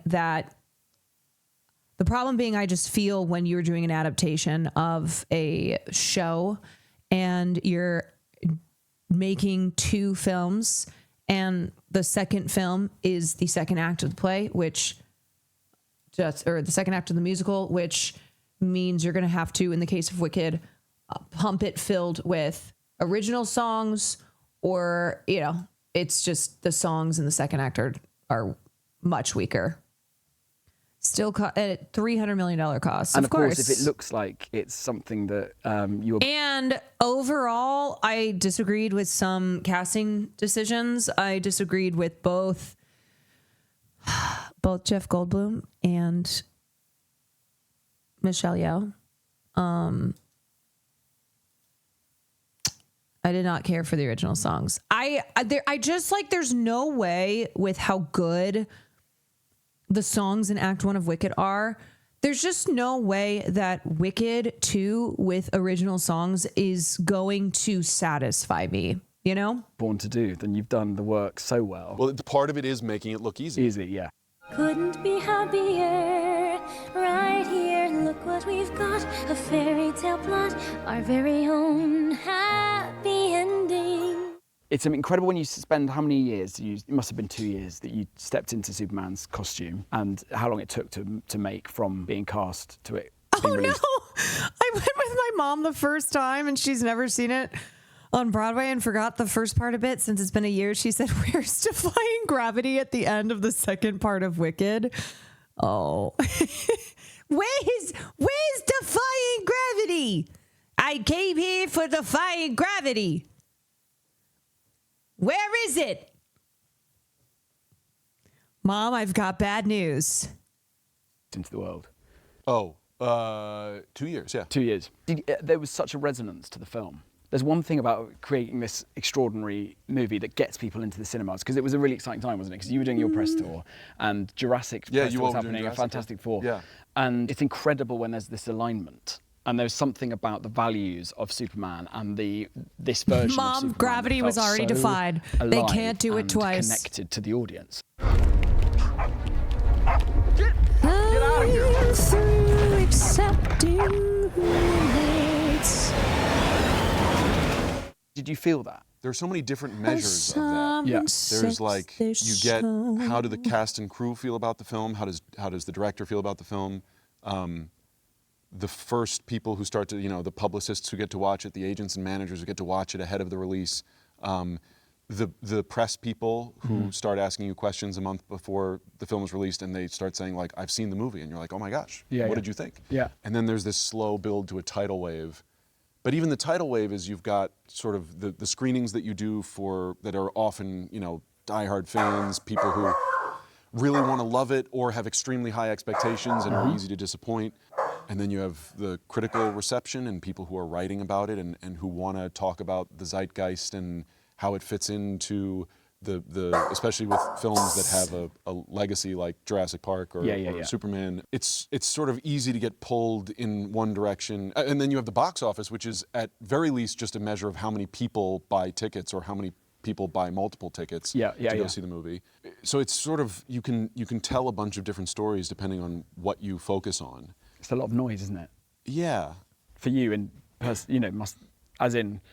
there's only so much you have control over, which we've talked about the process. Yes, and the making of it and the enjoying the... The thing that I learned for sure, for definite, is that I leave my sense of control at wrap. Yes. When I leave set, I have done my work. That is the I guess to a certain extent, promoting the film is part of your work as well. Yeah. But as far as the film itself goes and whether people like people can love the press tour and not love the film. Yeah. If people like the film, my contribution happened a year ago when I was on set.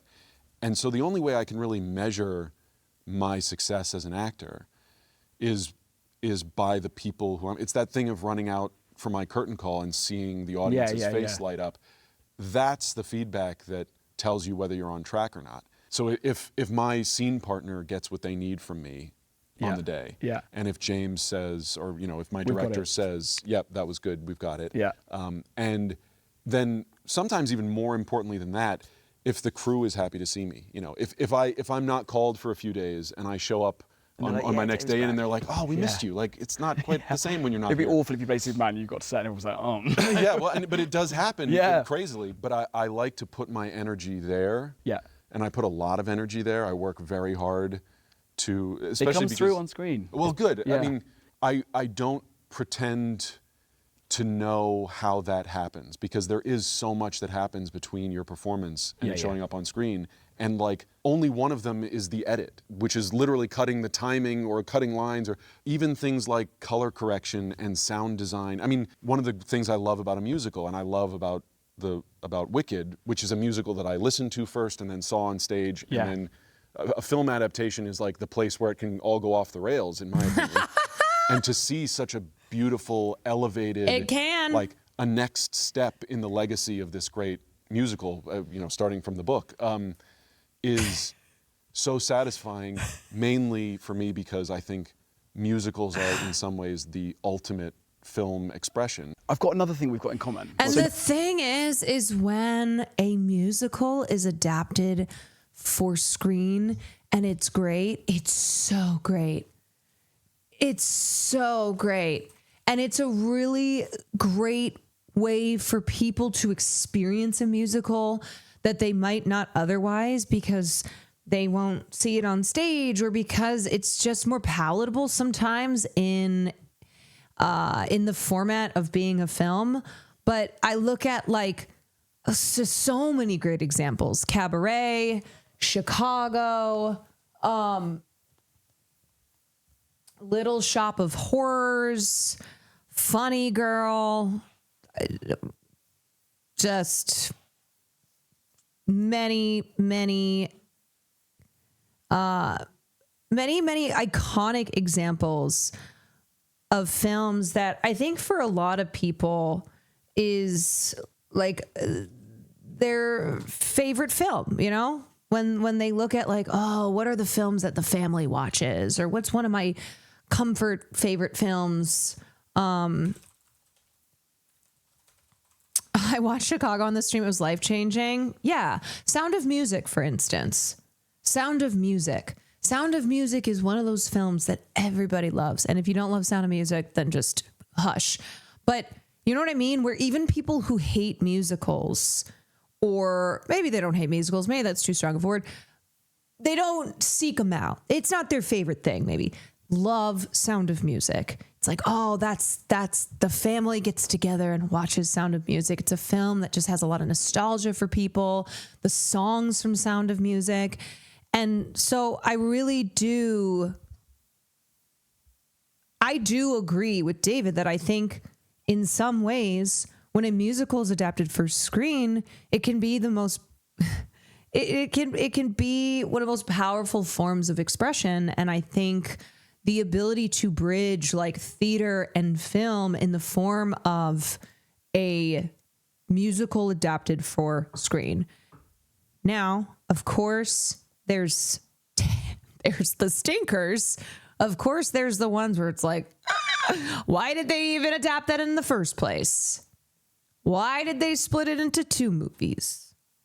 I love musical movies, but when I watch plays, musicals, I feel like I can't hear or see anything. Yeah, I mean, there are people who don't like musicals on stage necessarily, but will watch movie musicals.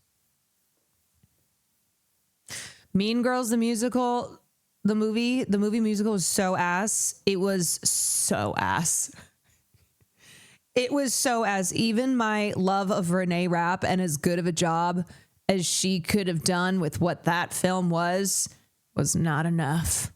Like 9 with Daniel Day-Lewis. Ugh. Oh, God. Yeah, that's... I think people forget that Daniel Day-Lewis did 9. Because they always think of...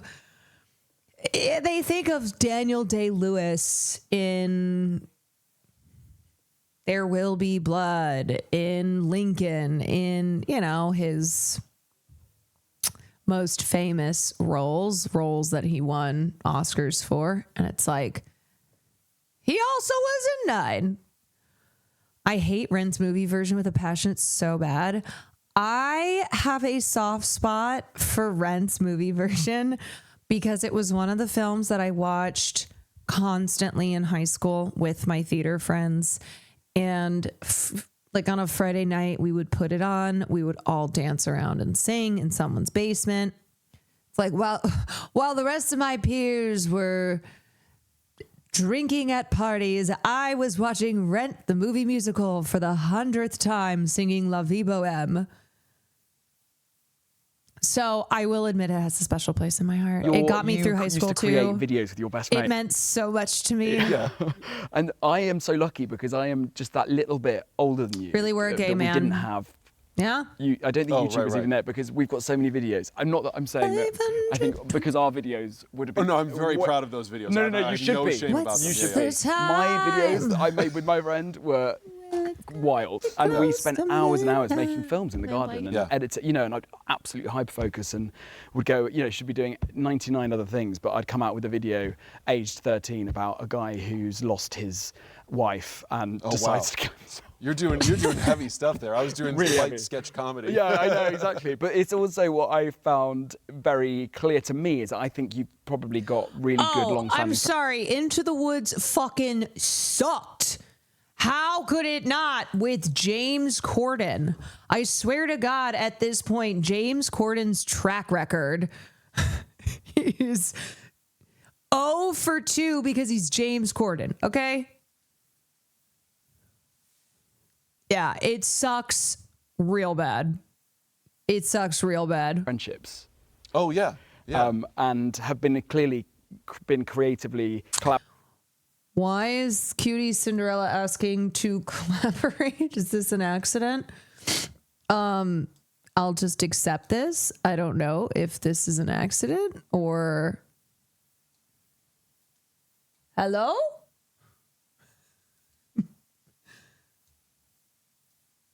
Oh, wait, I don't think I can speak through... Wait, hello?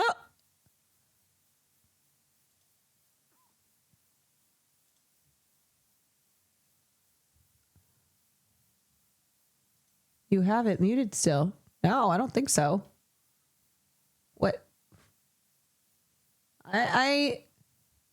Bro, I still don't understand Stream Together.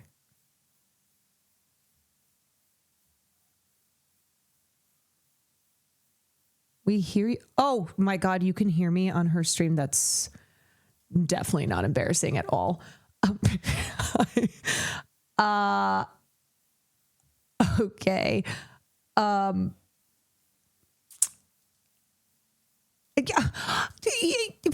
giving me shit. I was just sitting here watching my Actors on Actors fawning over Jonathan Bailey. Sorry, I don't know how to do this. I still don't know how to do freaking Stream Together. I am an unprofessional streamer. I don't know how to hear her.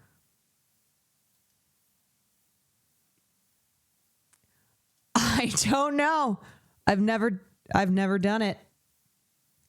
I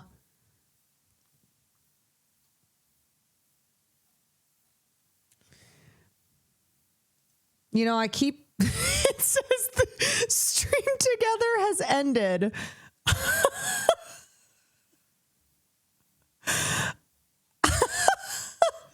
Wow. That was... She gave up on me on Stream Together. That was iconic collab. That was really iconic. She thought she had production issues with the show. Little does she know. I guess she forgot that I can top those production issues. I am the production issue. I think just my presence at the show was why all those issues happened.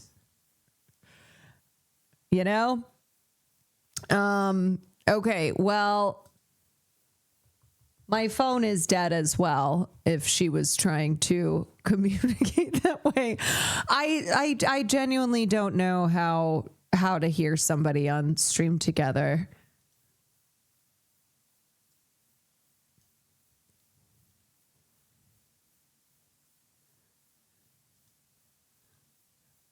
I don't know.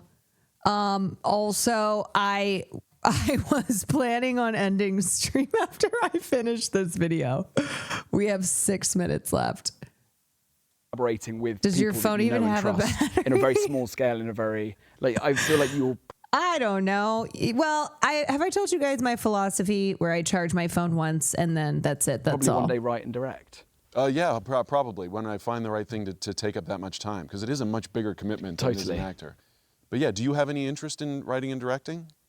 I mean, any interest? Do you feel that is in your future imminently, or something that might? I'm in reverence to every person on set and every moment of the process of making a film. And I just think, what actors come on set for 15% of the whole process. Do I love being on set? Yes, 100%. And I love the working singularly on one project. And so it would be a great honor to be working with something from the original concept idea all the way through. Is this your humble way of saying yes?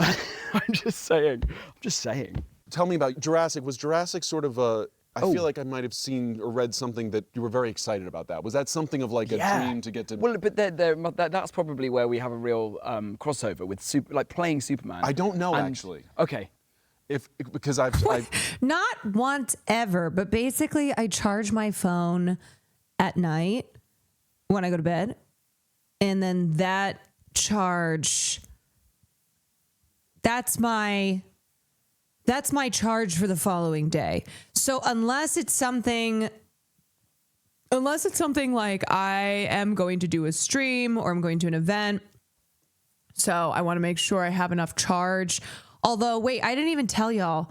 At Streamer Awards after party, I somehow locked myself out of my phone for an hour. I don't know. I must have just hit buttons when I was talking to people, and I didn't even know it was possible, but I locked myself out for a full hour. So when I went to leave, not only could I not call an Uber, but I was going to my friend's place afterwards.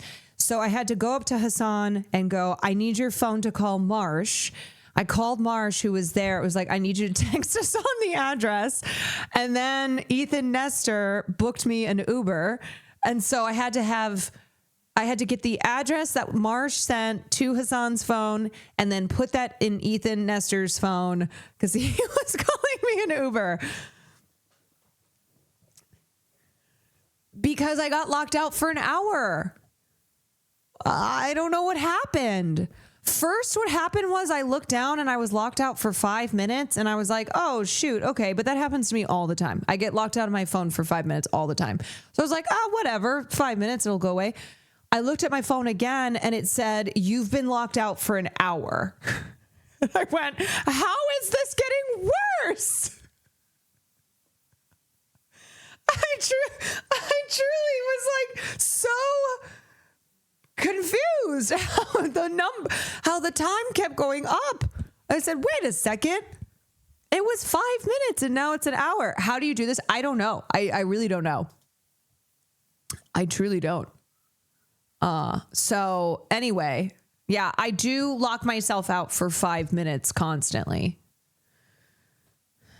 Yeah, I must have been entering in a password that was not correct. And I did so many attempts that I got locked out, but I don't know.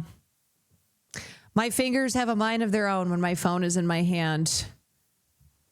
But that's why too, I always worry because I'm a notorious butt dialer, even though it's not even my phone in my butt. It's just my phone will be in my hand. And I worry that, you know how people will go, so-and-so liked a tweet, but then they unliked it and people will clock that shit. I worry that's going to happen to me, but it's actually going to be accidental. And it's because when my phone is in my hand like this, things just happen. I will call people that I haven't talked to in 15 years. I will send text messages. Sometimes I'll look at my photos and I'll have a video that's 45 minutes long and it's just of wherever I was and I accidentally was recording. On my phone. So it's dangerous. Me having my phone in my hand, who knows what will happen. But something will definitely happen. You should turn those into a vlog. Yeah, it's pretty bad. It's pretty bad. Sometimes I'll look down, I'll go, ooh, and I'll have Twitter open and it'll be in a tweet deep in the comments. I'm like, oh no. Oh no.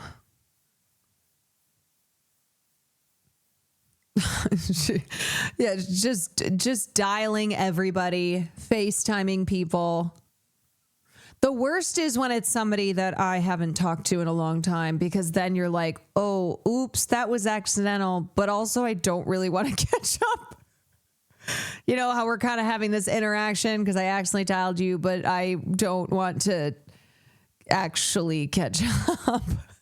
So, and then you have to, yes. So a lot of times I will have to go into my Twitter likes just to make sure that I haven't liked anything when my phone is in my hand. Why do you not turn it off? No, the thing is I do turn it off. Well, I was going to show you an example, but like I do have it on my screen, but what will happen is I guess somehow when it's in my hand, I'll unlock the phone, but then it'll also have, I'll apparently try to unlock it and I do it too many times. So then I get locked out for an hour. It's actually better if I get locked out, if I'm thinking about it. Because otherwise, if I get into the phone, then who knows what's happening. So maybe it's good that I get locked out of my phone constantly. Anyway. I'm on record as like, if I was a Jedi, yeah, that would have. That would be that's the thing. what I. Okay, that was okay. my growing up thing. I was not a Superman guy growing up. Okay. Which is not to say I didn't have the greatest time ever making the movie and getting to wear the cape and everything, but Jurassic, you were like, well, you're literally like my grandma when we first introduced her to a smartphone. Love to be on the same page as people's grandmas when they're given technology for the first time. They're like, whoa! Yeah, I mean, of course, it was just an absolute. Yeah, I mean, it's amazing, isn't it? To gosh. When we were saying about, you know, when you're at school and you think, I'm not going to turn 20, like that's just not going to happen, and there's such a sort of like an immediacy, almost solipsism to like being young and being like, I'm probably never going to. In fact, I only realised about 10 years ago that my dad also shared with me. I just sort of felt like I probably wasn't going to grow. I was never going to make. It wasn't sort of Peter Pan. I just couldn't. I can't look ahead. Like this is sort of like I'm going to die. Caroline was a high-performing executive at Sony. I was not a high-performing executive, but when I was at Sony, I did always fall for phishing schemes, and so I was constantly visited by the tech department. A young thing, or just you can't? Like maybe kind of. My grandfather and my father had that too. They were like, I probably won't live another 10 years. It's a very sort of, because you know, me and my dad sort of really connected over that, realizing that we both have, you know, he was a DJ and his life, you know. I don't know what I'm trying to say. I did not think cause I never the really Sony thought, leaks. I always was I just felt like going from, you know, it was a job in my 20s and there was a lot of rejection. You look back now, this is what I'm getting at. This is what I'm getting at.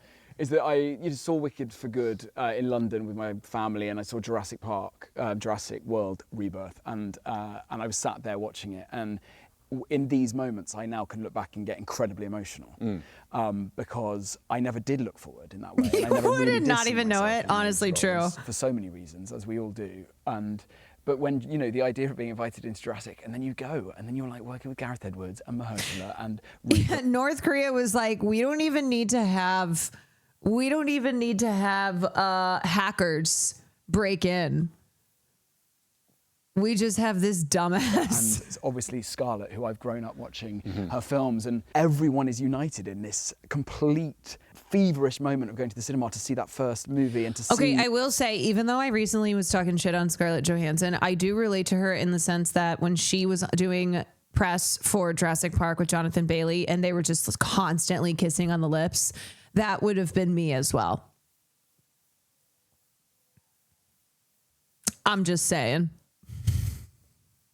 The whole franchise grow, and it was like amazing to be sharing such a united passion that was giddying. And in some ways it's like doing a great Shakespeare play. It's like a play Yes. that has been done before by great actors, and it has this legacy. Yes, that's true. Well, more so with Superman. I did Richard II at the beginning of the year, and I remember there was one night where 3 previous Richard II's came. Amazing. And it was like You had the Spider-Man Ray meme. Fiennes. Oh. Yeah, exactly. Literally, yes. And yeah, with Superman, I mean, have you been in contact with? I mean, I got to write Tyler Hoechlin, who played him on the TV show that just ended, and I exchanged letters with Henry Cavill. Who was yours? Don't let me mess this up. I don't think I've met any of them. Tom Welling. Tom Welling was mine. I watched Smallville growing up. Oh, God, Tom Welling.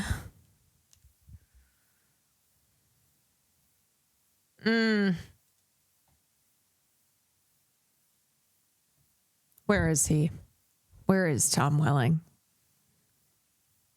Fucking love Smallville. Yeah, me too. Yeah. Oh, so one thing we have in common, which is funny, is we both got to the thing that made me emotional. Because I love a film score, and getting to be in a film that has an orchestral score is kind of a rarity these days. Yeah. Jonathan Bailey is gay. Oh, no, I'm well aware. I'm well aware. And I want him. But we both got to have John Williams music at our back. And that, for me, that was the moment when I got emotional, because the music was so much when I was growing up watching Star Wars and watching Jurassic Park and Indiana Jones and everything.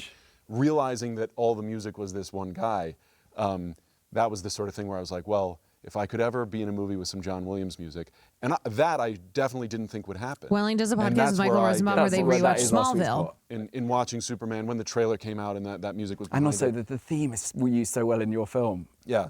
Towards the end, it comes like every sort of 92 seconds in different keys, and it's so gratifying. Yeah.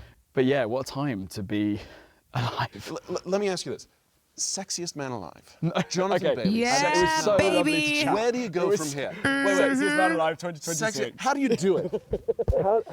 Can I just say, as much as the culture has taken turns that are very alarming and kind of feels like we've made a return to problematic eras of the past, as far as sexiest man alive this year being Jonathan Bailey, I will say that's one direction we have gone in that is positive.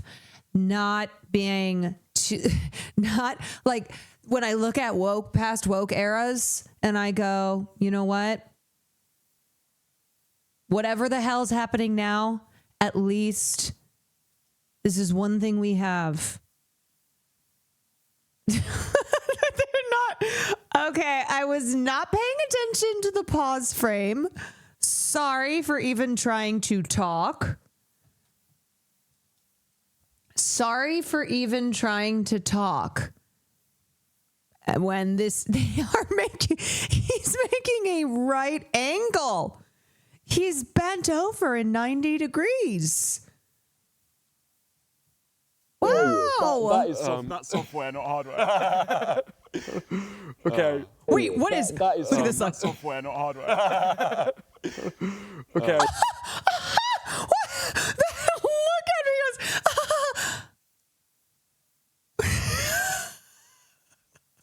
Wait, I need to run that back. Yeah. Sexiest man alive 2026. How do you do it? How dare you? That is that's software, not hardware. Okay. Back tomorrow for part 2? Yeah. Maybe we'll just sit down in another 10. Should we just check up on each other every 10 years? That's a good That idea. would be a real privilege. You know, at some point there's no alternative. Oh, that look he gives after he laughs. Caught in 4K. You can't actually be friends with all the lovely people there are in the industry and in the world. You just have some people. I'll be your friend. Well, great. Do you have time for me? I feel like you've got. Yeah, I do actually. Oh, really? Yeah. Well, I haven't got time for you. I've got a 2-year-old at home. I'll talk to you in 10 years. I'm sorry, but you have to get rid of the 2-year-old. You just have to. Not having time for Jonathan Bailey because of 2-year-old, one of them's got to go, and it's the baby. Okay, great. So how do you top Sexiest Man Alive? No, I'm kidding. The ugliest. No. Good. Should we kiss or something? Just make out. What a pleasure. Oh. Hello?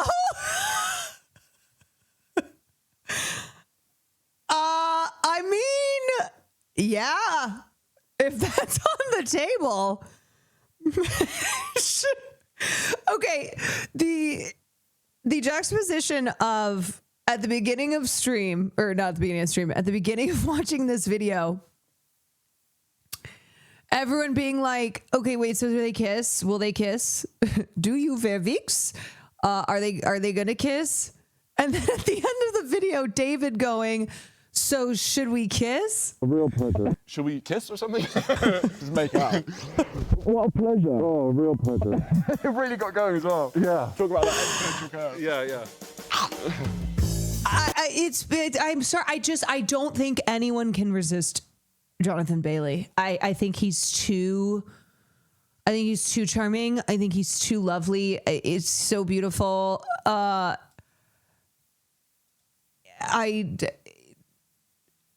Check the call, and then this happened. Jonathan and David saying their dream musical role is high society, and then just starting to sing together. Stop. If you two were going to star High society. Yeah.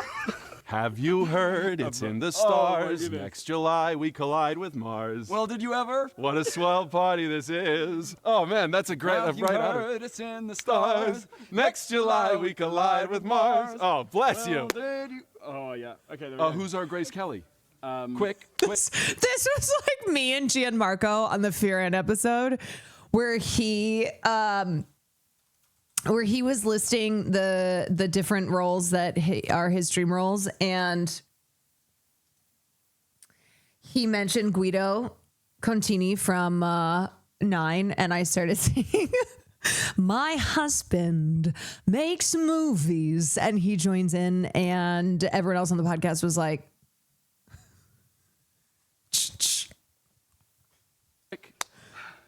Meryl Streep. Oh God, I mean, sure, yeah. Mars. Oh, bless you. Oh yeah. Okay. There we go. Who's our Grace Kelly? Quick. Meryl Streep. Meryl Streep. Oh God, I mean, sure, yeah. That's such a good answer. Oh my God. I'm trying to think of Scarlett. Yeah. Cynthia. Does she sing? Scarlett sings. Oh, sorry, I said that. So here's the thing. As somebody who grew up in the theater and being friends with men who were either gay, or if they weren't gay, they were straight in the way that David CORENSWET is it any wonder that being my formative experience meant, as I went on in my life, straight men who were not theater coded made me uncomfortable. I didn't know how to form relationships with men who couldn't talk shop.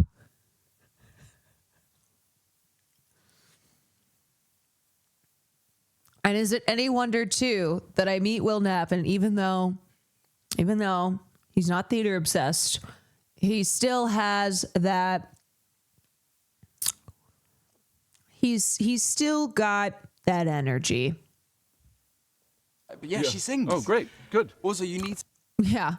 Being a straight man who is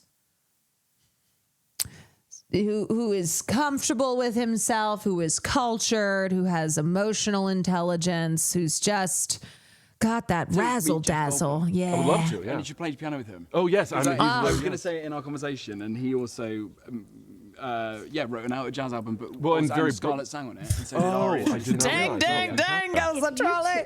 Oh my God, I love this clip so much. I'm obsessed. They match each other's theatrical nerd energy so well, it's crazy. I'm obsessed. Whoever paired them, can I shake your hand? This is what Christmas used to feel like. This interview, but in my bedroom, just two theater kids looking at each other and going, exactly, and I never wanted it to end. We both kiss levitating. Please, not when I'm ovulating. Should we kiss or something? I screamed. They knew what they were doing with this. My eyes are pregnant. Listening to two emotionally intelligent men talk was literally making me reach a flow state. Y'all, that's how it is, okay? Like all these men out there who are like, how do I talk to women? How do I get with women? And granted, yes, David CORENSWET is objectively very handsome, right? He's traditionally good looking, but at the end of the day, noted, be gay. Here's how you attract women. You be gay. As a man, be gay. But it's like having emotional intelligence, being cultured, having interests, being comfortable in your masculinity, in your sexuality, being empathetic. That is so sexy. That is something that will attract people to you because you can connect, because you're not going to make people feel uncomfortable, and you're not going to be so caught up in performing masculinity, in the performance of being a man. And it's so funny too, because it's like, these are performers. These men are actually performers, but they're not concerned with the faux performance, the facade of performing masculinity. That is no performance that they are interested in.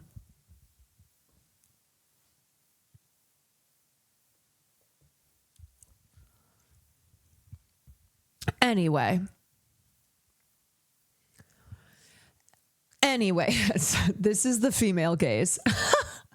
This is the female gaze.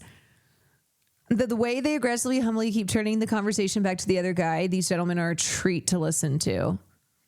Should we kiss or something? Well, yes. All teenage boys should be required to watch this. That's what I was saying earlier. This is how two loving, fun, talented men talk to each other, relate to each other. Wow. Love how they communicate, both very intelligent people. That is what I was saying earlier, where I know that the people who watch something like this are not necessarily the people who should watch something like this. But in the midst of all the noise being generated on a place like Twitter and in Reddit forums because of streamers who their entire purpose is to be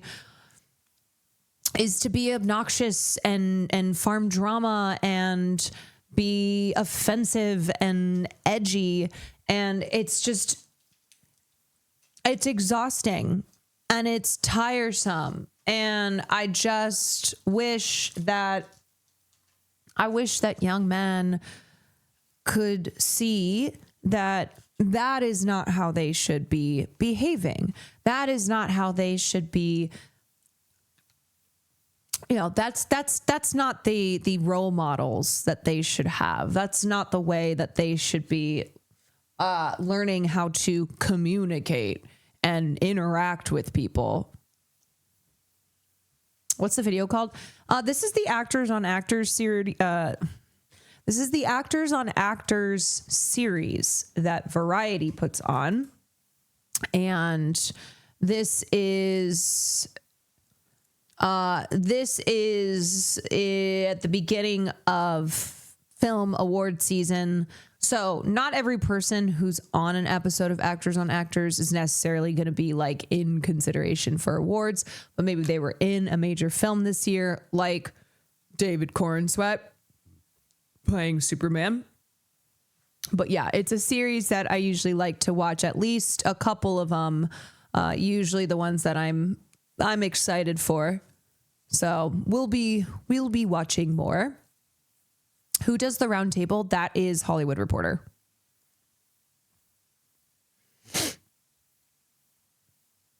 The guy I'm smitten for loves animals, volunteers, works out simply to look like an anime character, loves both metal and K-pop. These are the kinds of things women and femme care about.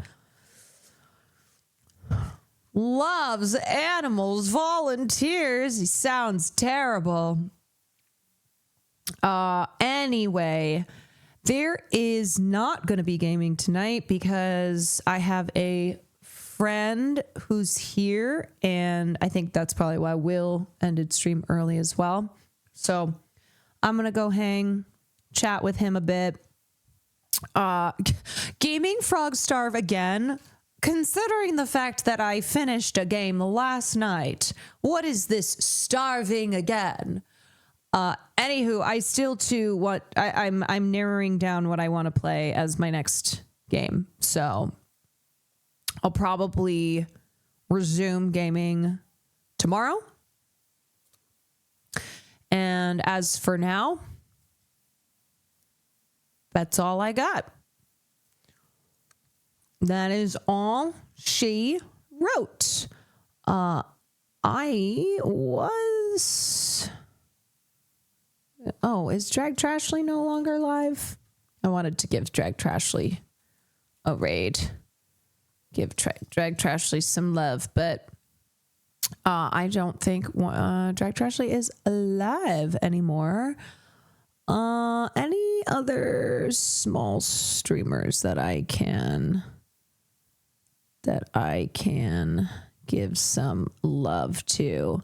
You know, I'm kind of in a I just keep wanting to bring attention again on small streamers because boy, oh boy, am I tired of these big streamers and their egos. Not all of them, obviously, but I just always think it's good to make sure that we're bringing some attention and helping out smaller streamers when we can, because this is a platform with shit-ass discoverability. Flaky is live. I think I just rated Flaky. So how about Kaisa? Okay, let's raid Kaisa. There we go. Send you over there. Okay. Coolio. Y'all, I'll see you tomorrow. Thanks for joining me. Peace and love. And I hope you come back. I'll see you later.